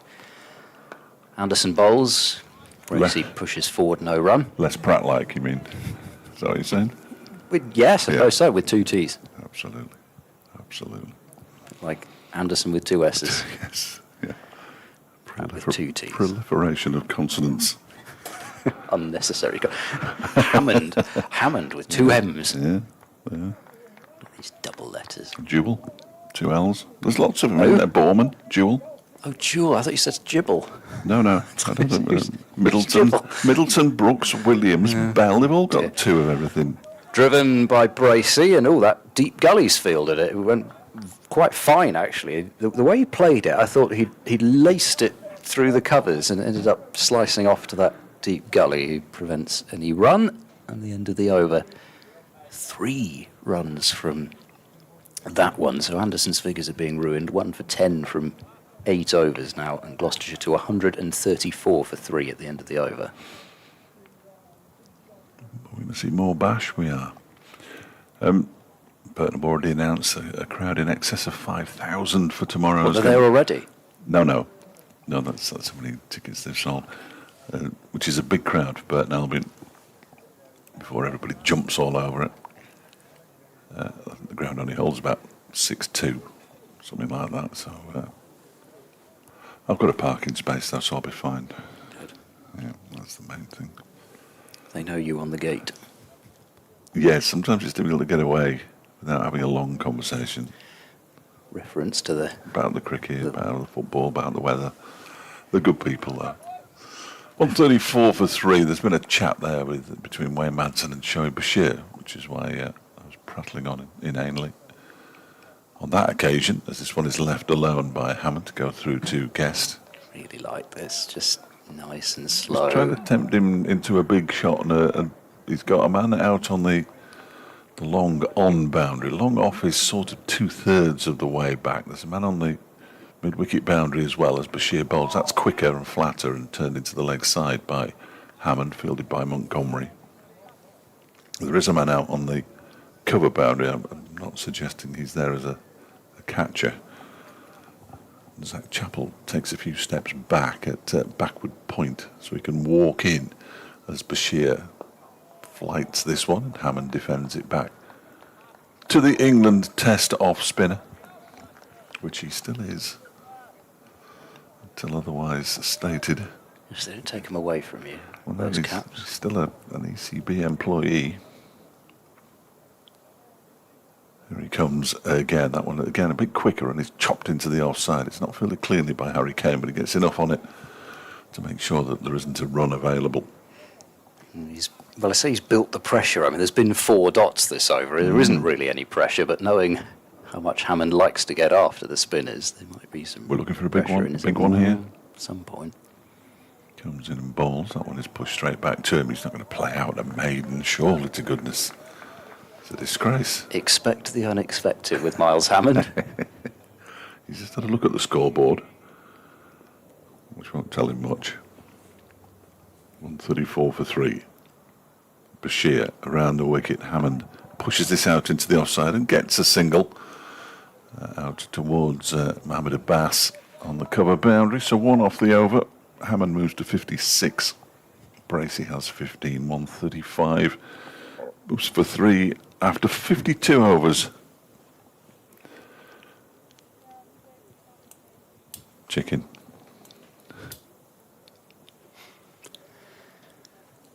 Now it's starting to get very warm because the sun is starting to come into our box. Well, yeah. It's too You know it's warm when I'm in a t-shirt. Yes, that's what I was thinking. I might just go to the back of the box and turn that aircon on. I don't like being too warm.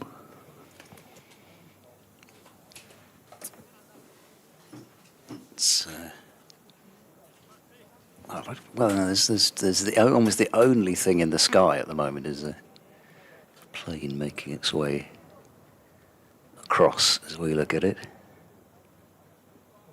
Otherwise, it's a picture of serenity. There's a gentle breeze out there, getting up towards 17 degrees. In comes Anderson, bowls. Attempted swing away into the onside. Hammond's missed it.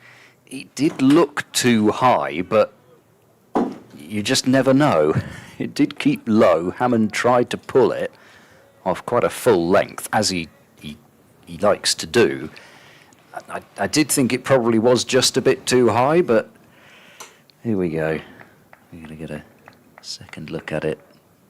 Yeah, it is quite a way back, but if that happened on, well, probably even day 2 actually, but certainly if it happened on days 3 or 4, that probably would have kept low enough to be a dismissal. Hammond forwarded, running the ball up to mid-off. They were a dual field, so I have just calmed Hammond down a bit since reaching his half-century. Partnership 54, a very valuable one, but plenty more work to do. Anderson bowls. That one does just lift a little bit more. Through it goes, unperturbed to Guest. Kent still 7 down. Yeah, This is a fight back. remarkable comeback. Yeah.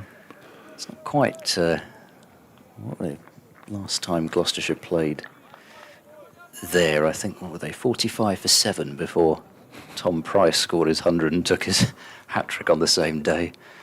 Left alone by Hammond through to the wicketkeeper. That's the last time Gloucestershire have played at New Road. I don't remember another one since. So it'll be good to visit there again in June. Should be a nice time to be Yes, at New Road. beautiful. Very pleasant. Yes, Worcester City Central be, Oh yeah, lively. well, I'll say, it usually is. That might just because we're there. Anderson bowls and dropped down leg side by Hammond, and there's only one fielder saving the single, taking away the bowler, and he's found him at mid-on. Yeah, Worcester's not a city that I've really... Because it was only that one game, and it poured it down with rain most evenings anyway, so you didn't feel like going anywhere. I don't recall an evening like that with Derbyshire in the last 10 years where you don't feel like going anywhere, if I'm honest. I've not really sussed Worcester out yet. Anderson bowls and let go, so that completes a maiden over. He's pulling his economy back towards 1 and over. If you head for the King Charles, good pub. Really Well, that's good a pub. good name for a pub in Worcester. Yeah, good pub. There are many. Well, there are fewer now than there were before lockdown, but because a lot of them have fallen by the wayside, sadly. But despite our best efforts to keep them open, one 4-day visit a year doesn't seem to be quite enough. No, and they shouldn't have got themselves promoted, should they? No, oh no, that was very. And then dared to stay up for a season as a small county. Yeah. We've got Durham and Worcester back. We've still got Bristol. There'll always be Bristol. There will. There'll always be a Bristol. There's Bashir bowling to Bracey, who's bowled. Shoei Bashir gets one to turn and nip towards the stumps and strikes just when these two were starting to build a decent partnership. 54 Bracey and Hammond had put on. But Bracey goes for 15. It's 135 for 4.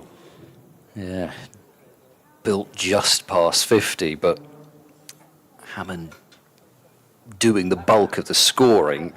Bracey was looking pretty well set, really, and he's the first batter today who's not walking off thinking about the shot that they played, but we'll see. Let's have a look, see how much this did. Well, it may have done just enough, but I think was he initially trying to roll the wrists on it, and then ended up playing around it a little bit. Yeah.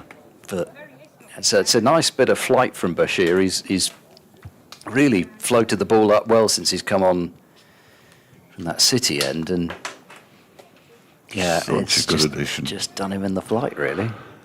I don't know what the rest of the country thought, because obviously I don't live in the rest of the country.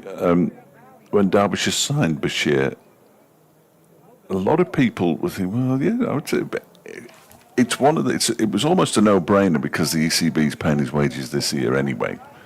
He has signed a 2-year contract, so if he doesn't get another central contract, then the Derbyshire will have to stump up next season. But it just felt like a no-brainer, really. Becomes available. Yeah. Plays Test cricket. I think a Desperate lot of to play red ball, and there seems to be a lot of goodwill towards him. Yeah, I think a lot of people just looked at it and thought, yeah, that seems like a good fit, to be honest. He's going to get a lot of overs when he's available. He knows that he's going to get used. You know, he's not going to just be sitting on the sideline because a county's thinking. Second or third in line Yeah. to bowled off spin as he was at Somerset once they decided Archie Vaughan was a viable proposition. Yeah, I thought it was a terrific signing, and it's proved that way so far. He's in his 6th over, 1 for 22 now. And Tommy Borman, that's a proper name. Right-hander. Bashir, with a slip and a short leg, comes in and bowls to him. He goes back and pushes it back towards Bashir. He gets more of a round of applause than Hammond got when he reached 50, just for picking the ball up, which is a bit sad, really. As Bashir's in again, that one is just sort of held it back a bit more flight, and it was a false shot by Borman, who went defensive, but it hit higher up his bat than he was perhaps expecting. And from a commentary point of view, he's an absolute dream, because you always feel something's going to happen, whether he gets smashed out of the ground or he gets past the batter's defences. He turns that one, Borman, into the leg side, where it's fielded by Harry Kame. It was interesting that when they were talking to umpires and stuff like that. It was Brooke Guest and Wayne Madsen who were doing the bulk of the discussions, and Harry Kane didn't seem to be involved. They've never really named a vice captain, but Kane was skipper in the first 2 matches. As Bashir is in, that one's a bit quicker. Turned into the leg side by Borman. He's into the mode where he thinks he's going to get a wicket with every single delivery at the moment. Showing Bashir, not necessarily the case, but and Borman bends down, picks up a bit of something off the pitch and throws it behind him. It probably went into Matthew Montgomery's eye. He's at short leg. Bashir bowls that short, and it's played into the leg side by Borman. It's a wicket maiden for Shoaib Bashir. 6 overs and 3 balls, because he bowled the last 3 overs of Anuj Dal's 5th over, 1 maiden, 1 for 22 now. And he gets low 5s from Wayne Madsen and from Zach Chappell for his troubles. And Gloucestershire 135 for 4. Just when they'd started to look like they were building something, Bracey and Hammond. Bracey falls. And the applause you can hear in the background is for Bashir as he goes and fields in front of the grandstand away to our left-hand side. He played on loan early last season, Bashir, for Glamorgan. It was hopeless. Yeah. So I was just going to read the figures out, but... Well, you can read them out and people can make their own assessment, I think. 28.5 overs, 3 maidens, 2 for 127. Anderson bowls to Hammond, and there's no shot. It wasn't a pitch which had a great deal in it for the spinners. However, he was... I don't think I'm betraying any confidences when I suggest that Nick Webb wasn't that impressed by him. He was, yes, he was put around a little bit. Yeah. So, you know, I wasn't sure what it was going to be like, but I think it's different when... Permanent. Yes, that's one thing. Anderson bowls very full and wide, and Hammond doesn't reach after it. You wanted. Yeah, I think it's always very hard being a lone signing. I mean, I know that we read out Hannon Dolby's figures earlier. You could do yes, it. He's really struggling. But yeah, but No, it's not always the easiest thing, No. and especially maybe as a spinner as well, where you don't quite know how much backing you've got, and you know, you really do have to feel that confidence from the skipper as a spinner to go about your best work. Anderson bowls back of a length, and Hammond forces it away through backward point out to the sweeper on the offside boundary, so 136 for 4. But probably the other difference is now that Bashir, I don't know, he knew absolutely no matter what happened, he was going to be in the first test of last summer, whereas now he's got a bit of a point to prove, so that's another thing that's possibly changed. But yeah, it's good to watch. He was asked if he had a point to prove in that press conference that he did here. He was fairly non-committal on that, as you would expect. So Tommy Borman will face Seam for the first time. Where's the field going? They're going to put 2 fielders back on the offside, or no, they're just going to have a backward point fairly deep. Point, Yeah.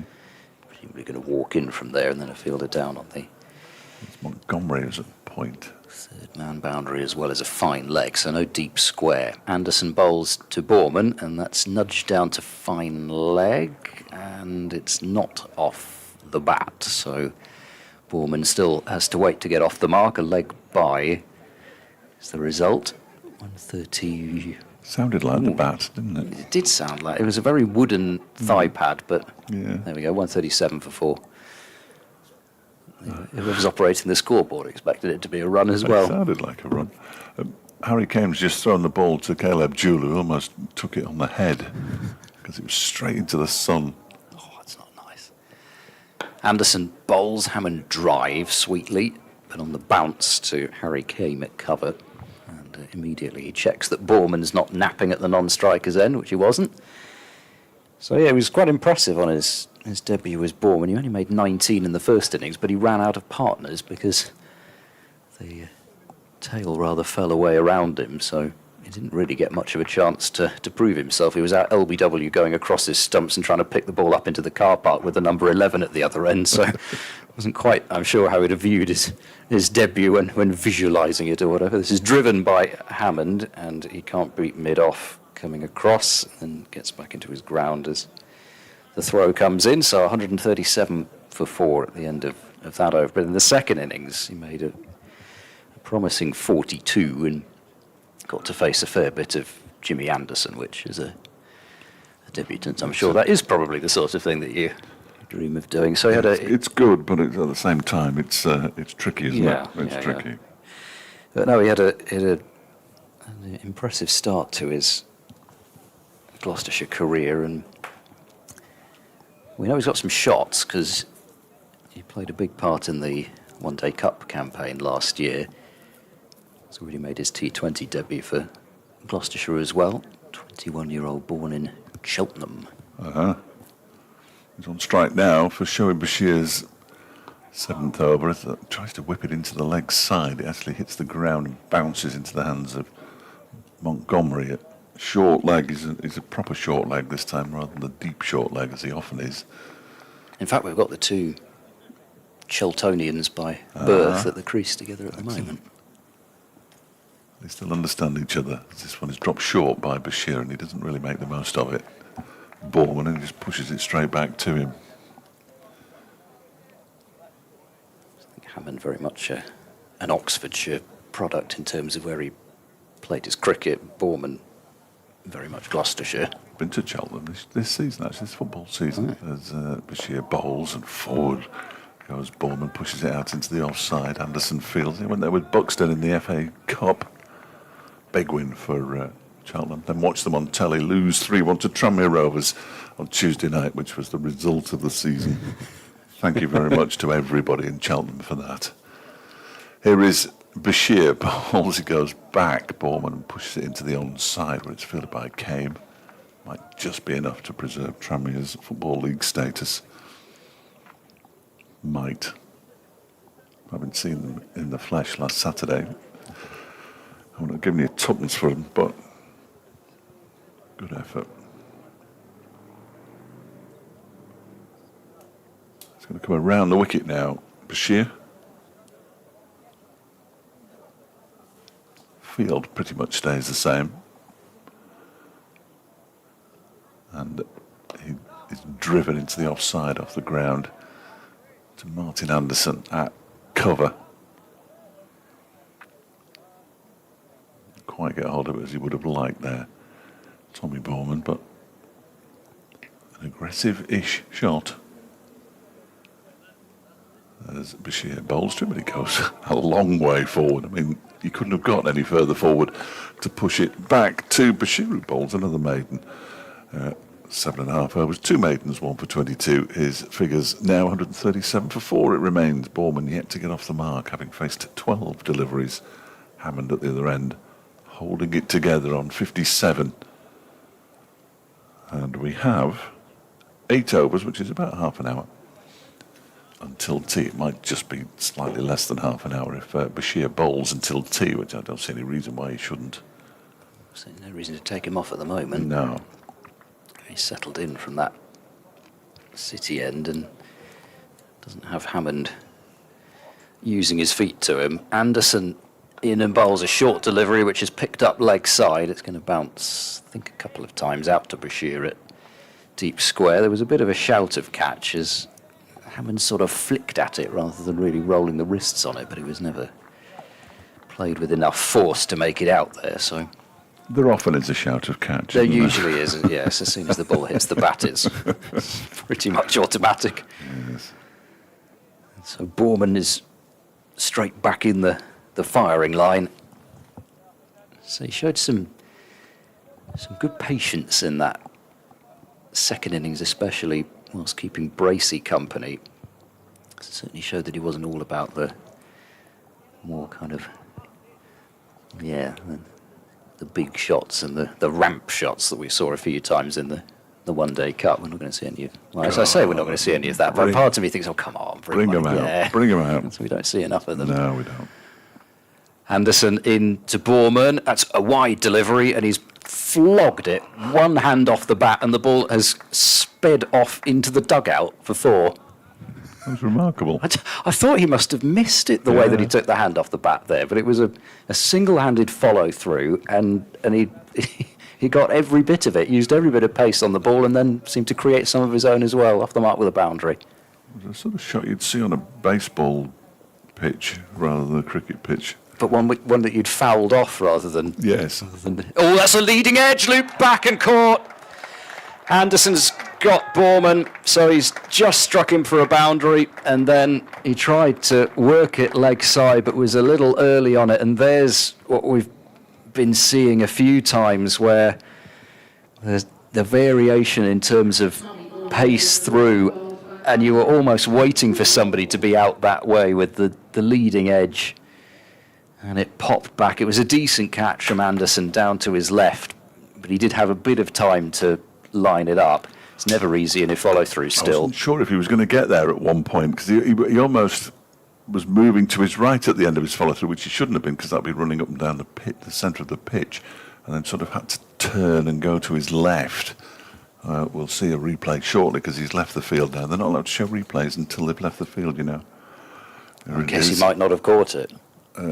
Which he did. Which he clearly did. And Martin Anderson picks up his second wicket. He now has very impressive figures of 2 for 16.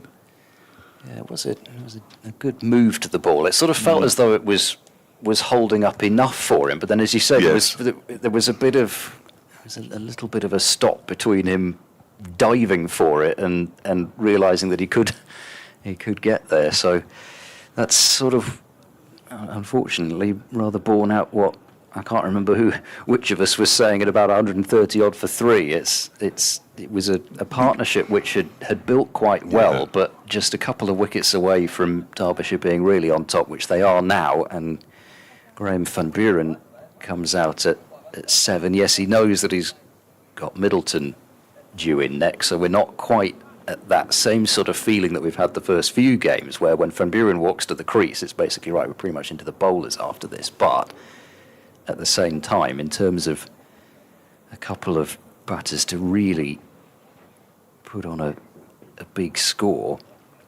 it's kind of got to start here. Anderson bowls, and there's a delivery to get Van Buren off the mark with. He cuts it away, but there's protection out on the deep point boundary. They thought about taking one for the arm there, and I think it's Chappell out there, so you don't tend to take one on his arm. No, he's got a good arm.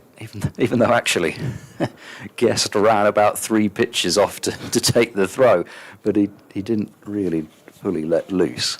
Perhaps he was trying to goad them into coming next time. Look how weak my arm is now. It's 143 for 5. Pressure on Hammond here on 58.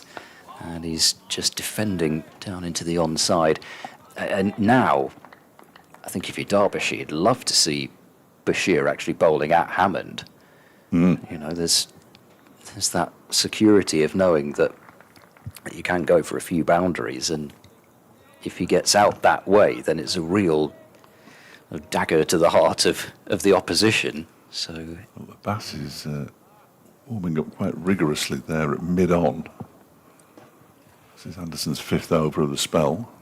Anderson bowls a short ball down the leg side, helped away. He's used the pace of that as Hammond, but can't beat a lunging Chappell at fine leg. He throws it almost over Brookguest on that occasion. Just managed to grab it at full stretch above his head. So they'll get what possibly they'd have, well, whether they wanted, they wouldn't have exactly minded Bashir bowling at the new batter either, but we will get to see Bashir versus Hammond now as the scores move to 144 for 5. So it's good when Van Buren goes out there. Everybody looks another couple of feet taller, don't they? Just standing next to Miles Hammond, and he looked tiny. I still remember the first game back in Division 1 when Gloucestershire were playing Northamptonshire, the 2 captains, Ricardo Vasconcelos and Graham van Buren, walked out to the middle. I think we did decide they must be among the shortest pair of captains. I had a similar story when Harry Kane walked out against Worcestershire. It was Harry Kane and Brett D'Oliveira. Oh, yeah. 2 very short individuals. Shoaib Bashir comes in and bowls a full delivery that's played into the leg side by Hammond and fielded by Anderson, who's in the These are quite a straight cover. There's a man on the cover boundary. So it looks like an Aaron Donald. Probably because it is. As Bashir comes in again, it gives this some flight. It's driven down the ground. It almost deflects it onto the stumps, although I'm not sure whether Van Buren had actually left his ground. And it didn't hit the stumps anyway. And they go through for a single. Hammond moves on to 61.45 for 5. Very bright now, isn't it? Yeah, well, it was one of those things where I've got my sunglasses on, and I looked over them just to check that they were my sunglasses and not my prescription glasses, because I couldn't work it out. It felt bright enough even with those on. It is really bright now. I'm not used to this brightness. It's glorious. At the Central Co-op County Ground this afternoon. Get yourself down if you've got the opportunity on a Friday evening as Van Buren drives very pleasantly out into the offside. Anderson gallops after it. They come back for 2. And Van Buren moves on to 3, 147 for 5. So 2 wickets this morning and 3 so far this afternoon. 2 in relatively quick succession for Derbyshire. As Bashir is in, and that one is driven back to him by Van Buren. Tucks his bat under his right arm and rearranges his clothing. Not got much time to do that, really, with No, Bashir bowling. not really. Short leg and a slip in place. Bashir bowls, and that one is pushed into the offside. Another plane. I'm never sure whether they're taking off or landing. That one looks like it's going up, doesn't it? But I think it's got its nose raised, but I think it's landing. oh, okay. The one up there is definitely not landing. No. It's a long way away. Bashir in again, and that one is just dabbed into the offside by Van Buren, straight to Donald. It's the end of the over. 147 for 5 with 6 to go until tea. Van Buren has 3. Hammond has 60. Should have brought my cap, really. I don't think it's in the car. Just wait till later when you're in the glaring heat and I'm out of it. Yeah. Can't wait. Yeah. Have you got your evening sorted out? Have you got some This evening? No, I don't think so. No? Not yet. big Friday night in Derby? Oh, is there a small one? I wouldn't have thought so. I don't know, but I think I've been out in Derby about 4 times in 10 years. Mohammed Abbas is coming back. Yeah, because, well, I do stay down, but out of town, home games now. Well, I walked past the Exeter Arms, which I've been in That's all right, couple isn't it, of in times. there? Yeah, Yeah, it's yeah, good yeah, in there. yeah, yeah. So, it might be too tempting not to stop off. It'd be worth having one, wouldn't it? Yeah. I would have It'd thought. be rude not to. Yeah. So Abbas comes back. It feels as though Abbas has been bowling all day, but because everybody else has been doing the Abbas thing of not allowing many runs and looking like taking a wicket. But he does come back now and bowl round the wicket to Hammond. He's down the pitch and driving through the covers. He's timed that one well, and that has a chance to get to the boundary. It's going to be a dive, and oh yeah, you could see that coming. I don't think he could have done any better an Aaron Donald, the sub round the boundary, but you could just see the way it was bobbling, that it was going to be really hard for him to dive and then keep the ball under control, and that's exactly what happened. He pretty much stopped it, but then ended up taking the ball over the boundary rope with him. The 150 comes up. Pulled it up to his own knee, I think, didn't he? Yeah. Oh gosh, that's reminded me of him. Speaking of nasty injuries, I'd forgotten about Excellent. that, because Donald did something. Collarbone. Shoulder, was it collarbone? Collarbone last season. Yeah. Diving on the opposite As boundary. a substitute fielder, I think, was he? Yeah. I think. Was he? Yeah. I can't remember. No, I can't remember either. Long time ago. 151 for 5. Vast bowls to Hammond, who covers up and defends, having struck his 6th 4. He's hit 2 sixes as well. Pretty towering 6s as well. But yeah, he's sort of. I say he's sort of got to rein himself in a bit, but I think Hammond just bats the way that he bats. That's the way that he plays. But it is actually, Oh, and dear. he just bats. I'm not saying that he's he may well not play a big shot, but he's just going to bat the way that he feels is best. He'll take a single there. That's perfectly sensible cricket, just opening the face and beating Gully. And he'll get off strike, so 152 for 5. Hammond 65, and yeah, it's not been absolutely straightforward batting, but it's impossible to tell really until Gloucestershire bowl on it exactly how much of that is down to the way that Derbyshire have bowled and how much is down to the fact that Gloucestershire have. There've been a couple of wickets that have been chucked away a bit. You sort of felt as though there was enough there for these wickets to fall, but it's frustrating from their point of view, the fact that they've not always fallen to those good deliveries. Abbas bowls and Van Buren hops into line and defends up to Harry Kane at mid-on. You'd be pleased to see the gap between the first 2 slips and the third one there now. Oh, it's a matter of time, isn't it? They've sorted it out. It's nearly tea time. 9 down, Kent.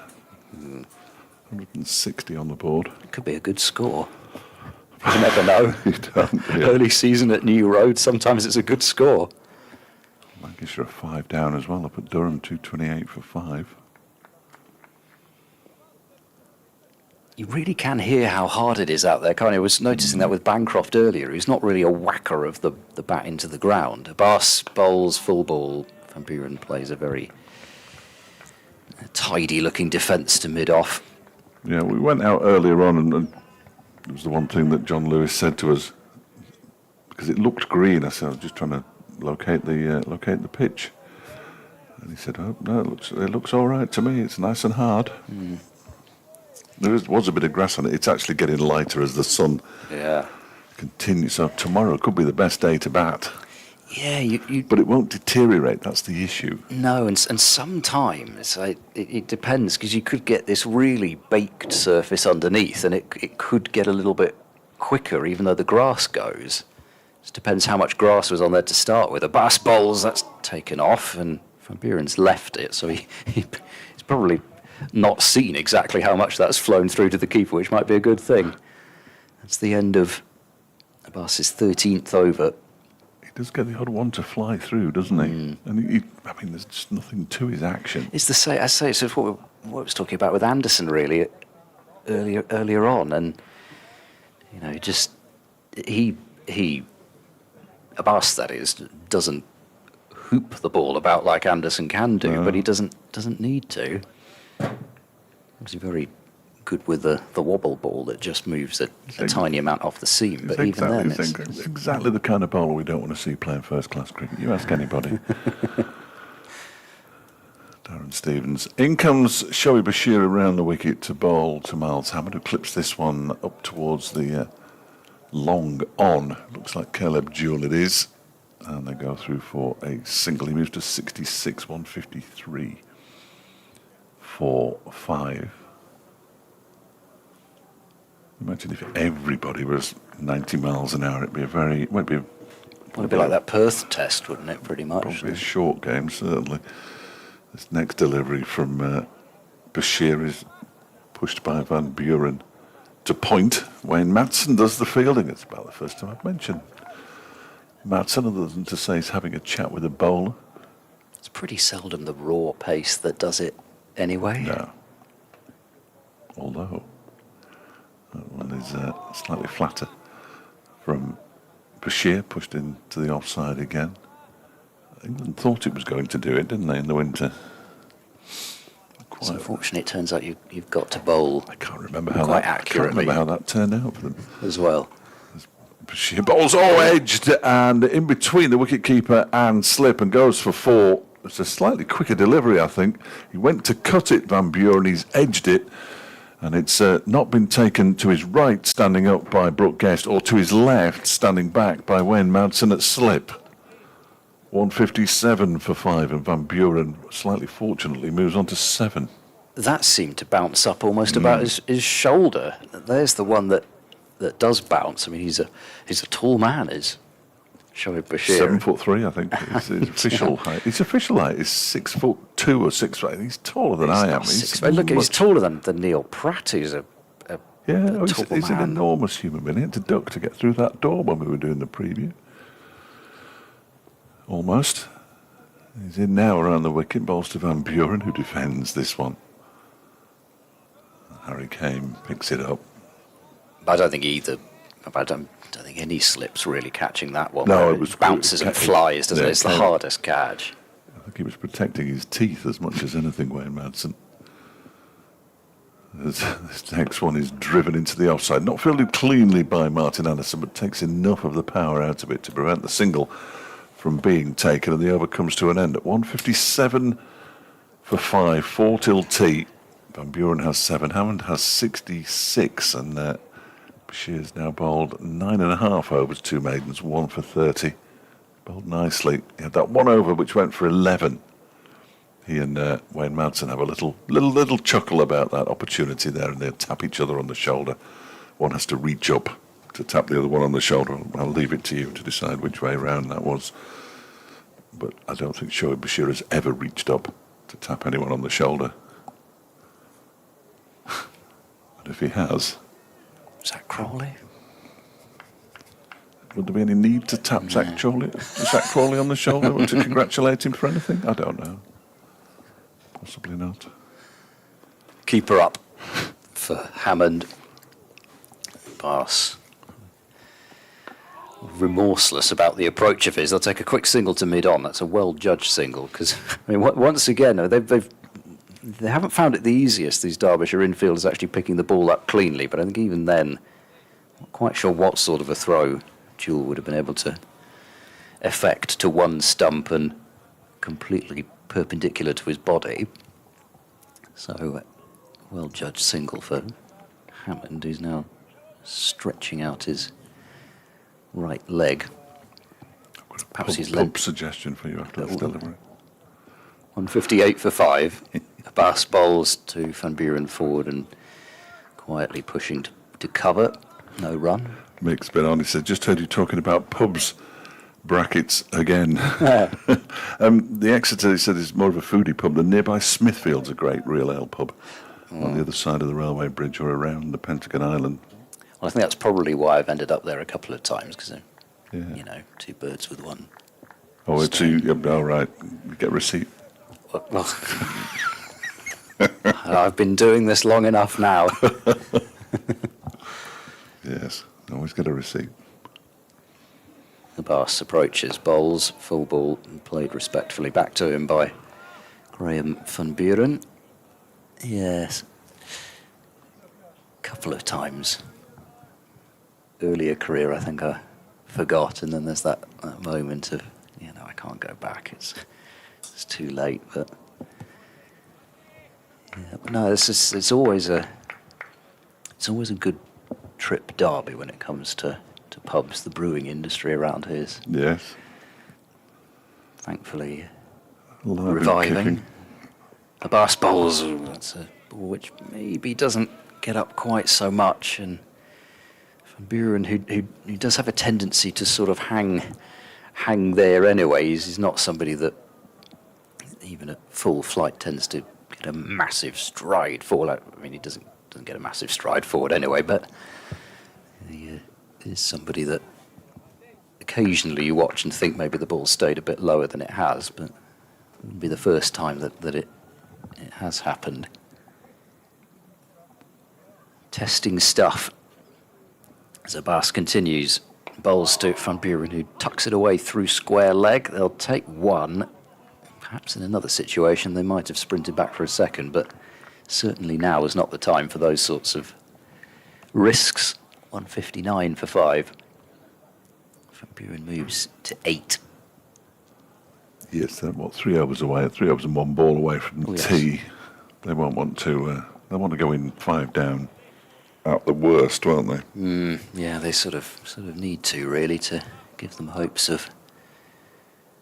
Well, I mean, so you'd love to give yourself at least a decent chance and get well above 250, but you would ideally want more than that even. So these two have to do a lot of that work. Hammond is forward just to defend that one ball that he had to keep out, and so Abbas through 14 overs.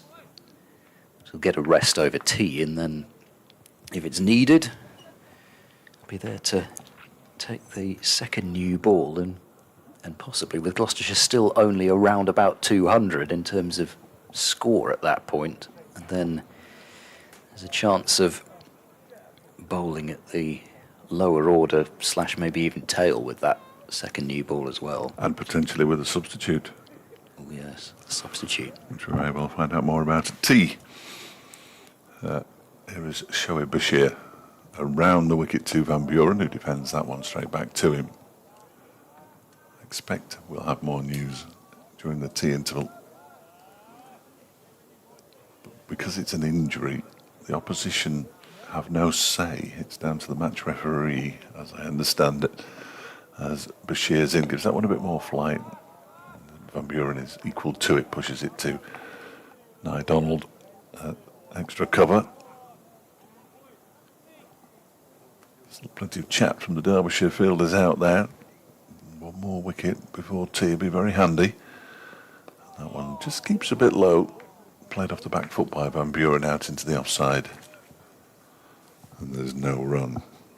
4 o'clock. I should get through this over, I think. I'll just have a listen. In comes Bashir again. Van Buren drives this time, but across comes Caleb Julian. Stops it by hook or by crook, really. Ends up on the floor. 4 balls of the over gone. Around the wicket comes Bashir. Back goes Van Buren. Turns this one into the leg side. Again, there's no run. One more ball for his third maiden. There's the one that just bounces a bit, and if he can bowl it on a sort of middle stump, even middle and leg line, that short leg is lurking. Final ball of the over then from Shoaib Bashir. Gives that some flight, and it's defended by Van Buren straight back to him. It is a maiden. 159 for 5. It remains with 2 overs to go until tea. Van Buren has 8. Hammond has 67. So that was me whacking the table rather than anything else that was going on to my right. Don't panic, anybody. So there's Abbas, actually. Yes, there he is. He's way off into the distance, which is why I thought for one moment that Abbas wasn't going to bowl this over, and we were going to possibly even get a spinner with a keeper up there, but it is going to be Abbas. He's made his way from that leg side boundary as it was at the end of last over to bowl the last over before tea from the racecourse end. He's in now to Hammond round the wickets, and that one has been poked into the onside by Hammond, as he does quite often when he's playing in that sort of area. Takes the hand off the bat a little bit, but controls the ball well. Picks up another single. Moves on to 68. Gloucestershire 160 for 5. And 3 wickets falling so far in this afternoon session. Bancroft, who added 5 to his lunchtime score and clipped a ball off his hip from Martin Anderson straight to Shoaib Bashir at forward square leg, and couldn't believe what he'd done. He went for, as I say, that score of 40. Bracey got a delivery from Bashir that he was done in the flight by it. He just straightened a bit, top of off stump, he was bowled for 15, and then Borman leading edge off Anderson, and well caught off his own bowling for 4. Abbas bowls to Van Buren, and that's defended away into the offside. So just that double strike of Bracey and Borman after Bracey and Hammond had steadied the ship for a while, making it once again feel just Derbyshire's session, and it would be very much their session if they could, especially if they could get Hammond before this break. But it's Van Buren who's on strike. Abbas runs in. He's there now. Bowls, and it's a ball that Does look as if it does stay down a fraction as Van Buren came out of his crease and then almost presented both pads to Mohamed Abbas to say, go on, you hit those, but the bat was just about in the way. They're doing what they did against Worcestershire in the first innings when Abbas bowled nicely but didn't really pick any wickets up, and they bowled Worcestershire out the first time around without really a contribution from him, other than everybody being terrified of him. Abbas is in, and a straight delivery worked into the onside by Van Buren, but straight to mid-wicket. So he's still in the firing line. And with four seam options who've all kept the runs down, and three of them have taken wickets. It's really a case of Madsen pretty much being able to just do exactly what he wants with the bowling attack. There's not had to be any, apart from maybe the one change when Bashir was bowling from this racecourse end, as there's a short delivery pulled away by Van Buren.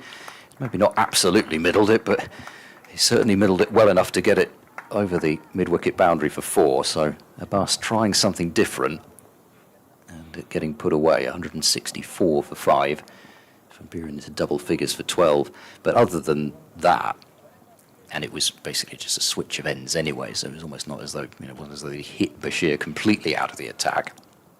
Other than that, he's just been able to manoeuvre his bowlers around, and that's a pretty comfortable position to be in as a captain. I'll know that Abbas will be ready come the second new ball.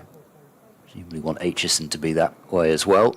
Abbas in and bowls well left by Van Buren to end the bowling, at least from the racecourse end for the afternoon session. There'll be one more over to go. And Gloucestershire 164 for 5. This partnership worth 22. It's almost at least done its work for the afternoon, but they really need Gloucestershire a continuation of it in the evening session. They have yet. Again, I take no pleasure in saying this, but they have yet to pick up a batting point this season. Oh, really? Oh, dear. Shoaib Bashir will bowl the final over before tea. I was just looking at the economy rates. That 4 has ruined Mohamed Abbas. He's at 2.5 and over. He's conceding now. First delivery of the Bashir over is defended by Hammond. Aitchison going at 2. Chappell at 3.2, Anderson at 1.6 and over. Even Bashir 2.8. They've had a real stranglehold on the scoring as Hammond uses his feet just to play the ball down to long on for a single. Caleb Jewell does the fielding. Hammond moves to 69, 165 for 5. In fact, the most expensive, and it's a much smaller sample size, was poor old Anuj Dal, who was going at 3.78 and over. We won't be seeing him again in this match. We just hope we'll see him sooner rather than later back out on a cricket field, because it looked a nasty one. In comes Bashir again, bowls flat, and that's turned into the leg side by Van Buren. Fielded by Kame. 3 balls to go until tea. And this has been a particularly good spell from Shoaib Bashir. He's in his 8th over of the spell, 1 for 14. 3 overs in there, 3 maidens in there. Over the wicket to Van Buren, pushed out to the offside, fields off his own bowling, picks it up, threatens to throw down the stumps even though nobody had left their crease at either end. Encapsulates Shoaib Bashir. It's a really good wicket as well. It's not sort of cheap one that you buy on the first day. Balls again. That one is defended by Van Buren, who is determined to be there at the start of the evening session. And he has one more ball to face before he can go off and jump into an ice bath or do whatever they do. Have a piece of cake. We've now got a silly mid-off rather than a short leg. Montgomery has swapped sides. His shadow is on the pitch, and that one is turned into the leg side by Van Buren, who'll be on strike at the start of the evening session as he picks up a single. He moves on to 13. Hammond has 69. And at tee, Gloucestershire 166 for 5. Bancroft for 40, falling to Anderson. Bracey for 15, falling to Bashir, and then Anderson picking up Borman for 4. The 3 wickets to fall in the afternoon session. Derbyshire will be pleased with their day's work so far. 32 overs to go, and we'll be back for those 32 overs in round about 20 minutes' time.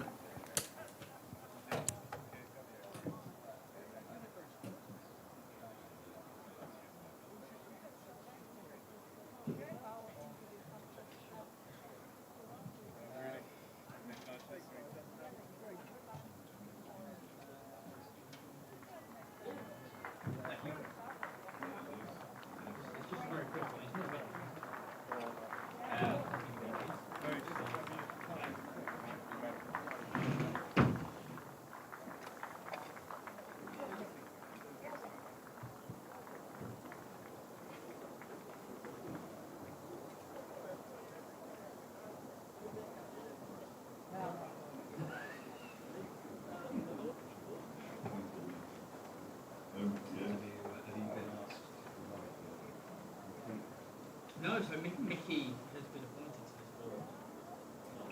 Real accounting coach. Yeah, they aren't doing it. Can I just say that Derbyshire's got significant representation in the two of the people either played or coached. So we should have great insight on this inside group. Have you met 30? People aren't going to know who's talking tomorrow, and they're both not. Tea will now be taken, with play to resume at 9 minutes past 4. Supporters are invited onto the outfield for the duration of the tea interval. However, you must remain off the square and no food or drink can be brought onto the field. Any spectators who do not respect this request will be removed. Please be aware of players warming up and flying balls when you enter the playing surface. The Central Co-op County Ground is a venue for everyone. To find out more about our inclusive and accessible facilities, please contact info@derbyshireccc.com or visit the main reception.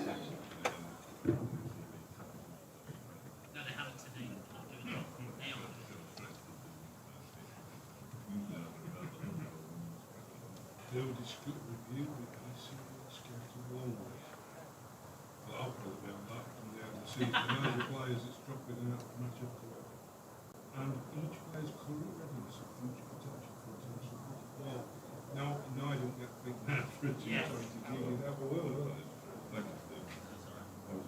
yeah, well done, Stephen. That's not pointless, actually. It's clear, near enough, but it's not, no, it's quite useful to know that. I think it would be just making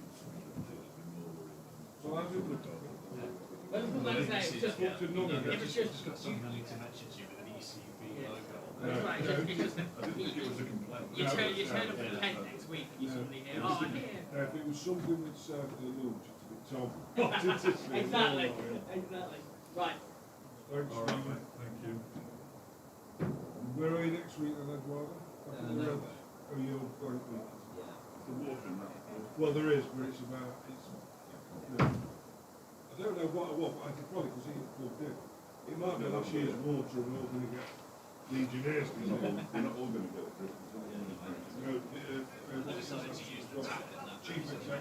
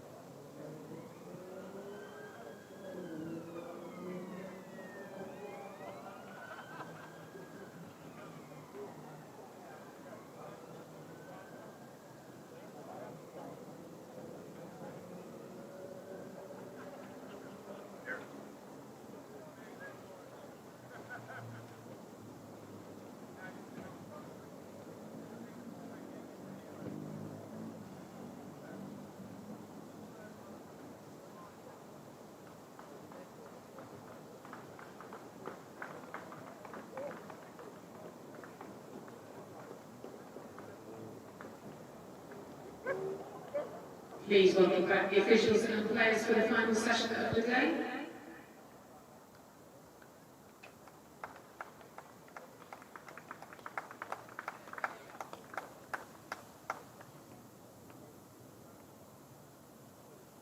The returning batters are Miles Hammond and Graham Van Buren.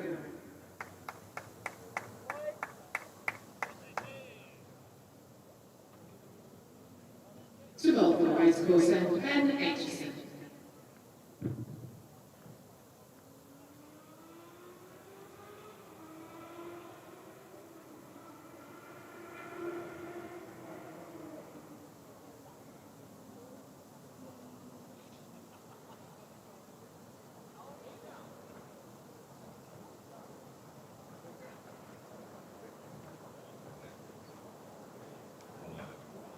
Exclusive.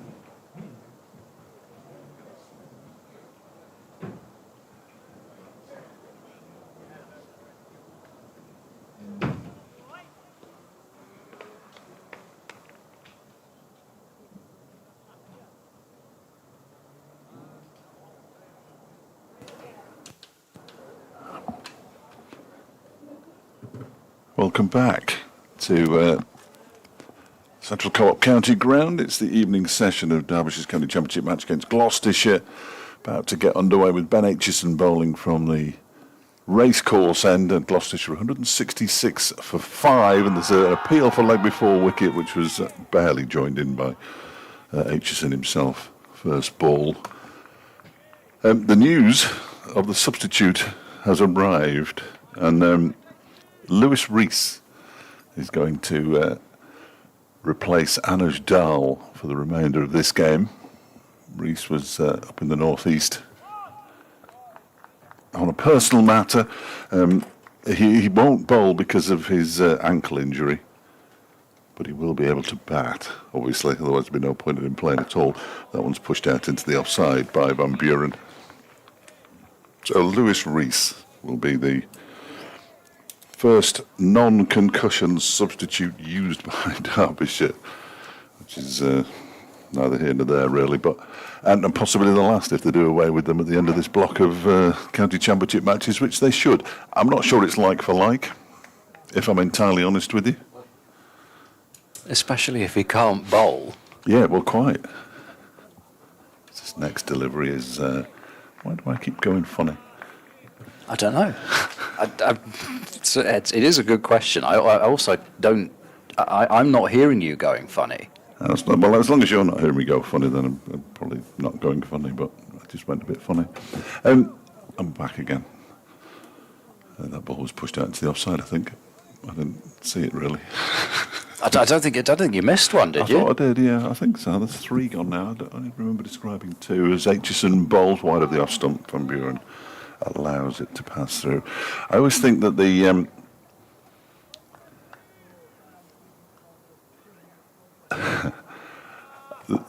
what's I talking about? The tea intervals, the one that gets. Why don't we just have 2 half-hour intervals instead of a long one and a short one? The short one's too short. The long one's not long enough anyway. But 2 half-an-hours, that'd be better, wouldn't it? Anyway, 166 for 5. That's the end of the moan on that. We'll get back to the moan on the substitutes later on. You don't have to join in, Ed. I know you were all moaned out last week as Aitchison comes into bowl to Van Buren, who gets a full delivery, pushes it away, and then Zach Chappell was just sort of waiting for the ball to come to him, and Van Buren spotted that and thought, well, we'll have a single there, which is what they did. He moves to 14, 167. 4-5. Well, I can't. I don't think I'm going to moan about the system because there's no point. I think everything's already been said on that. But this particular case, I cannot wrap my head around how that decision has been made. It feels On the like-for-like one? not even close. No. I mean, you look at some. What was it? Rees averaged 60 with the bat last year, Yes. and in he comes as the all-rounder replacement. Aitchison pushes this one out into the... No, he doesn't. Aitchison bowls, and Hammond pushes this one out into the offside at the end of the first over after tea. 167 for 5. Yeah, the issue I've got is that Anuj Dal was first change bowler. That was the case in this game, and went down after, 3 and 4.5 overs. and Lewis Rees isn't going to bowl. And Lewis Rees is an opening bat by trade, if you like. It's where he's scored a lot of his runs for Derbyshire. And he's going to replace somebody who averages 30 at best. It doesn't sit right with me at all. And I'd have preferred Amrit Basra, who is nominally an all-rounder. He's playing for the seconds at the moment. Rory Hayden. But if you're just going to replace somebody with a batsman, and Aaron Donald's on the field. Yeah. He's been on the field all afternoon, and he's an opening bat himself. And his career first-class average would probably be a bit closer Yes, it to... would.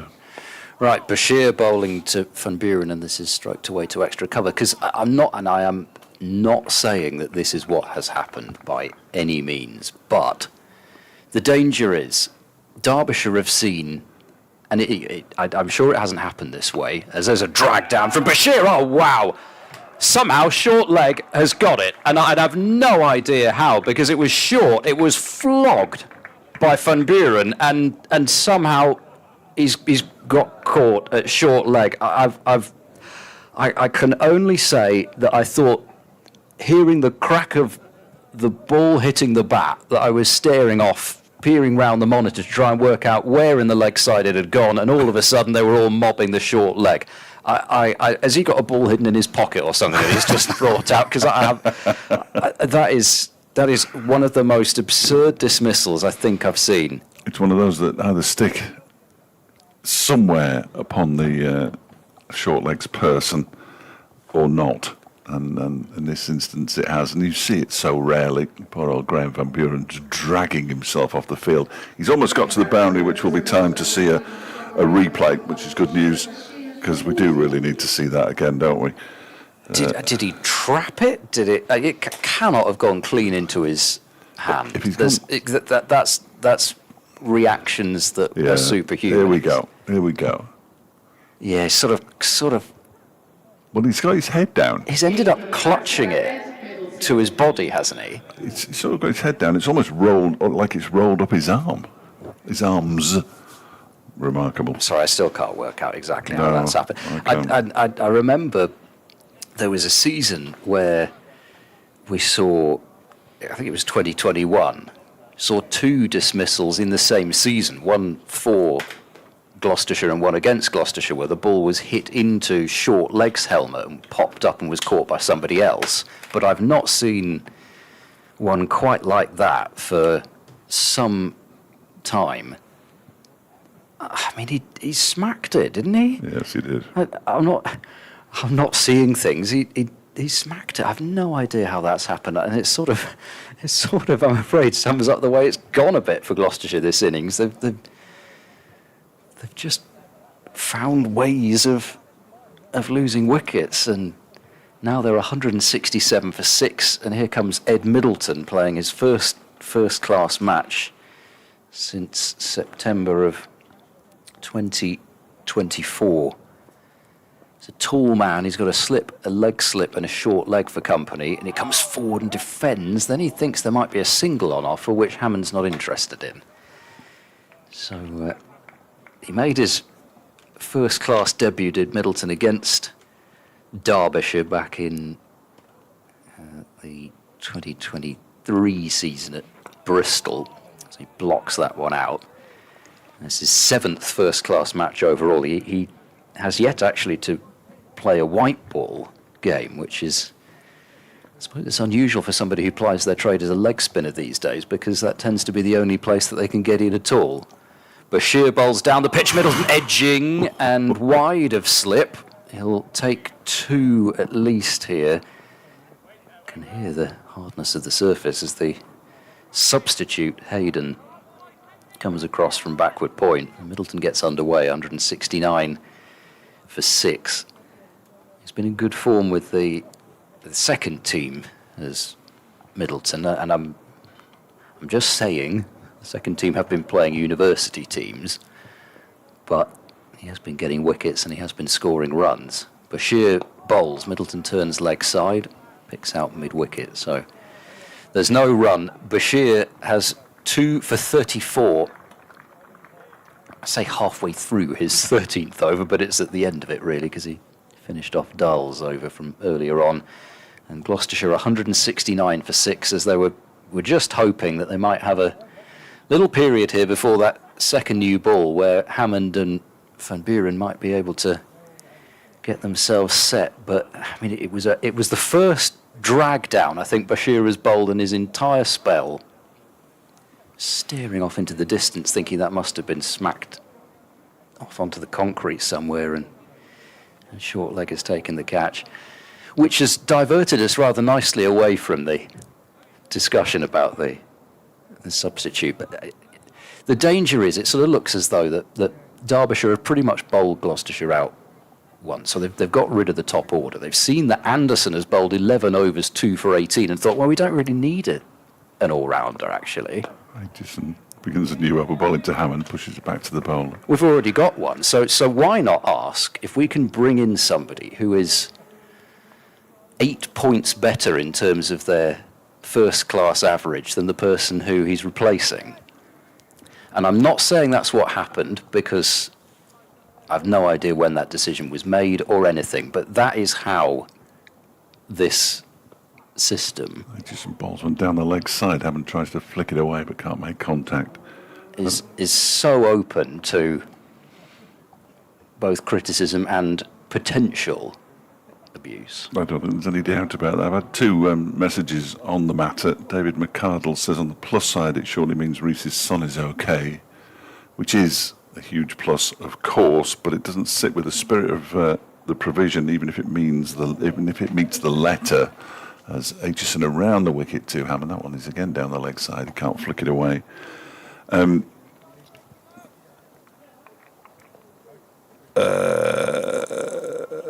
Presumably Gloucestershire are okay, this says David McCardle. No, they've had no say in it because it's an injury. They have no say in it. It's the match referee. And Mark Beck, I think it is, on Blue Sky, absolutely rubbish. He says he's a Derbyshire supporter, by the way.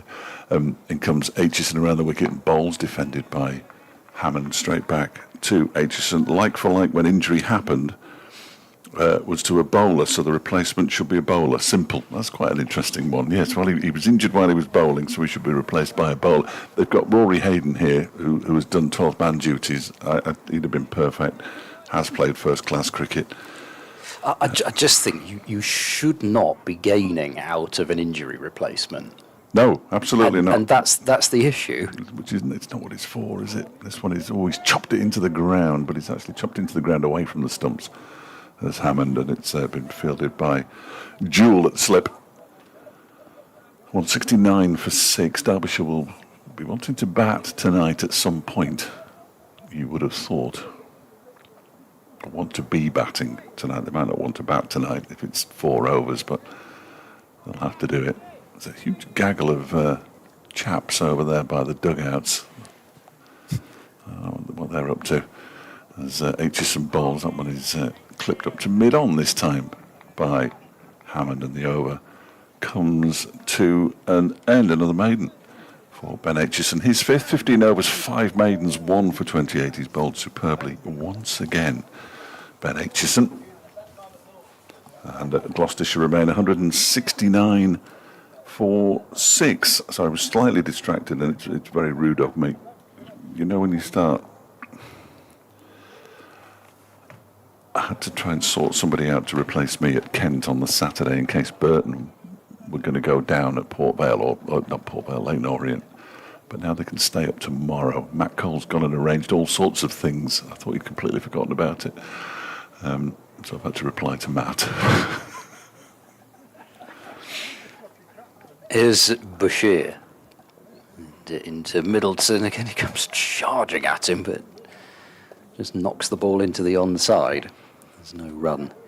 He did score 100 and take several wickets in his most recent second-team match. So he's done, you know, you say what you like about playing second-team cricket, but he's done everything that he can, Middleton, to force his way back into the side. He thought about having a cut at that one and then just let the ball go.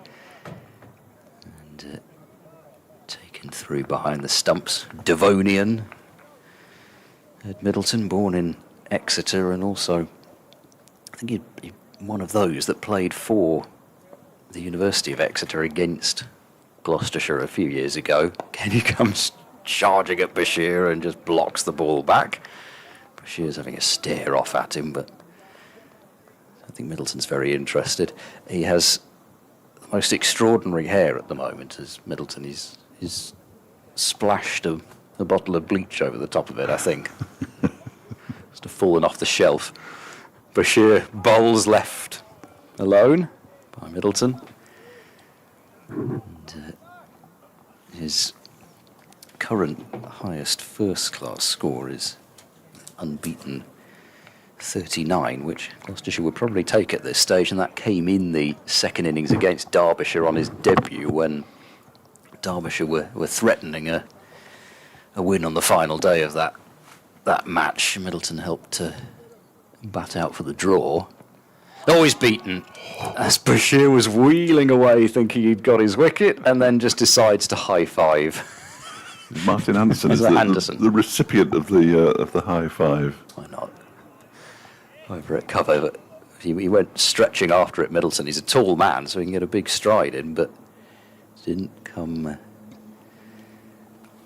particularly close to making contact with the ball. Deep point spin sent out for the last ball of the over, and it was another one that's gone into short leg. This one definitely went into the ground and then was knocked down by Montgomery at short leg, but the end of the over and 169 for 6. I don't know. I mean, you would think. I mean, we were sort of ducking for cover, but you'd think with a ball like that was dragged down and smacked, you'd have thought he'd been pretty much running away at short leg. To be in any sort of a position even to trap the ball as he did was absolutely remarkable.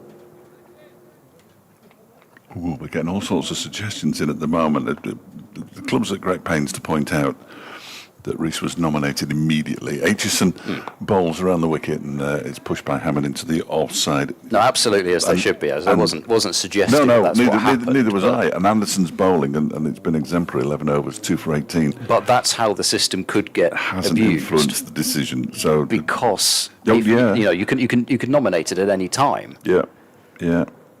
Well, Mark's basically saying if this experiment is to continue, then surely a 14-person squad should be announced from which you take your substitutes, as this one is pushed out into the offside by Hammond again. And the replacement must be one of the three who don't play. Principle is one batsman, one bowler and one all-rounder. If a county chooses to leave one of these options vacant, that is their risk to manage. And one here on the email, Gary from Bad Homburg in Germany, of course, formerly of Matlock. Thank you, Gary. I'll get to that in a moment. Good suggestion, I like it.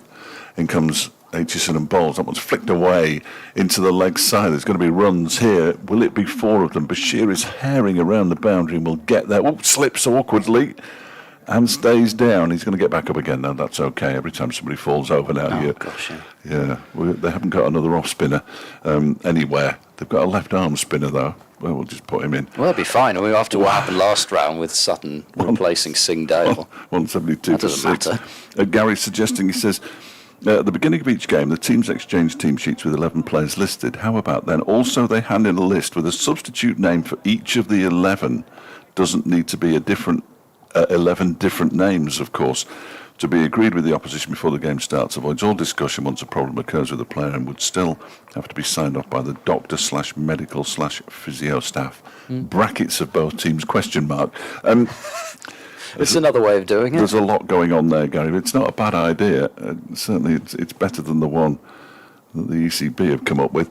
As in comes Aitchison and bowls. That one's on leg stump. Oh, and it beats the man at mid-wicket. I think he might just have got a little bit on it, and it's being chased down. I say chased, go on. Zach Chappell eventually gets the ball before, or as it stops, about 2 or 3 yards in from the boundary. And they get more runs then, I think 3 of them on this occasion. Middleton moves to 5. Hammond has 72, 175 for 6. There's a lot going on. And I don't think we'll actually ever get to the bottom of it before it's eventually scrapped. So that would be the best idea all round, I think. So this idea that included in the paragraph is that it depends on the honesty of both teams. I'm not questioning anybody's honesty. That one is cut away this time off Aitchison out towards the point boundary where Martin Anderson finds himself. They pick up another single. Hammond moves to 73, 176, 4-6. The over 8 remains level. I don't know how they're working out either. There is one ball to go in Aitchison's 16th over, 1 for 35, but he's probably bowled even better than that. It wouldn't be undeserved if he picked up a couple of late wickets. He's on his way in to bowl to Middleton. Middleton ducks underneath a short delivery. We haven't seen too many of those today. It goes through harmlessly to Brooke Guest, and the over has come to an end. 5 to Middleton, 73 to Hammond, 176, 4-6. And Lewis Rees is here, everybody.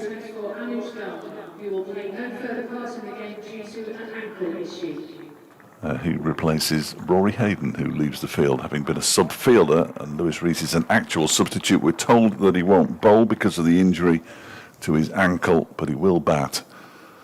And he's a very useful extra batter to have. I'll say no more.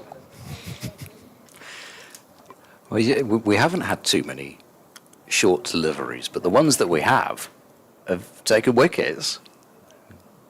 Charlesworth's delivery was short and wide that he cut through to the keeper. Price's short one down the leg side helped through behind. The picture of Lewis Rees that they've used to explain that he's come on as a substitute for Lewis Rees. Flogging a ball He's through the offside. Absolutely hammering the ball to the boundary, I think. So well done to Derbyshire for that. Very good. Just to stoke the fires a bit. You'll get some interaction. I have no doubt about it, although you haven't yet. Who's bowling now? Chappell. Chappell. It is Chappell. Which is, I'm a little surprised they've taken Bashir off. 2 overs, 1 maiden, 1 for 2 since tea. New ball 11 overs away. Rees won't be taking it, we're told. I can't even find him at the moment. Oh, he's there. He's got a field exactly like for like where Anujdal would be down at long leg. I think we're going to get a few more short deliveries now. Well, it's usually Zach Chappell who's asked to bowl them. Yeah, 3 back on the leg side boundary, short leg. They're going to see whether Hammond fancies a bit of a dart. He shouldn't feel he has to with Middleton at the non-striker's end, but he may decide that he can take it on anyway. And just as everybody got in position, the square leg umpire has decided that he's going to go and stand at point. Although no, we're still not done with the field adjustments anyway. Mid-off and mid-on just aren't quite on the right blade of grass yet. Here we go. He's got to go there, hasn't he, with so many men on the leg side. Here comes Chappell over the wicket, bowls back of a length, and Hammond just drops the hands on that and lets it go through to the keeper, who's now standing there alone, with the exception of the helmet. Straight away, Lewis Rees, you can hear him applauding. He's just turned around with a big smile. He looks happy enough. That's good news as well. He didn't look 100% happy when we spoke to him in the Gloucestershire game. Why would he? But fingers crossed everything's okay. Chappell bangs that one in. Hammond backs away and slaps him for 4 through the offside. The danger, isn't it? Yeah, I suppose they feel they've got a few runs that they could give away, but the issue, yes, you've got somebody who's bowled 9 overs today, which actually he's not been exactly overtaxed, and then he comes on and pretty much straight away, not even loose, has to smash the ball into the surface, and Hammond's got a lot of time there just to give himself some room, get leg side of the ball and hit it offside where there were only 2 fielders. He is asked to do it a lot. I suppose it's 10 overs to go until the second new ball, and it's a tactic, I suppose. I can't say I'm thrilled with it. Short experiment. Chappell bowls, and once again Hammond gets a quick rising delivery but just drops the hands on it. He's moved to 77 from 154, and not for the First time this season has been somebody who's not been too perturbed by wickets falling around him. Next highest score, Bancroft's 40, and then nobody else higher than Price's 16. Chappell approaches over the wickety bowls to Hammond, banged in short, and Hammond ducks underneath it. So we had a look at one, but Chappell's starting to get into his rhythm a bit now. I do just feel that Hammond will want to take another one of these on at some point, but he's not going to be predictable about which of those it is. There's still nobody between a sort of gully and mid-off. Chappell bowls into the hip area of Hammond, plays it well. There's nobody at short leg, but there's a fielder at a sort of short square leg. Montgomery took that extraordinary catch of Van Buren. And Hammond riding the bounce, rolling the wrists. Out of the textbook, one delivery remains in this first of, I suspect, only a couple or 3 overs of this attempted barrage. So he comes into Hammond, bowls, bangs it in incredibly short. Oh, the ball was almost fumbled onto the helmet. Where's Middleton going? The non-striker's end. He's about halfway down the pitch. Hammond staring after him, saying, what on earth was that? And eventually everybody gets back as Guest hurled the ball back to Chappell. That was a really bizarre decision from Middleton to come running down the pitch. But anyway, it's all added to the entertainment. As the ball nearly went for 5 penalty runs, it's 180 for 6. Here's Shoaib Bashir. He's swapped back to the racecourse end. I thought it was a bit strange to take him off.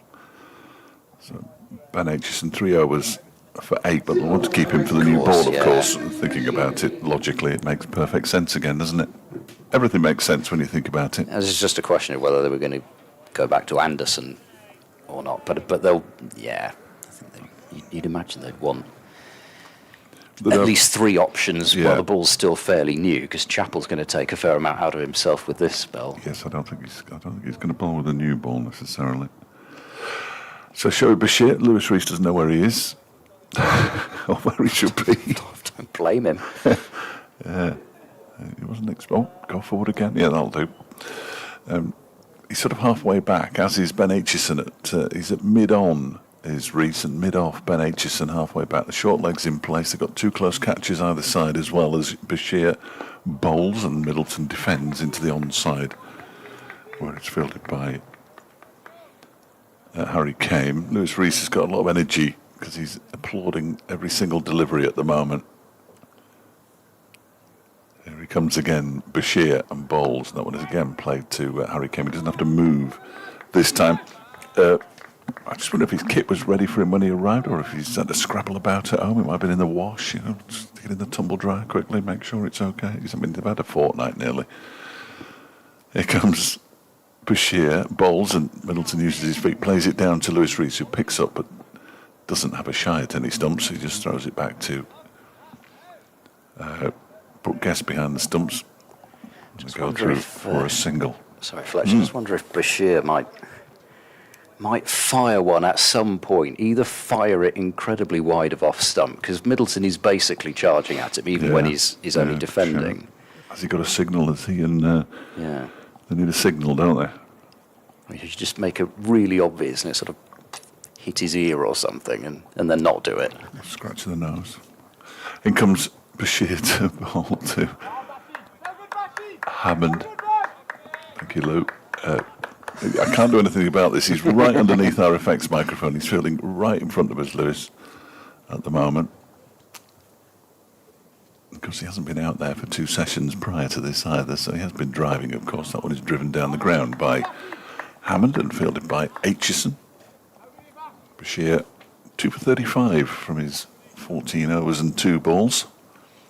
Don't forget, we're still in April. In case you were wondering. Don't forget. Don't forget we're still in it. Who's going to take you home by the cars? Drive, I think it's called. That one's driven. It's a misfield by Mohammed Abbas. He got a fingertip to it, but not enough to stop it from going all the way to the boundary. That was slightly disappointing fielding from the Pakistan Test bowler. That was a very geriatric, not necessarily so much the dive, but more the escort service to the boundary after it. Having to get himself back on his feet. It was the last ball of the over as well. Bashir's bowled 14 overs and 3 balls, 4 maidens. 2 for 40 now. Shouldn't have been 2 for 40, let's face it, but it was. And we're going to go back to the short stuff, which I'll miss most of while I'm informing Radio Derby listeners in 20 seconds what's gone on, if I can do it in 20 seconds. I mean, that was very disrespectful to Mohammed Abbas from my point of view, but it did look that way. It was poor. It was poor piece fielding. We can't get away from that. Right, here comes Chappell. Guess what? It's short. Rises through to Brooke Guest, and Reese is enjoying it again. He's loving it down there, Lewis. I mean, you do need a bit of encouragement just to run in doing this time after time. And to be fair to Chappell, as much as he did get hit for a boundary, he's landing these well. It's not as though he's banging it in so short that it's rising over the top of Hammond's head, or not getting up enough so he can access some of the many vacant spaces created by the field. Chappell bowls to him. That one doesn't get up so much, and Hammond is ducking underneath it. I'm sure he's having a bit of a byplay with his former sometime teammate Zach Chappell. So there's a fine leg, there's a long leg, there's a deep square who has to make sure he's not behind square. There's a square leg who has to make sure he's not behind square. There's a mid-on. That was just the leg side field. There's a mid-off. There's The rest of it won't take us long. and there's 2 fielders that I can't see, so that's the field. Then comes Chappell, bowls, backing away, Hammond blasting it through mid-wicket for 4. That one didn't get up, and it has been dispatched to the long mid-wicket boundary, 190 for 6. There's still some danger in that. The ball doesn't get up so much, but there isn't when you hit it like that. There's no danger at all. It was along the ground, and it was hit fearsomely hard. Hammond has 82, 8 4s and 2 6s. It's been a really well-crafted innings so far as Chappell bowls to him. Another short ball that balloons somewhat, and that one's been wided. I think that's a bit harsh, actually, and so does Zach Chappell, because he's going to have to run in and bowl another one. Have to bowl an extra short delivery. Hammond ducked underneath it, but I think he kind of needed to. Anyway, the wide's been signalled, so it's 191 for 6. And I'm not sure how many bounces that was for the over either. It's the problem with this signal. There needs to be something a bit more obvious than the umpire pointing to their shoulder, because you can't see from this distance whether they're holding up 1 finger or 2 fingers. And now there's a bit of discussion. I mean, this could be because that was already the second one for the over. Of course, I suppose that the wide is of course going to be 1. It's just there was 1 before that. My suspicion is that there probably was, because they're moving a fielder from the leg side to the offside, and this is where the game completely grinds to a halt as well, as there's got to be a lot of machinations gone through as to where they should have the field, because they now don't know exactly where Chappell's going to bowl.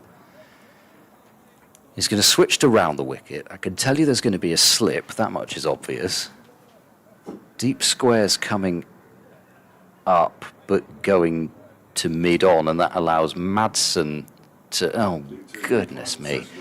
Madsen's gone from mid-on to slip, but Aitchison was standing at slip. He's now going to stand at cover. Don't ask me what the actual change in the field is, but... Anyway, we're ready for some cricket. Here comes Chappell. Round the wicket, he bowls to Hammond, a very full delivery, which is just defended out into the offside, so I think it's fairly clear that Chappell has used up his allocation for the over, so if he were to bowl another one over shoulder height, that it would be a no ball rather than a wide, and 2 runs rather than 1. Oh, very costly. There's 2 balls left in this over as Chappell approaches, bowls to Hammond. Wide ball, good lift, but not played at by Hammond. A thankless task, isn't it, that the Chappell gets given, and he gets given this job all the time. I do feel for him. You sort of feel somebody's got to do it in every team, but not everyone's. Well, I don't know. The enforcer. Everyone's got to. I suppose you've got to have the ability to do it. Whether you actually decide to do it is another thing. But somebody's. I mean, it'd be Henry Brooks in this Gloucestershire side. Chappell bowls full delivery and carefully defended by Hammond to complete the over. So he didn't go back to the bouncer.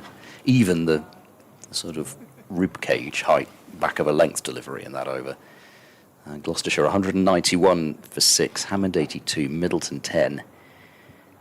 And what have we got? 24 overs remaining, so plenty of cricket on into the evening. And the night. Yes. It's going to be Shoaib Bashir to continue. I'd be surprised if he didn't bowl all the way through to the second new ball now, 8 overs away. And then we'll see Martin Anderson and Ben Aitchison again. I think Lewis Rees is in a very lengthy conversation with... No, he isn't. Wayne Madson's in a very lengthy conversation with Martin Anderson, I think, who's now Zach Chappell. He's going out to the square leg boundary. So where's Martin Anderson? Oh, there he is. Extra cover. Here's Bashir then. In and bowls. That one's pulled straight into Montgomery. Smacks him in the shins, I think. Didn't feel a thing. Goes for a little walk, limping slightly. Goodness me. Yeah. Just flexes his left leg. Substitution, anybody? Oh, no. Off spinner. Jack I'm surprised Morley. he didn't take the catch. It was a drop, I think. Here's Bashir. Here again, that was defended by Middleton straight back to him. Yeah, batting off spinner. I wouldn't say Jack Moley's left armour, isn't he? Joe Hawkins. Only played 1 or 2 first-class matches. Bashir bowls, defended by Middleton again.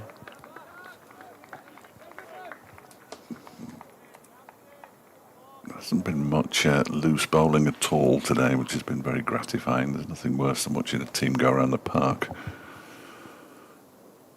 As Bashir bowls, that's a very full delivery that's dug out nicely by Middleton, sort of semi-aggressively. As he pushed it up to wide mid-on. Abbas 2.47, Aitchison 2.19 and over. That's outstanding. Bashir at 2.76 is pretty decent, and he bowls again. That's a very full delivery once more.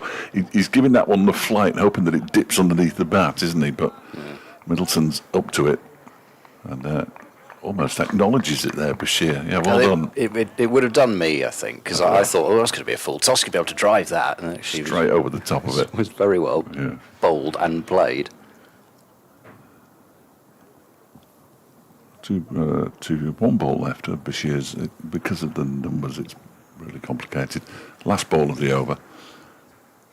Around the wicket to Middleton, who defends it into the onside, where it's fielded by Harry Kane. Goes down on one knee, does Shoaib Bashir, and points to Harry Kane. Disco style. Yes, yeah, very, very John Travolta. Very John Travolta. I like that. 191 for 6. Bashir, 15 and a half overs, 5 maidens, 2 for 40. So another maiden to add to his burgeoning collection.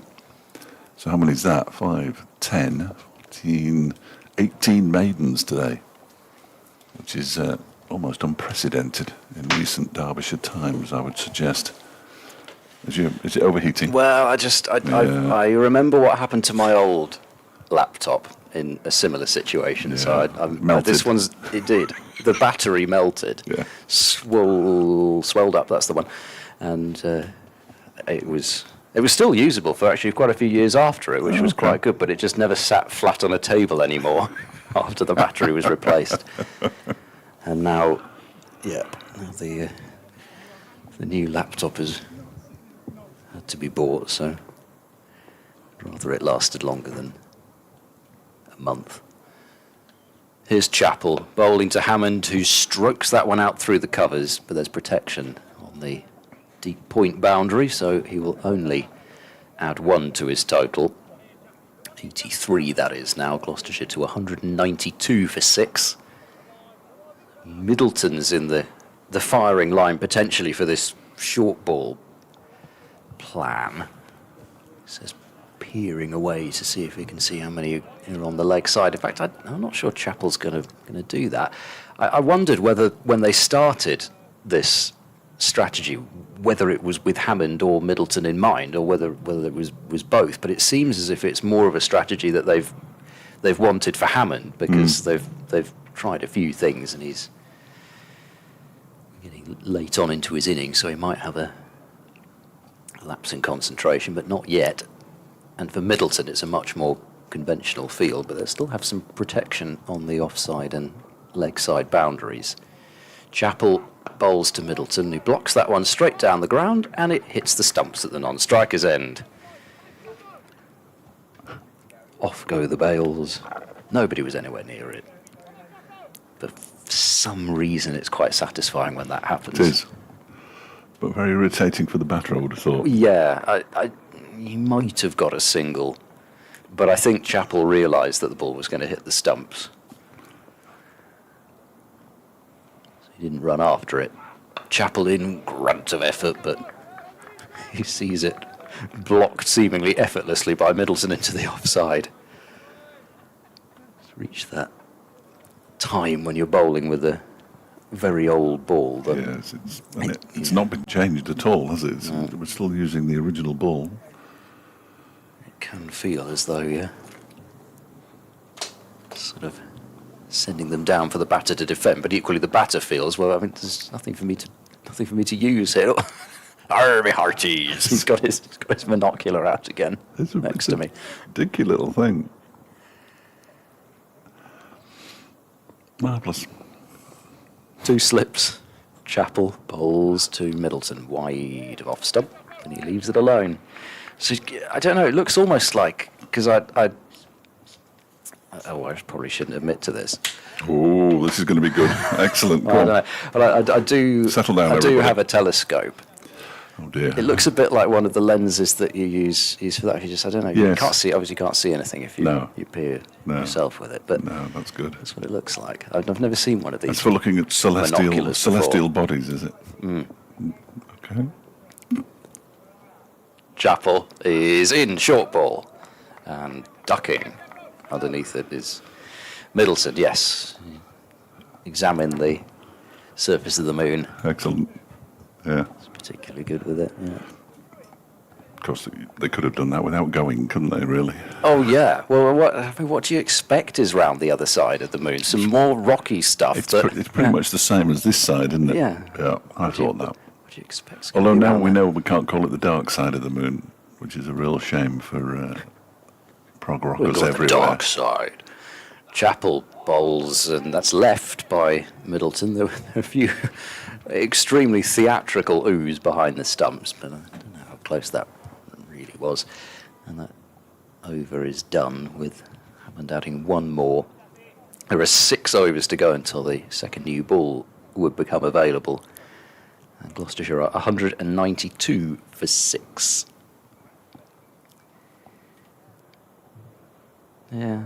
Voyager was a bit of a waste of time as well. Was it? Well, I mean, I knew what the planets looked like anyway. And One's got there's a lot of outer space. Great. one of them's red, one of them's got some rings, that kind of thing. I think I know enough about space. Thank you very much indeed. And then, having been round the far side of the moon in a very dangerous mission, they've got to go to the White House. Here's Derbyshire, which is probably more dangerous. That one is pushed nicely by Hammond off the back foot out towards the cover boundary, where Zach Chappell has just completed an over has to come in off the boundary to do the fielding. Middleton's so eager for these extra runs, turning and looking, and Hammond's not even completed the first one. It's like, I've got He knows. I've got 84 of them, mate. You know. Yeah, he knows. Harry Kame now in discussion with Shoaib Bashir as the game grinds to a halt momentarily.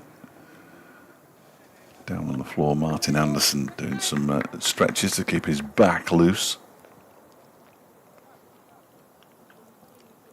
He's very enthusiastic, is Ed Middleton.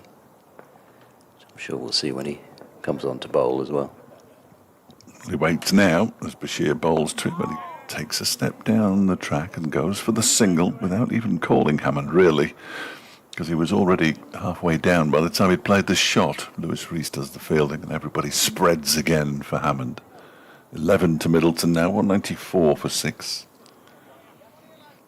Over rate remains level. Stand by for more Rees enthusiasm after this delivery. He's currently speaking to John Lewis down on the boundary below us as Bashir is in, and that's defended by Hammond. Bashir fields off his own bowling, and Anderson is going to come back on again by the look of it. Windmilling his arms around at extra cover. There's always one person with a really loud exhaust on the Sir Frank Whittle Road as Bashir bowls, and the ball is driven back to him by Hammond. Bashir collects the ball, stands up and threatens to throw down the stumps, which would have incurred the umpire's wrath, I'm sure. I suppose it's quite appropriate, really. Something, you know, something making a loud noise. Jet to do with, engine style noise, yes. This one's given a bit more air, and Hammond pushes it out into the offside for a single and moves to 85. 195 for 6. In goes the short leg. Matthew Montgomery took the catch to get rid of Graham Van Buren, remarkably, and the only wicket to fall since tea, when the score was 167.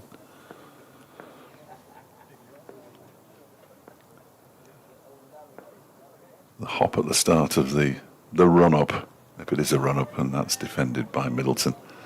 Out into the onside. He fields off his own bowling, Shoaib Bashir. And the over comes to an end. 195 for 6. Hammond has 85. Middleton has 11. And we're now 5 overs away from the second new ball as Martin Anderson removes his sweater to return to the attack. 11 overs, 2 maidens, 2 for 18, his figures. Bowled 2 overs at Old Trafford, I think. That was it. He just tweaked a hamstring quite noticeably. Clutched the back of his leg at the end of an over. Never to be bowled again. I suppose if there's any encouragement from the way that Bashir's bowled for Gloucestershire, it's that if they are able, their spinners are able to land it in a similar way, that they know there is some bounce there, and I don't think there's a huge amount of turn, but perhaps that might increase as the game wears on, so there might be something for the Gloucestershire spinners to work with. Anderson's had spells from both ends. But, well, I've got to say, we've gone from Anne Anderson delivering figures somewhere along the lines of 11 overs, 2 maidens, 2 for 18, and now this one's doing it just with an extra S. He's over the wicket and bowls, and Hammond has driven that one into the ground, and it dribbles up to mid-off. Once again, I was searching to see where that ball had gone, expecting it to go more towards the covers, but it really didn't. Now, umpire Pratt is just having a little look. Checking the danger zone. Getting a bit close here. 11th wicket's gone down at New Road. Anderson bowls. Hammond flicks this one firmly. It bursts through mid-on. Enough for them to take a single only, however. So Middleton will be back in the firing line. 86 for Hammond. 96 for 6. That's his highest score of the season. Gloucestershire 36 for 1 after 7 overs. In reply to 196 made by Kent. Throw the bat. Get a lead by the end of the day. Is our good friend Keith Dudgeon bowling? Well, he should be. He's certainly playing. Stearman, their overseas player, was injured, wasn't he? It was a bit of a loss for them. Anderson bowls to Middleton, clipped away through forward square. Another comfortable single, 197 for 6. The wicket has been taken by Matt Milnes, 1 for 22 off his 3 overs. Keith Dudgeon 3 overs for 11, and Mikey Cohen's bowled 1 over for 3 as well, the former Derbyshire. Quick, the South African with the French passport. Does he? Didn't know that. That's how he plays as a local. Anderson over the wicket, bowls. Hammond stands tall, drives, good stop. Out at cover by Aitchison. He's got through a few overs today, 16 already, and he's got a few more to get through, but he got down quickly there to prevent any runs at all. Yeah, they've done quite well, Kent, in terms of getting some of their players to return, like of Milnes and North East. There was a lot of talk about a talent drain, I think was the term that was used. Anderson bowls, another leading edge, but this time it's safe out through the covers, and Hammond takes 1. It was in the air for a little bit, but not too close to Ben Aitchison. 198 for 6. Hammond adds another single onto 87. Another century for Marcus Harris, 103 not out. Lancashire 293 for 7. Tom Bailey, who was no substitute, has joined him. He's yet to get off the mark. Anderson in, good Yorker. Middleton has a bit of time to dig that one out, and does so. And that's the end of over number 76, with Gloucestershire 198 for 6. Partnership worth 31 between these two. Just going to have a look, see what Sammy Connor's figures are. He took a couple of early ones, didn't he? 14 overs, 3 maidens, 2 for 45. Decent effort from Sam. 3 wickets for Ben Rain, 1 for Matthew Potts, 1 for Casey Aldridge. He was at Somerset, wasn't he? It was, yeah. They went on loan last season during the T20. I might have seen him then.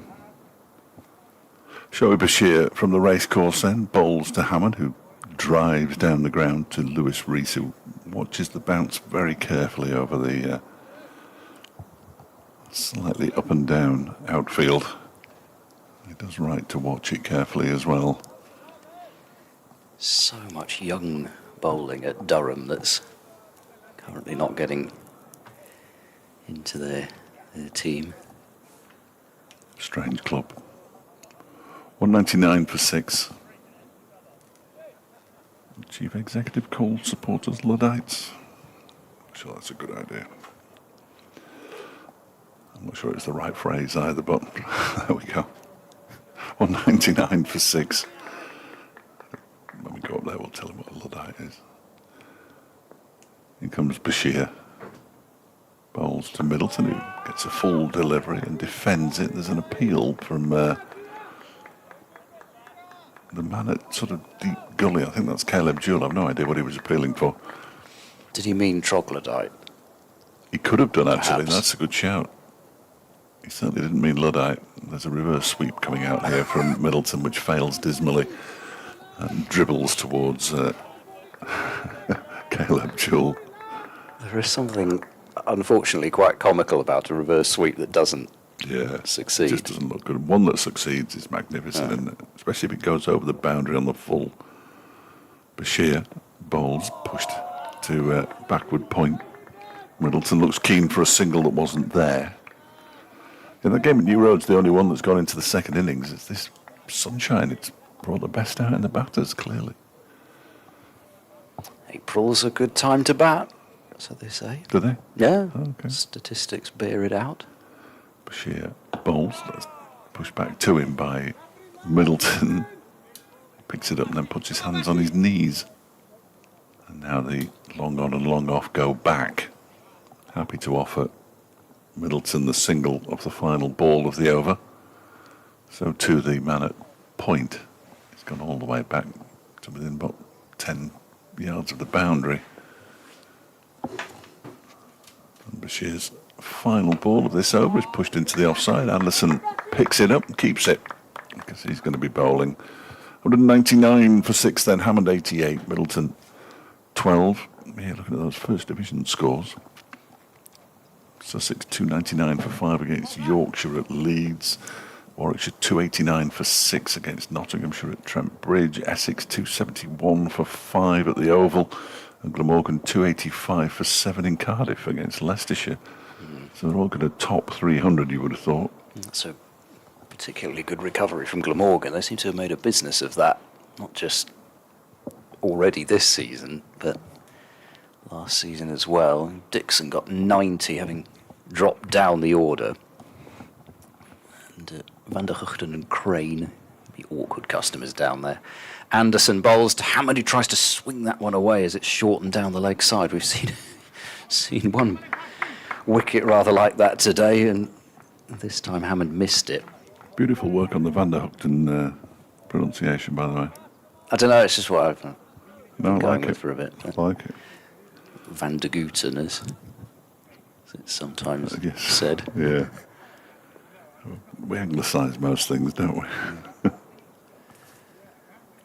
Anderson in wide ball, driven, square of the wicket on the offside. Should just be the one. No, Hammond wants two.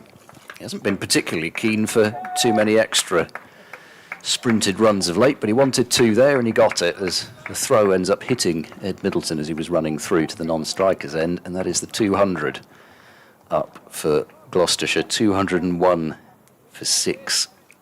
And Hammond has moved on to 90 with the second new ball just around the corner. So they're in danger of getting a bonus point here, aren't they, for their batting? Anderson bowls, pushed away to point by Hammond. There was a bit of a gap there with that fielder drop back to the boundary, but just a little too close to the backward point fielder. It is noticeable how that surface, there's still this one very green, at least from this angle. It probably looks completely different from another angle. From this angle, it looks like there's this one very green strip down the middle of it, and the rest of it is starting to look much more even in terms of its colour already. Yes, it's not going to be easy to take wickets, I don't think, tomorrow. Anderson bowls, Hammond leaves. Yeah, well, I suppose it's a... Q 15 wickets falling tomorrow, of course. What's interesting, though, is that the feeling with these hybrids was that you use them early season when there's a bit more moisture about. There's probably going to be some moisture because of the massive temperature difference between the day and the night time. However, the feeling is that they could start to misbehave a bit more when it starts to get a bit dry and dusty down there.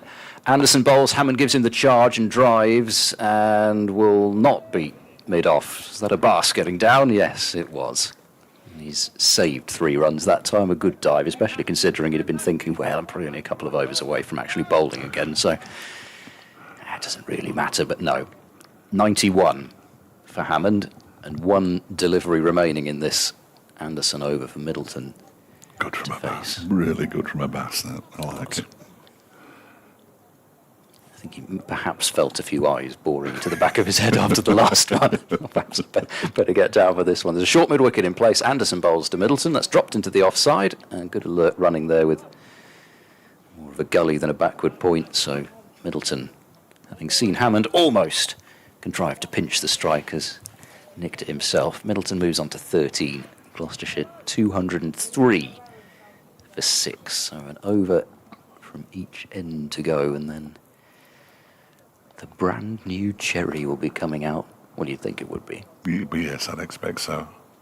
Rory Hayden is on the field again, I think in place this time of Zach Chappell. Mohamed Abbas going through his warm-ups, which involves a lot of high kicks and stretching out of thigh muscles. Possibly the last over we'll see for today from Shoaib Bashir. Racecourse end, bowling to Middleton. Almost gets through. Almost gets through. Just got enough bat on it. Did Ed Middleton.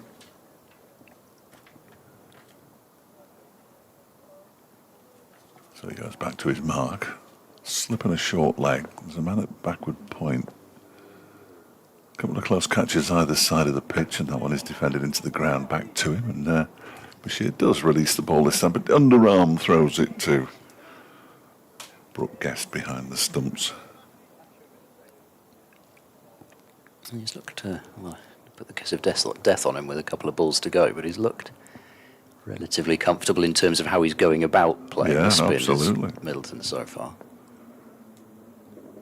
Here's Bashir again, and he goes for the cut shot. He does cut it, and he cuts it straight to Caleb Jewell, who misfields it, and then ends up flat on his back, throws the ball in the air and catches it, but they go through for a single. Middleton moves to 14, 204 for 6. I think you said there'd be about 200 when the new ball was taken.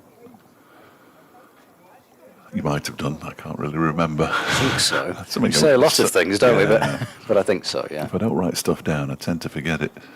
As Bashir bowls and strikes the pad, it was going down leg side, even from here, it appeared to me. And the appeal was stifled pretty quickly. Two members of Derbyshire's media team working very hard next to them, building a bit of a sweat up in there. As Bashir comes in. And, as the sun come round. Forward goes Hammond, drives into the offside. They're coming back for the second as Hayden gets to the ball. And they get back comfortably enough, and Hammond moves to 93, 206 for 6. With one ball of Bashir's over to go. Recent conversation with members of the Derbyshire crowd down below us as Bashir comes in. Again, Hammond uses his feet to just poke the ball up towards long on. Takes the single, keeps the strike, moves on to 94. Middleton has 14, 207 for 6, with one over to go until the second new ball becomes available. Where is it? Is it already out there, surely? You'd hope so, wouldn't you? Well, I don't know. Unless it's going to be rushed onto the field at the exact Well, it moment. can be. Hammond's just asked for a drink, so that won't come on till the end of the over, will it? So they can bring the new ball on with that. Yeah. So, Anderson getting back to his mark. Bashir tossing his hair out of the way as he... He's doing it again. Tossing his head back. Sticks his Derbyshire cap on. And the sunglasses wrapped around the back of it again. Although he is, in fairness to him, he does have the sun behind him, so it will need protection, the back of that cap, from the sun's rays. Anderson in and bowls. Hammond drives firmly, but shouldn't beat mid-off, and doesn't. But I had that one hit straight to him. He still looks as if he's playing his shots, Hammond. At the moment, he's keeping them down along the ground. You just hope there isn't that little devil on his shoulder saying, go on, just make sure you get to that milestone before the second new ball. Get it smashed. 5 deliveries remaining in the over. Anderson bowls and Hammond drives once again. It's a full ball, but it's almost so full that he couldn't really time it. Digs it out, and ball makes its serene progress once again to Mohamed Abbas, who decides that with just 4 balls to go, the ball needs a shine, so it does that a bit. Perhaps he's cleaning some dirt off it or something. Just can't help themselves, can they? No. Anderson in. He does give him the charge. Hammond plays a lovely shot. That is one of the shots of the day. Just shimmying down, almost making it into a half volley by using his feet, and then he played a sort of wristy on drive, and the ball whistles away down to long on for 4. Oh, are you still there? That's a good question, actually. I think There's only the option to press OK, so I must be OK. There we go. That's another 4 hours we've been inactive. 211 for 6. Field drops back a bit on the leg side. Hammond on 98. Anderson in and bowls. That's cut away by Hammond, but he'll only get a single as deep point field. So Hammond is on to 99. And there's only 2 balls left in the over, so he may have to have his drink on 99. Sure, he'll be fine. 212 for 6. It's a good job he's here, though. From a Gloucestershire point of view. 99 out of 212. Yes. It's quite a high percentage of Yeah. the runs. Middleton to face. Anderson to bowl. Short pulled, completely clothed into the leg side, and they'll just get the 1. So Hammond will be back on strike for the last ball of the over. Middleton couldn't resist having a go. And I mean, in fairness to Middleton, he was trying to hit that quite a way in front of square. So unless he slapped it straight to mid-wicket, then it's probably just about okay. But he certainly didn't get a huge amount of it. But anyway, he's on to 15. Gloucestershire to 200, excuse me, and 13 for 6. And that deep square has come up, as has the deep point. Hammond facing on 99. Anderson runs in and bowls. Hammond forces it into the offside, but he can't get a single. There just was not enough room there to take the 1. Aitchison across to field, and that is the end of the 80th over. Gloucestershire 213 for 6. He desperately wanted it that ball, did Hammond. I don't know whether it really is much to do with the new ball and just the fact that he wants to get there, but It's amazing what difference 1 run makes, is, though, isn't isn't it? It's ridiculous, really, but we all know the difference that it makes. And he deserves 3 figures, there's no question about it. Shoaib Bashir's carrying off the spare helmet, so he's going to be replaced temporarily by somebody. Oh no, Zach Chappell's come back on. Bashir hasn't actually left the field, and Aaron Donald, he has gone off. So 2 of them have gone off. So Rory Hayden must be still on, he is. There he is. And Mohammed Abbas is back. 15 overs, 3 maidens, 0 for 37. Quite like the last 4 here. I'm sure most of the bowlers would, but there's a buzz. there is. Don't know what it is. Ooh. Oh, I don't like that. No, I'm not a big fan. There, it's gone. We're still on, I think. Well, we haven't had any interaction for a while. Perhaps everybody's just dropped off. And it's back again. Apologies for the buzz, if you can hear that. Just That should do it. cover that up with the jumper, Beautiful. just in case. Mohammed Abbas then, from the racecourse end, bowling to Ed Middleton, who drives, and it's well fielded there by Montgomery.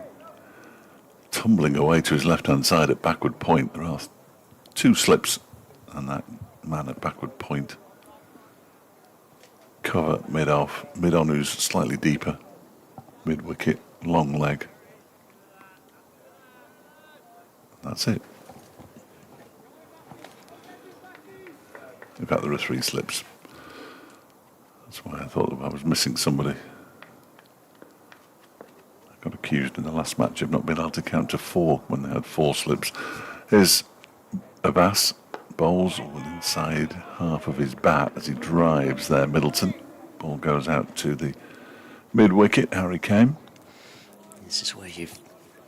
And I know that the new ball has only just been taken, but you've still got to change your mindset from what you were doing against the old ball, where you could trust more how it was coming through, because as it gets softer, it will just come through slowly anyway. This new ball could suddenly start to bounce or whatever again. You just got to change your approach a bit.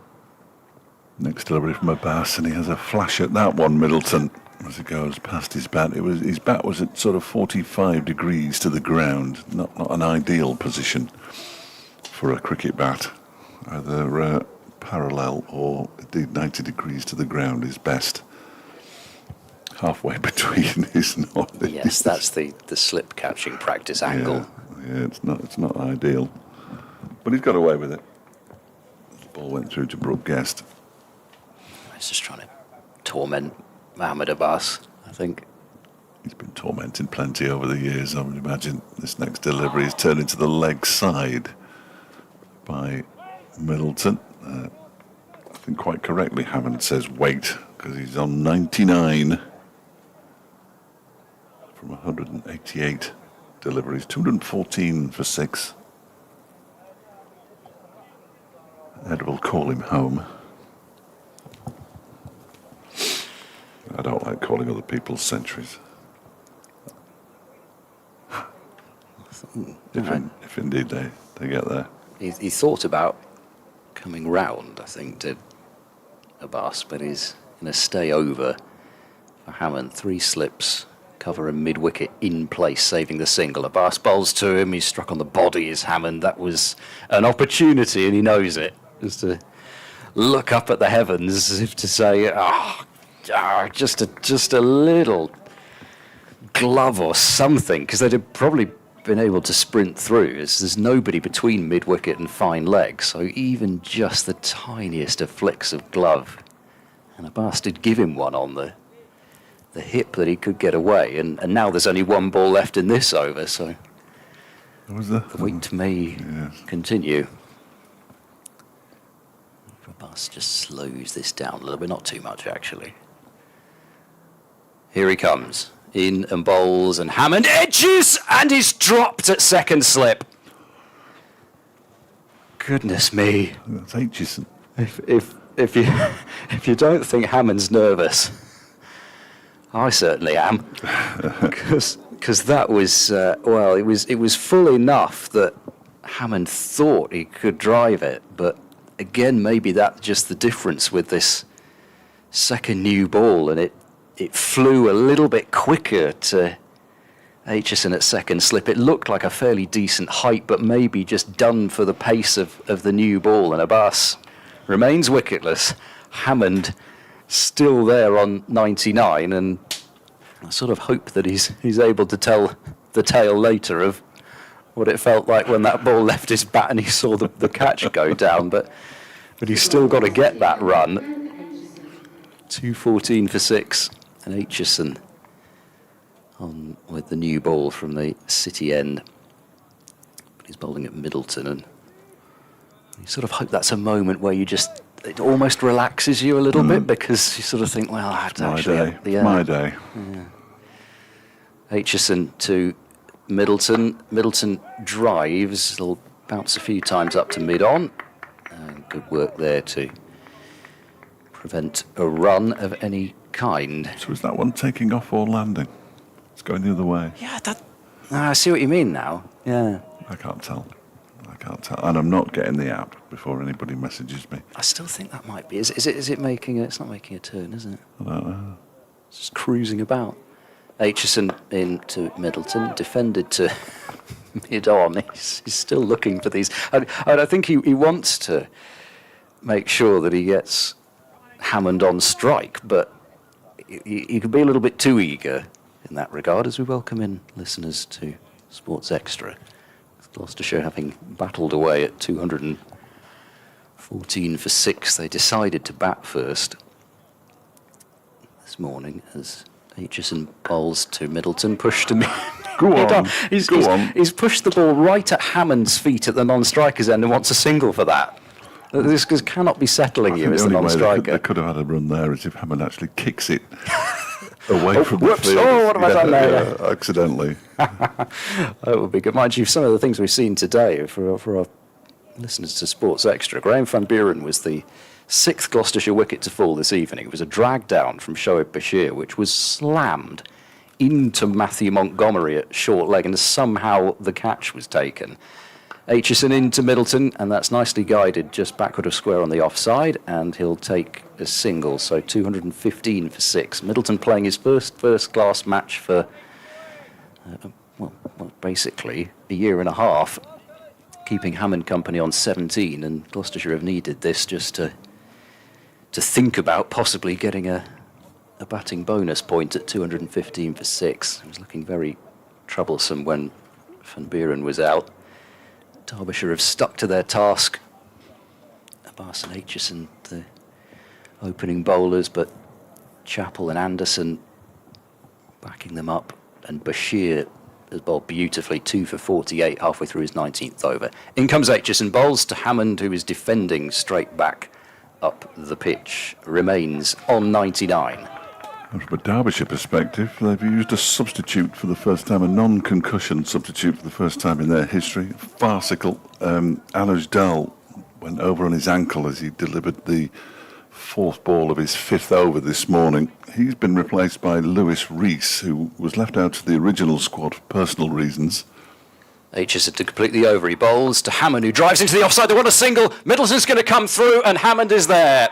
He gets to 100, and that will be a huge relief to Miles Hammond. What a superbly constructed innings that has been. He looks up to the sky, and I think those who've been around Hammond for long enough will know who that's for, as he reaches a 192 ball 100. And he's had his trials and tribulations in the 80s and 90s. I can say it now because he's got there. But Miles Hammond, I think back to last year, especially when he got close to 100 at Old Trafford and edged Tom Bailey into the slips on, 97, was it? Yes, it was 97. He's had a few near misses in recent times. He went today when he edged one to about Aitchison on 99 and he couldn't cling on. Should have fallen short of this one, but it was 8 50s and no hundreds last year for Miles Hammond. And in fact, you go back just one further. This 50 was the 10th time he'd passed 50 in a row, and until he got that single, that was the 100. So that's got to feel like such a relief for him. So on strike now to Mohammed Abbas, bowling from the racecourse end. It strikes him on the pad potentially, but he was outside the line of leg stump. Hence no appeal from Abbas, and it's been given as leg by 217 for 6. Yeah, Lewis Rees has replaced Anuj Dal, who went down injured when he was bowling, but Rees won't bowl because he's got an ankle injury, and he's a much, much better batter than Anuj Dal. With the greatest of respect to Anuj Dal, it makes no sense, and that's coming from the Derbyshire perspective, who are clearly going to benefit, or will hope to benefit. 50 partnership, by the way. Indeed, thank you. As this next one's left alone outside the off stump by Middleton. That's all I'll say, I think. Yeah, well, that's perfectly. Yes, well, I mean, you can scroll back, I'm sure, somewhere, and hear our full discussion on the substitution rule and the fact that I hope certainly that it's scrapped sooner rather than later, because it's not working in the way that it was intended, I don't think. And like for like, they're stretching the meaning of like for like a lot for me. As this next delivery from Abbas goes past the edge, blimey, that took off as well, and it was taken sort of chest high to his right by Brooke Guest.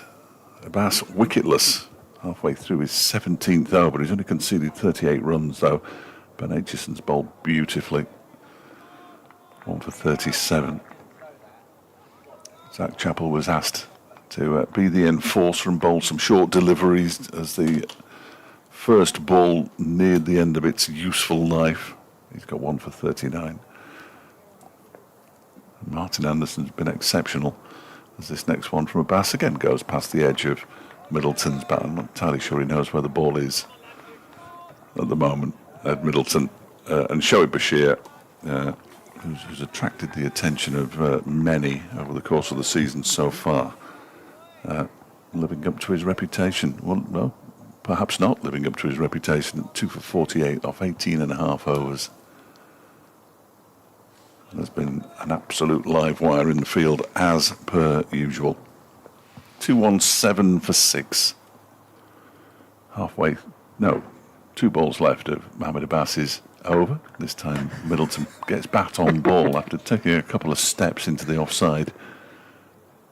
It's fielded there by Caleb Jewell. He seems to be, and this is no slight on Middleton, but he seems to be better When he's moving. when he's halfway down the Yeah. pitch. It's as though you would think that somebody would have less reaction time, but it's almost as though Middleton's happier if the pitch were 20 yards rather than 22. Yes. They pushed out the man at square leg to within 10 yards of the boundary as Abbas is in, and that one's edged and goes down to third man for 4 runs. It was not possibly at catchable height for a full slip, but it would have been a very good catch. And Mohamed Abbas stands in the middle of the pitch with his hands on his hips, perhaps understandably gets a little pat on the back from Brooke Guest. Middleton moves on to 21. Hammond has exactly 100. And Gloucestershire 221 for 6 with 13 overs to go in the day's play. Still sort of feels as though whoever you talk to after today would say it has been hard work, because no bowler's got a 3-for, and even the bowlers that have got 2-for, they've got through 14 and 18 and a half overs respectively, so they've not been charging through Gloucestershire. It's just been a constant chipping away for Derbyshire, and in so much as Gloucestershire have had success, and then much of it has been down to Hammond. I don't know. I think, well, he certainly had more free-flowing innings than this, but this has been up there in terms of value. Aitchison bowls to Hammond, who defends straight back up the pitch, and I suppose now the question is, can Hammond just reset here? There's 12 overs to go to bat after this one, so still long enough left in the day that you're not quite near the finishing line.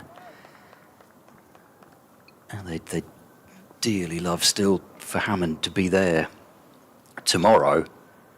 Aitchison over the wicket bowls, clipped away through square leg. Hammond will pick up a single with Rees drop back to the boundary. He moves to 101. It's a 2-2-2 for 6. And Hammond, who have a high score of 169, made that at Cheltenham against an attack that I think included Mohamed Abbas. Ah, nice. I'll have to double check that, but I think so. I think they had all of Abbott. Oh no, there was one missing. Oh, I'm going to have to check.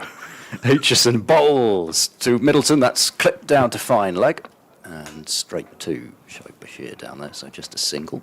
Another run added, 223 for 6. There was certainly a lot of Liam Dawson Okay. out of the rough, and he was skipping down, and it was a really cracking battle. Abbas would certainly have been at Hampshire. I just can't remember whether he was involved in that game or not. It's going to be terrible if he wasn't, now that I've Well, he built it up. gone through all this trouble. Yeah, he built it up. Dear. Aitchison into Hammond, gives him the charge and drives and beats cover. And that will go, yes, it will, to the boundary. I wasn't sure whether some pace had been taken out of it by Montgomery. It was a committed effort, but the ball was just timed too well. 227 for 6. Hammond up to 105. Up to the scoring, 2.66 and over now. It was way below that. Was he playing? Yes, he was. Excellent. Good. Few. They did have all of Barker, Abbas, Abbott and Dawson. Aitchison is in and bowls. That's turned into the onside. Quick single is taken well. And 228 for 6. 45% of his side's runs today so far. As Miles Hammond. First innings figures in that game. Abbas 8 overs, 5 maidens, 1 for 6. Decent. He didn't take a wicket in the second innings as Gloucestershire were made to follow on. Hampshire chased a target of 82, losing 4 wickets, but Spicy. it was a fine innings from Hammond in the place of his birth. Middleton waits, Aitchison bowls, and left alone to end another over. We kind of saw this, we kind of saw with the first new ball that the first 3 or 4 overs, maybe 5, Doesn't there do was a much, does wicket, it? but yes, but it all of a sudden, almost every ball seemed to be beating the bat for a few overs after that. Well, even the wicket, though, I mean, it wasn't No, exactly. the greatest delivery from Ben Aitchison, was it? And he has bowled some really good deliveries, but that probably wasn't one of them. Mohamed Abbas back at the racecourse end. He's going to bowl over the wicket to Hammond, the left-handed Hammond. 2 slips and a fly gully. What's he doing there, Martin Anderson?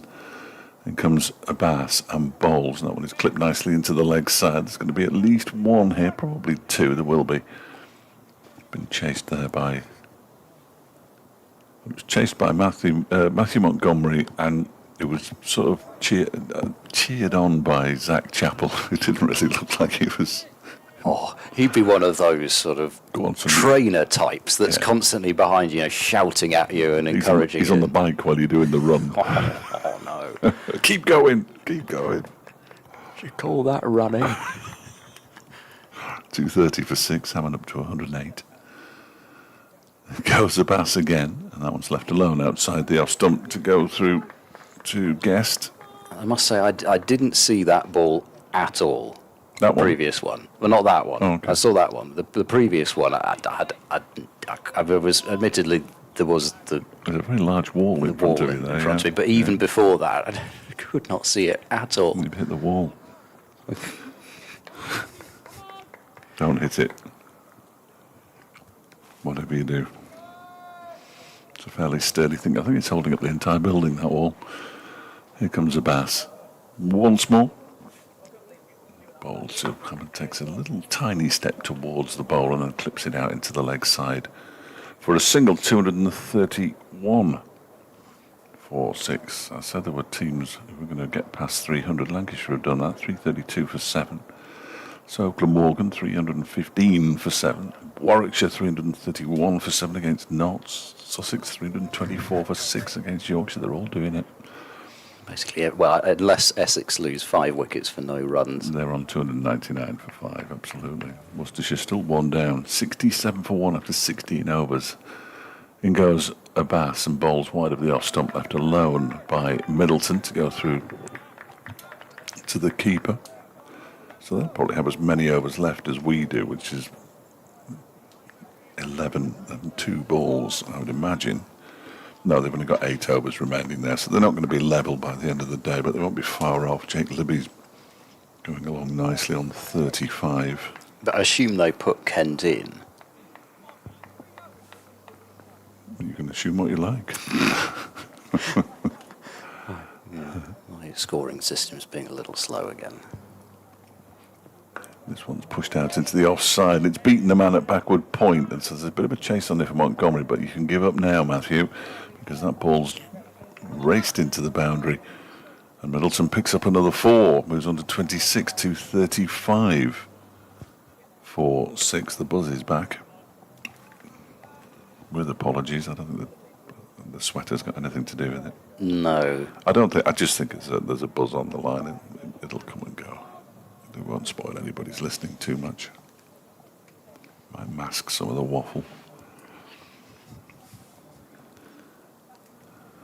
Now then, the third slip's moved to fourth slip now. We know where this next ball's going. Catchable height to third slip. As Abbas runs away from us, and it goes past the edge of the bat in actual fact. Final ball of Abbas's 18th over, still wicketless, 49 runs conceded. And Gloucestershire are 235 for 6 now, with Middleton on 26 and Hammond on 109. Still going at less than 3 and over, Mohamed Abbas. Most of the bowlers are. In fact, all of them, bar Zach Chappell, who is still out on the field, going at less than 3 and over. Yeah, I assumed wrongly. Kent decided to bat. All right. It's a curious place to decide to bat. New Road. I don't know. My normal impression of it is it does quite a lot, and then it dries out And a it bit. flattens, yeah. Anyway, Aitchison round the wicket, and Hammond, for one of several times today, has almost swayed away from the ball. His judgment outside his off stump has been noticeably the best today so far. I can't remember him even playing and missing very much No, compared with Compared others. to everybody else, yeah. If it's absolutely. been a tall wide, he's just left it, and you know that Abbas is going to bowl an awful lot of deliveries which are about fourth or fifth stump. Aitchison is in. Oh, that one might have hit the stumps. In fact, it was close to hitting the stumps twice. Firstly, when Hammond jabbed the bat down to keep it out, as it was very full, and then after having done so, it hit the toe of his bat and then sprung up backwards, and he hit it with his toe, just to ensure that the ball wasn't going to backspin somehow towards the stumps. Getting on with this, Aitchison already in again, and that has been driven sumptuously for 4 by Hammond through extra cover. He's barely moved, and if you could play a shot like that, you wouldn't really. You'd just admire it. 239 for 6. I mean, it just made that look effortless. 113 to him. And there is something about the left-handed well-cover drive and straight drive anyway. For some reason it looks better than when a right-hander does it. Aitchison bowls, he fancies another go, doesn't really time this one, and there's a stop up at mid-off by Chappell as the ball was bobbling a bit on him. He puts his body on the line. Another single, 240 for 6. Well, look at 167 for 6. I'm pretty concerned as far as, never mind the points, because the points come with the runs. Concerns about where Gloucestershire's total was going to finish. There's a short ball that's been pulled away by Middleton. He's found the gap beautifully between fine leg and deep square. Aitchison trying to surprise Middleton with a short ball, but he's swiveled on that and smacked it away for 4. So 244 for 6. Beautifully done. It's been a really valuable innings from Middleton. I mean, he was in form, really in form for the seconds with both bat and ball, but so far he is translating that into his return to the first team. Aitchison bowls to him, and that's just turned away calmly into the onside. They might think about a second here, even though the ball's barely left what would have been the 30-yard circle, but I think they wisely decide to stick to the 1, so Middleton will have the strike at the end of that over. Move your sweater a moment. I've just got to go and do an update.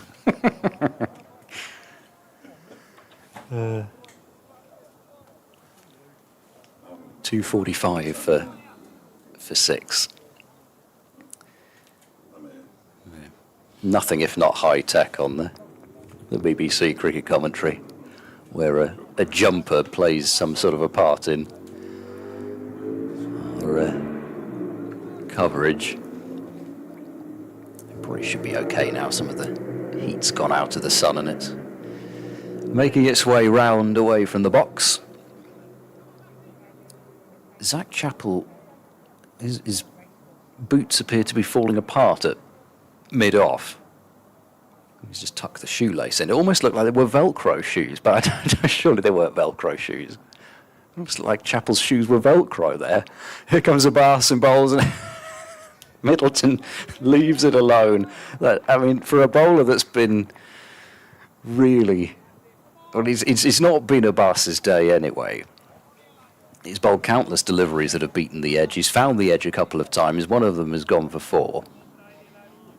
It's been the sort of day where you might think, why do I stick at this crummy old game? And then you've got a batter who's come out at number 8, is on 31, 78-run partnership, and charges down the pitch and leaves it alone crab-like. This time he just shoulders arms. And Guest takes. Middleton just touches his bat back into his ground. Goes for another wander. 78 run partnership for the 7th wicket. And, well, the new ball is clearly not doing nothing because it's carrying through to the keeper on occasion. As Abbas runs in and bowls, and once more Middleton lets it go. And after a few scares in Abbas's first over, Middleton has seemingly done exactly what you'd have hoped he would do. He's now not playing at those tempters wide of off stump. And so far, the new ball hasn't jagged back to such an extent that Middleton can be too concerned about a ball cutting back and flicking that off stump. Abbas bowls and forward Middleton finding plenty of space out there on that offside, just a drop and run out to cover point. Gloucestershire to 246 for 6. Middleton on to 32, and I don't know, it looks like 32 is a bit of a start, but in the context of this innings with Hammond at the other end, it's much more than that, and he's done everything, Middleton, that he can so far to grab this opportunity. Abbas bowls to Hammond, another flowing drive through extra cover. That's another save your legs job. Up to the boundary for 4. And the 250 has come up.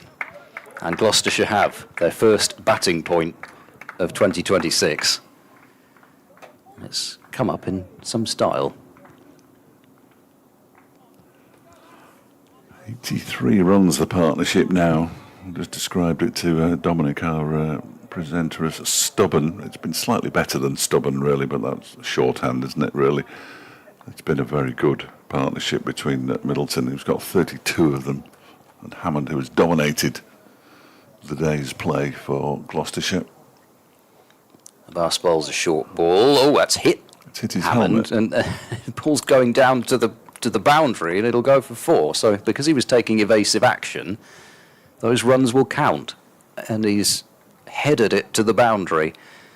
I think it's safe to say he's okay because he's taken his helmet off. Not for the first time, actually, in the past few minutes. He took it off to acknowledge the 3 figures, but that one made you could hear the plunk as it hit it, and then it went ballooning off. Nobody could catch it, so it's 4 more runs that Gloucestershire will gladly take. 254 for 6.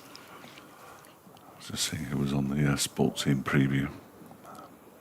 Joe Shakic. I've had a couple of messages off Joe already today. He's a big cricket fan.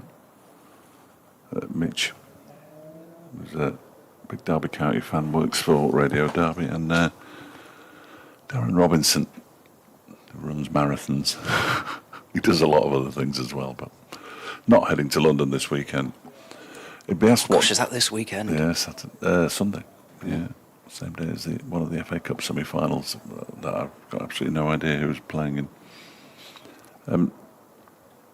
Just a brief, another brief hiatus. Zach Chappell's back. So Ben Aitchison's brief spell with the new ball has come to an end. 3 overs for 19.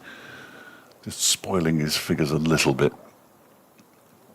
Mohamed Abbas has gone for 17. So since the new ball was taken, they've managed to score 36 runs in 7 overs. It has almost been that case that you see sometimes with second new balls late on in the day, where actually it just comes on to the bat a bit. Tired-ish bowling attack, and yeah, they have got through some work already, haven't they? very much a set batter. Both set batters, really. Middleton's been out there for 65 deliveries. Hammond for 206. He's been there for most of the day. It feels like. He actually, when did he come in? He came in with the score on 51. So it's 19 overs. So that was probably about 1:45. Yeah. Yes, it was.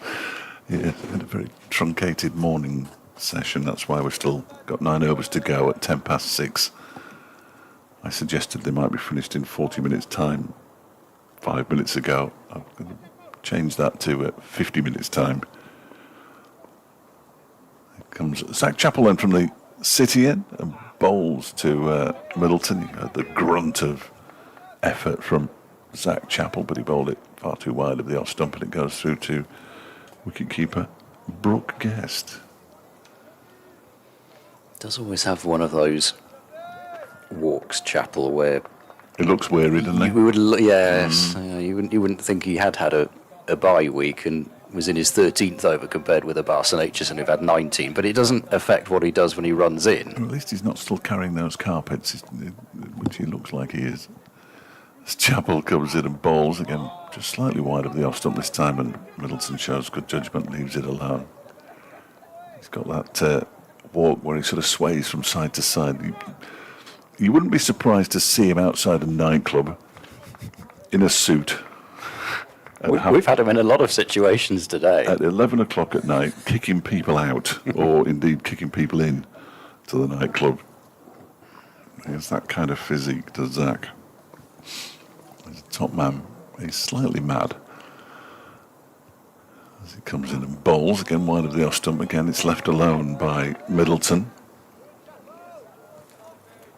Chris Wright, who can't keep still himself, the bowling coach, is completing yet another lap of Central Co-op County Ground. He puts some miles in, does Chris. Over the course of a 4-day game, he must get plenty of steps in. I'm pretty glad he's not charging in and bowling anymore. Chappell is, and this one is left alone by Middleton after taking a step towards Chappell. Guest thought about rolling the ball onto the stumps and then decided better of it. Yeah, they are often a different bunch, cricketers, and I think Chappell and Middleton, and in his own very different way, Hammond would be would be up there to as exhibits for that. Yes, good characters. I like them. Here's Chappell. Bowls. That was down to third man. Not sure whether he meant to, but it's gone for 4 runs. There is no third man down below us. If he did mean that, that was maybe the cutest shot I've seen. I thought he was trying to all leave season. it. I've got to admit, I thought he was trying to leave it. I mean, if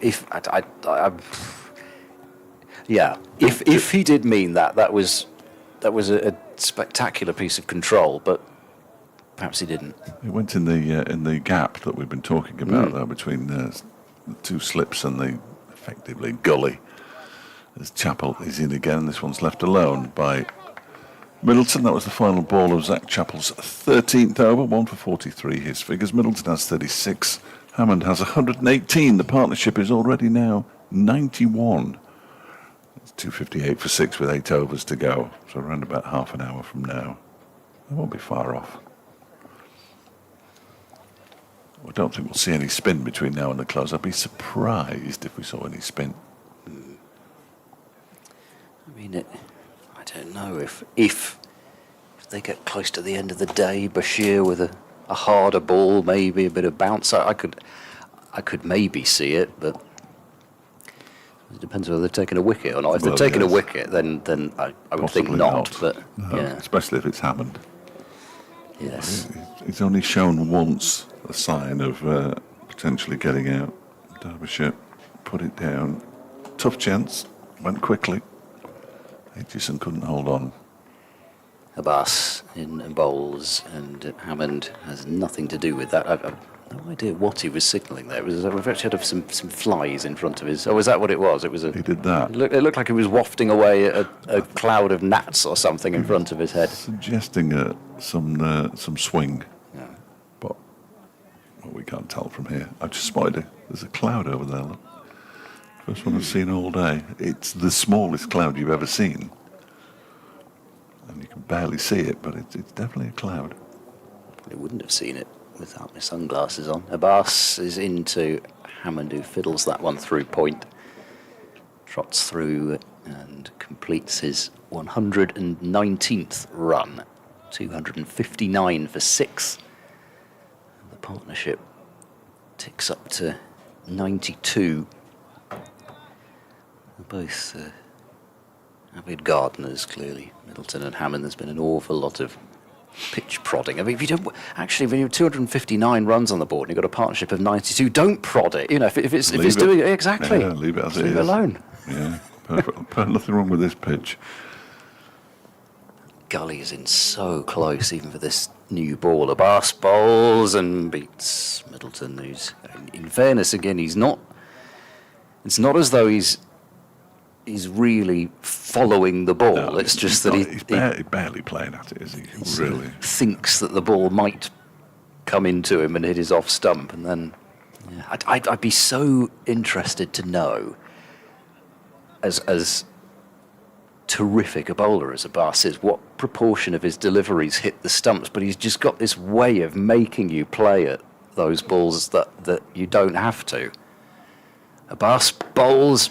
Middleton on drives. I think he quite liked that one. He was halfway down the pitch thinking, I must get runs for that. And then Rees just only a couple of steps forward. Didn't even have to particularly hurry. He is often halfway down the pitch after he's played his shot, though, isn't And in he? fairness, it is about 2 strides for him. Yeah, no, halfway he's down. He's a tall man. The weather tomorrow, 20 degrees tomorrow. 19 on Sunday, 19 on Monday. Bit of cloud around on the last 2 days. That might change things a touch. Abbas bowls a short ball. One had some life to it, and Middleton had to go scurrying away out of the way of it. Well, there is a nickname, isn't there, for this part of the world, but I really don't fancy saying it. Is there? Well, I mean, you just hear it everywhere. Oh, don't that you? one. Yeah, No, I know the one you mean. Yeah, no, we don't need to go into that. There is a flag with it on. It'll be at Queen's Park Rangers tomorrow, I think, rather than here. But they do come to T20 matches with the flag with that name on. Last ball of this over. Abbas has got through, 5? Will have got through 5 with this second new ball. He tries another short ball, which is extremely harmless and way down the leg side, and Middleton rightly just says thank you very much. That'll be the end of the over. Taken by Guest, 259 for 6. And, I'm not suggesting that was frustration from Abbas, but perhaps he just felt that Middleton would have a go at a second one, but he didn't. He gets a pat on the back from the wicket-keeper. 7 overs to go this evening. And the run rate's starting to creep up towards 3 and over now. Well, exactly. Yes, there was a time when he thought, well, they might struggle even to get 2 batting points, never mind whether they would get there, but whether they'd have the time to. But, yeah, has accelerated. They'll certainly get 2, you would have thought. Zach Chappell's going to continue from the City end. Having bowled the 1 over so far with the new ball, went for 4 runs down to third man. Must be warm. The Western Australian is out there with Bancroft in shorts and sunglasses, so nobody can complain. No, not really. It'll be too warm for Tasmanians, though. Here comes Zach Chappell, City end. Bowls to Hammond, who drives up to mid-off. It's fielded by one of the Tasmanians, Caleb Jewell. Picks the ball up rather disconsolately, having not taken it cleanly as it arrived at his feet. Yes, he really would have, if not expected, certainly hoped to be batting by now.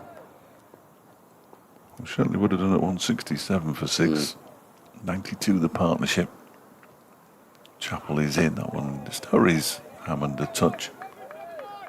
He manages to get it up to Caleb Jewell once again. Martin Anderson warming up away to our left-hand side. See one final burst from him. 2 for 31 from his 14 overs. Bowled nicely. And Lewis Rees, the substitute for Anuj Dal, being moved a little straighter at mid-wicket. He's in the shadows of the trees away to our right, as in comes Chappell again. And balls, that one is whipped into the leg side. He'd have had to have been even straighter to have got anywhere near that, because Shoaib Bashir is going to run all the way from mid-on. They're going to come back for a third as well. That's good running. Hammond moves to 122, 262 for 6, and the partnership up to 95. No, his name isn't Miles Gammon. I was just bringing up It's harsh. I I think that would get you something else completely different. was bringing up a search and missed the H key, clearly. He's on 122 now from 211 balls. He's at the non-striker's end. He's just down on his haunches at the moment, leaning on his bat. Martin Anderson down below us at third man. It's a little bit more defensive with just 9.5 overs bowled with this new ball. I'm getting ready to write my Derbyshire. Will be looking for early wickets this morning for the sports bulletin. That's a sharp delivery from Chappell. Just sways out of the way a bit, Middleton, really.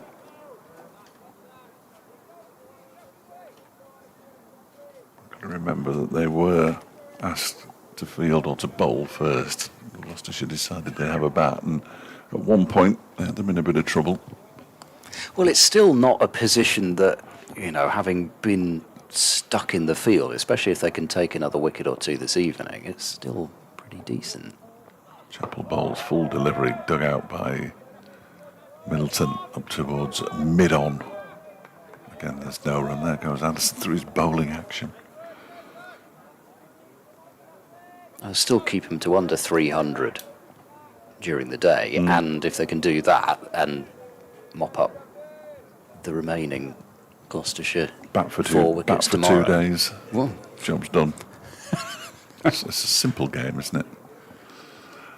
Here comes Chappell again. Bowls to Middleton. Again, he's halfway down the track almost. There was never a run there. It was eventually picked up by Rees, although Shoaib Bashir wasn't far away. He got done 5 penalty points in the last home game for fake fielding.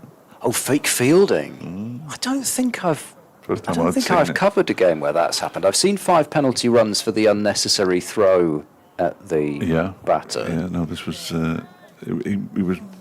The ball was going to Anuj Dal, 262 for 6, and here is Martin Anderson, 262 for 6. He was running, or the ball was going out to sort of point, and he was at third man, so he raced in.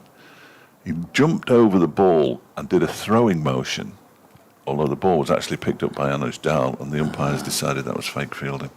They came back for 2 runs. I'm not sure, but it was very poorly explained to the crowd as well, I thought, but not that wasn't Jane's fault. She just wasn't allowed to say anything, because I went through and said, what's that? Fake fielding, or whatever the correct description is. I said, was it Shoaib Bashir? I'm not allowed to tell you. I said, well, it was. I just wanted to double check, really. But yeah, cricket shooting itself in the foot again by failing to communicate with the crowd. I think most sports are guilty of that. True. Football certainly is. In goes Anderson, bowls. Dear, was that a deliberate slower ball? Let's just say that it was. It was very slow. It was a long way down the leg side, and it has looped through to Brooke Guest on the bounce. Let's just say a ball better deliveries than that. I hope in this one. He's bowled plenty better today. Absolutely. 2 for 31. His second S on the scoreboard plays havoc when he gets into double figures on Andersoni. Yes. It's Andersoni. That's a good one. That squares Hammond up, and even if he'd nicked it, it may not have. Well, I think it didn't quite carry through to the keeper, but that was a good one. We mentioned he's not been beaten a huge amount in this innings, Hammond, but he certainly was there. Angled in from round the wicket and presumably straightened on him. Again, we're in no position to tell what the ball did or didn't do, but I'm sure if you're watching on the stream, you'll have seen what it did. Mm-hmm. Just imagine that that's what I said. Anderson bowls, and gosh, there's another very short, very wide delivery down the leg side, and the umpire's had enough of that. He's decided that's a wide. And Anderson's not protesting. No, I don't think he really has a leg to stand on there. It's unusual to see a wide in first-class cricket, isn't it? You do quite well, don't you? I've seen wider deliveries, not wided, I think. But Not sure about the wide that was given earlier off Chapel. Looked a bit harsh for height, but that one was for width. 263 for 6. Anderson bowls. Hammond drives fluently. Square on the offside, and we'll take a single to Kame on the boundary. So that moves Hammond to 123, which I think is his joint second. These things are important. Highest score what a milestone that is. highest score in first-class cricket.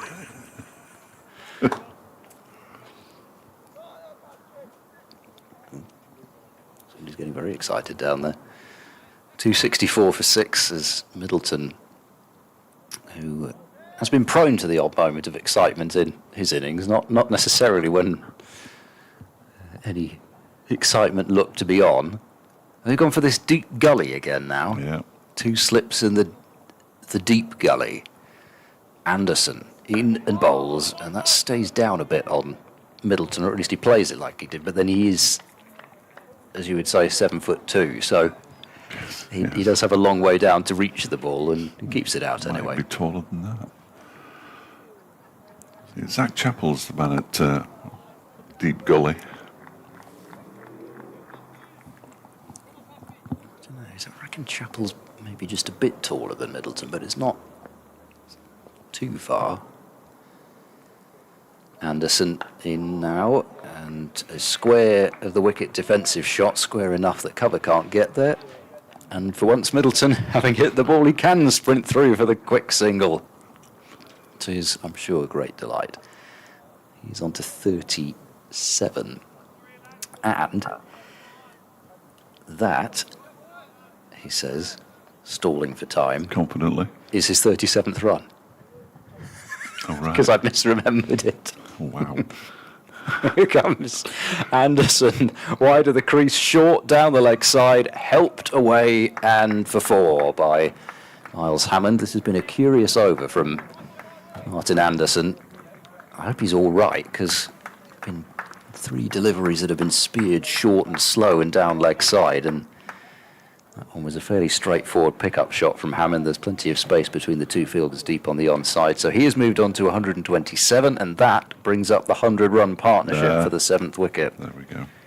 102 in 154 deliveries. Gloucestershire to 269 for 6 at the end of Anderson's 15th over of the day.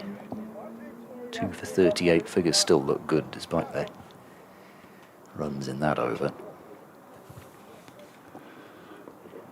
Zach Chappell then, 5 overs to go in the day's play.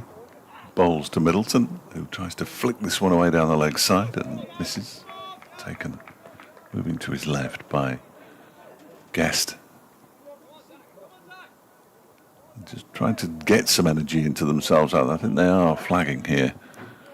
Derbyshire's bowling attack, which is understandable. They're a man light with no Dal and Rees able to bowl but unable to bowl. You know what I mean. Mm-hmm. Here comes Chappell again, and that one is turned into the leg side by Middleton. He fancies more than one, does he? No, he's not going to get more than one. Well, he always fancies it, but whether Yes, he can actually get it. I think he probably did fancy more than one, but there was only one there. Montgomery coming in off the mid-wicket boundary to do the fielding. 270 for 6. Come on, Chapo. Chappell. Yes. Still only 11 wickets at New Road. Remarkable. Gloucestershire 94 for 1, just 102 behind. As Chappell is in, and that one is pushed into the offside by Hammond for a single out towards Montgomery again. 271 for 6. Hammond moves to 128. Lancashire at Stumps. They've finished there at New Road. They've also finished at Chesterley Street for the day. Lancashire 356 for 7, a century for Marcus Harris. in that one.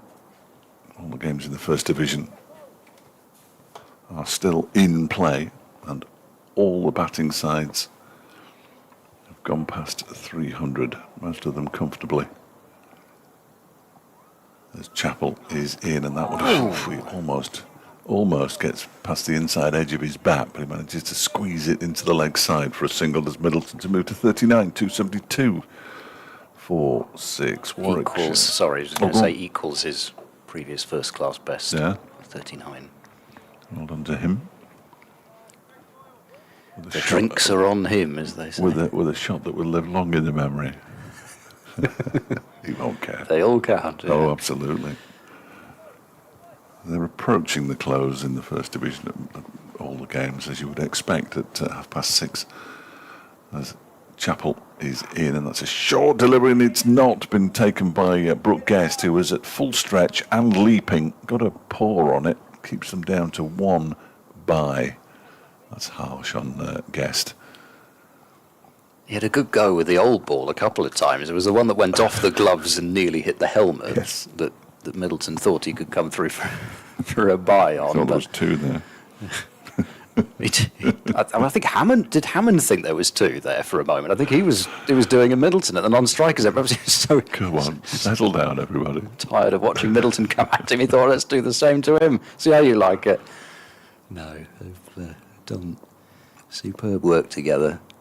106 partnership. Chappell bowls.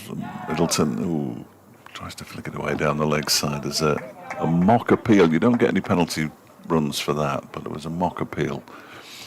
And the over comes to an end. 273 for 6, 4 overs to go. Hammond has 128. And Middleton has 39. So 2 overs of Anderson.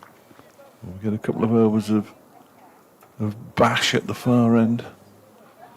We'll wait and see. They've now finished at Cardiff, where Glamorgan are 334 for 7 against Leicestershire in the battle of the 2 teams promoted from Division 2 last season. That is it's almost a must-win game for one of those 2, isn't it? Anderson over the wicket, bowls, Hammond drives, doesn't time it, cover fields. Yeah, and I don't know, because this is the thing with the First Division, the way it's set up at the moment. You have no idea who's got each other twice. No. And that if one of those 2, and I always think this, if one of the promoted teams beats the other one twice, all of a sudden you've only got to get maybe Get one more. one more, yeah. One more. Even one more, as long as you can get your batting points. One more to survive. As Hammond just allows that one to come to him and rolls the wrists ever so gently back towards the bowler for no run. Anderson's looking a little happier now that he's moved back to over the wicket. Yes. Yes, his radar is much more on it. So he's looking happier. There's still that sort of sense of the shoulders just Yeah. slumping a little bit, but some words of encouragement from Mohammed Abbas as he bowls once more. Hammond prods that one back to him once again for no run. I've been told who we're speaking to today. There are a number of candidates, I would have thought. Well, I'm sure Miles Hammond's highlight of the day will be talking to me Yes. this evening. He's already thinking about it Lovely, now. yeah. You can tell by the way he's batting. Just he loves doing his interviews, does Miles Hammond. Anderson bowls, short ball, and cracked away by Hammond. He barely seemed to move, but it was just sitting up for him, and it was just a question of which gap he wanted to hit. This time he went for the mid-wicket gap, and that's been belted for 4 more, 277 for 6. Nicely done. He can make it look absurdly easy sometimes, Hammond, but this innings has been anything but easy. 132. Anderson bowls. Ooh, that just pops up a little bit. Hammond slightly early on the shot, and then pretty much has to check the shot as the ball hits the bat. Doesn't stay in the air for too long out to cover. I know it's been a mighty fine knock from Hammond. He took on Bashir. Was that just after Yeah. after lunch, and that was the first time that anybody had really been able to transfer any pressure back onto a Derbyshire bowler. Anderson bowls, and that's played back to the bowler to complete the over. 277 for 6, 3 overs to go. But the way that Hammond moved through the 70s, 80s, and until 99, I'd imagine that will be probably the most, at least from a point of view of somebody who's watched a lot of him, that's the thing that's pleased me most about this innings. I don't know if he'd say the same, but it's just the fact that there's that point where you sort of realise the hundred's there, and actually, if I bat this way, if I just take the singles, okay, if there's a really bad ball, I'll put it away, but if I just take what they're giving me these singles, so just take them, and that's what he's done. Zach Chappell from the City end bowls wide of the off stump and is left alone by Ed Middleton. Just seen Shoaib Bashir down on his back, stretching out, so I wonder if he's going to get one over before the end. Just get those fielders round the bat and start. I just think they're going to send Wayne Mounson out as the captain. First game back. Good to be back, Wayne. You know, that kind of interview. Oh, yes. That kind of interview. Hard hitting. There's never been a hard-hitting interview on this side of the desk, because that one is guided off an edge down towards third man. There is one there, that's Martin Anderson, so they'll pick up a single. It's one of those days where you expect to wait a little while for the interview, because the players basically can't get back up off the chairs once they sit down. Especially if you choose a bowler, you know that there's going to be all sorts going on before they can come out. Yeah. We've spoken to Anderson and Bashir already this season. As Chappell is in. That one is edged and wide of slip and goes all the way for 4. Hammond picks up 4 fortuitous runs. You may have heard the roar from Zach Chappell, who didn't approve of that shot particularly. He flashed and flashed hard, and it raced away down to third man. It's just the sort of shot that Hammond has kept in his locker. Yeah, no, he's avoided with the exception of all, that shot on 99, when he really flashes hard at it, and you see what happens when he just dials back the intensity a little bit and times it through the covers. But if you just flash that bit harder, you're quite likely to edge it. Go down as a let-off, I suppose. This one is just guided into the offside by Hammond this time. His 137th run. 283 for 6 with 14 balls remaining. Chappell was playing for Gloucestershire when Hammond made that 169. I keep banging on about. Okay. Well, you only mentioned it a couple of times. Banging on is a bit harsh. You have every right to bang on about it if that's what you are doing. I like personal milestones. He's not going to get there tonight. Well, if he does, It's a fine effort. it's something extraordinary. As Chappell comes in and bowls a short delivery, Middleton just ducks or sways out of the way of it, really. My thoughts turn to what I'm having for my tea. I have no idea. Pizza. Well, it's an option. I think I might be going pizza this evening. Yeah, it's an option. It's a very good one in Long Eaton, which is sort of on the way to Sorley, where I am this evening. I think all I know Long Eaton for is, when I used to take the train down to university, you go through it at about 2.5 miles an hour. Okay, so you can soak up the sights. Yeah.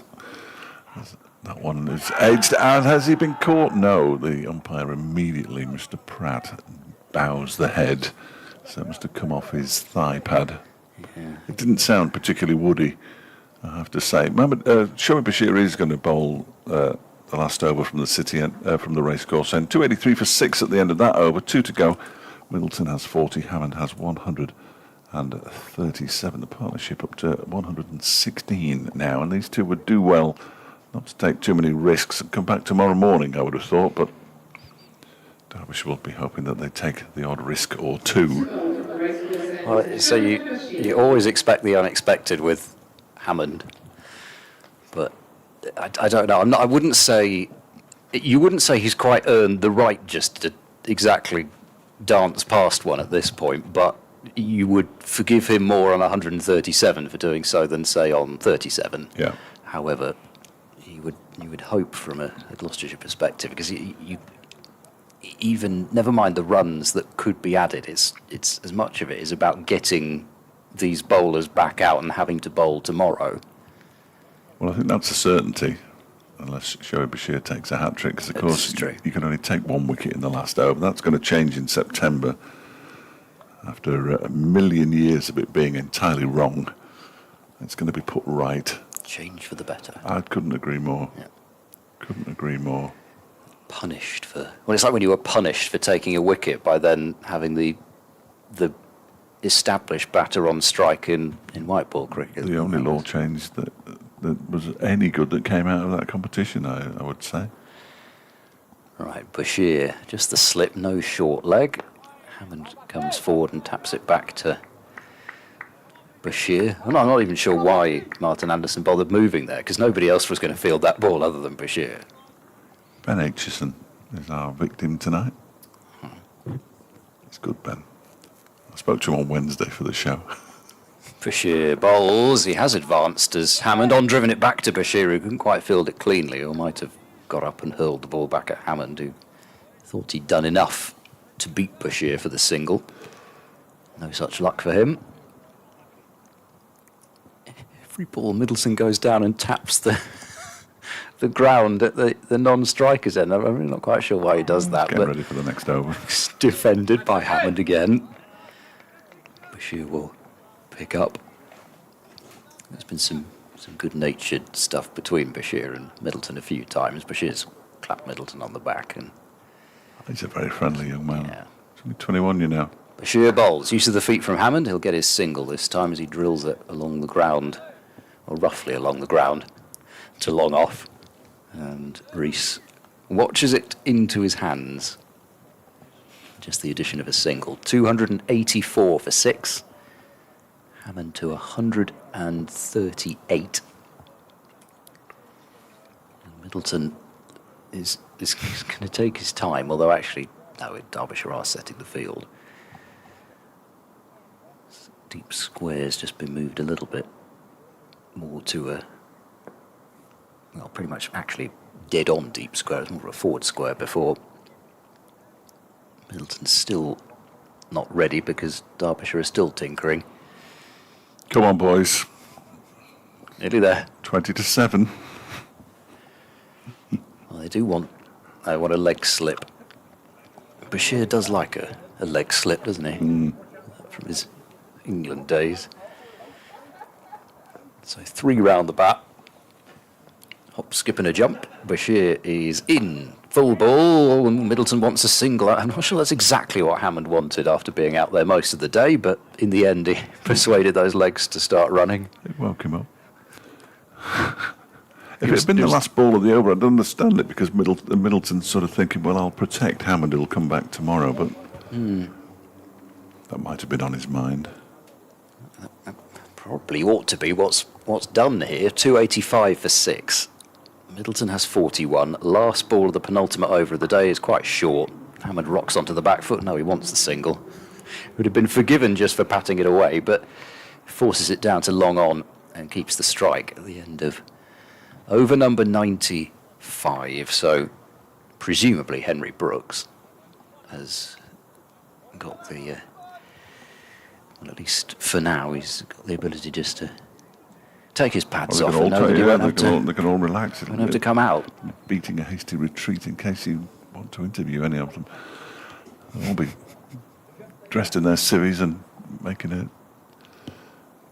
towards the gate. 286 for 6 balls to go, and they're going to be bowled by Zach Chappell. And he's on his way in to bowl to Miles Hammond, who turns that one into the leg side. There is 1 run there. They'll only take the 1. Fielded by Lewis Rees. In the end, Hammond moves to 140. out of the total of 287 for 6. That's been the influence he's had.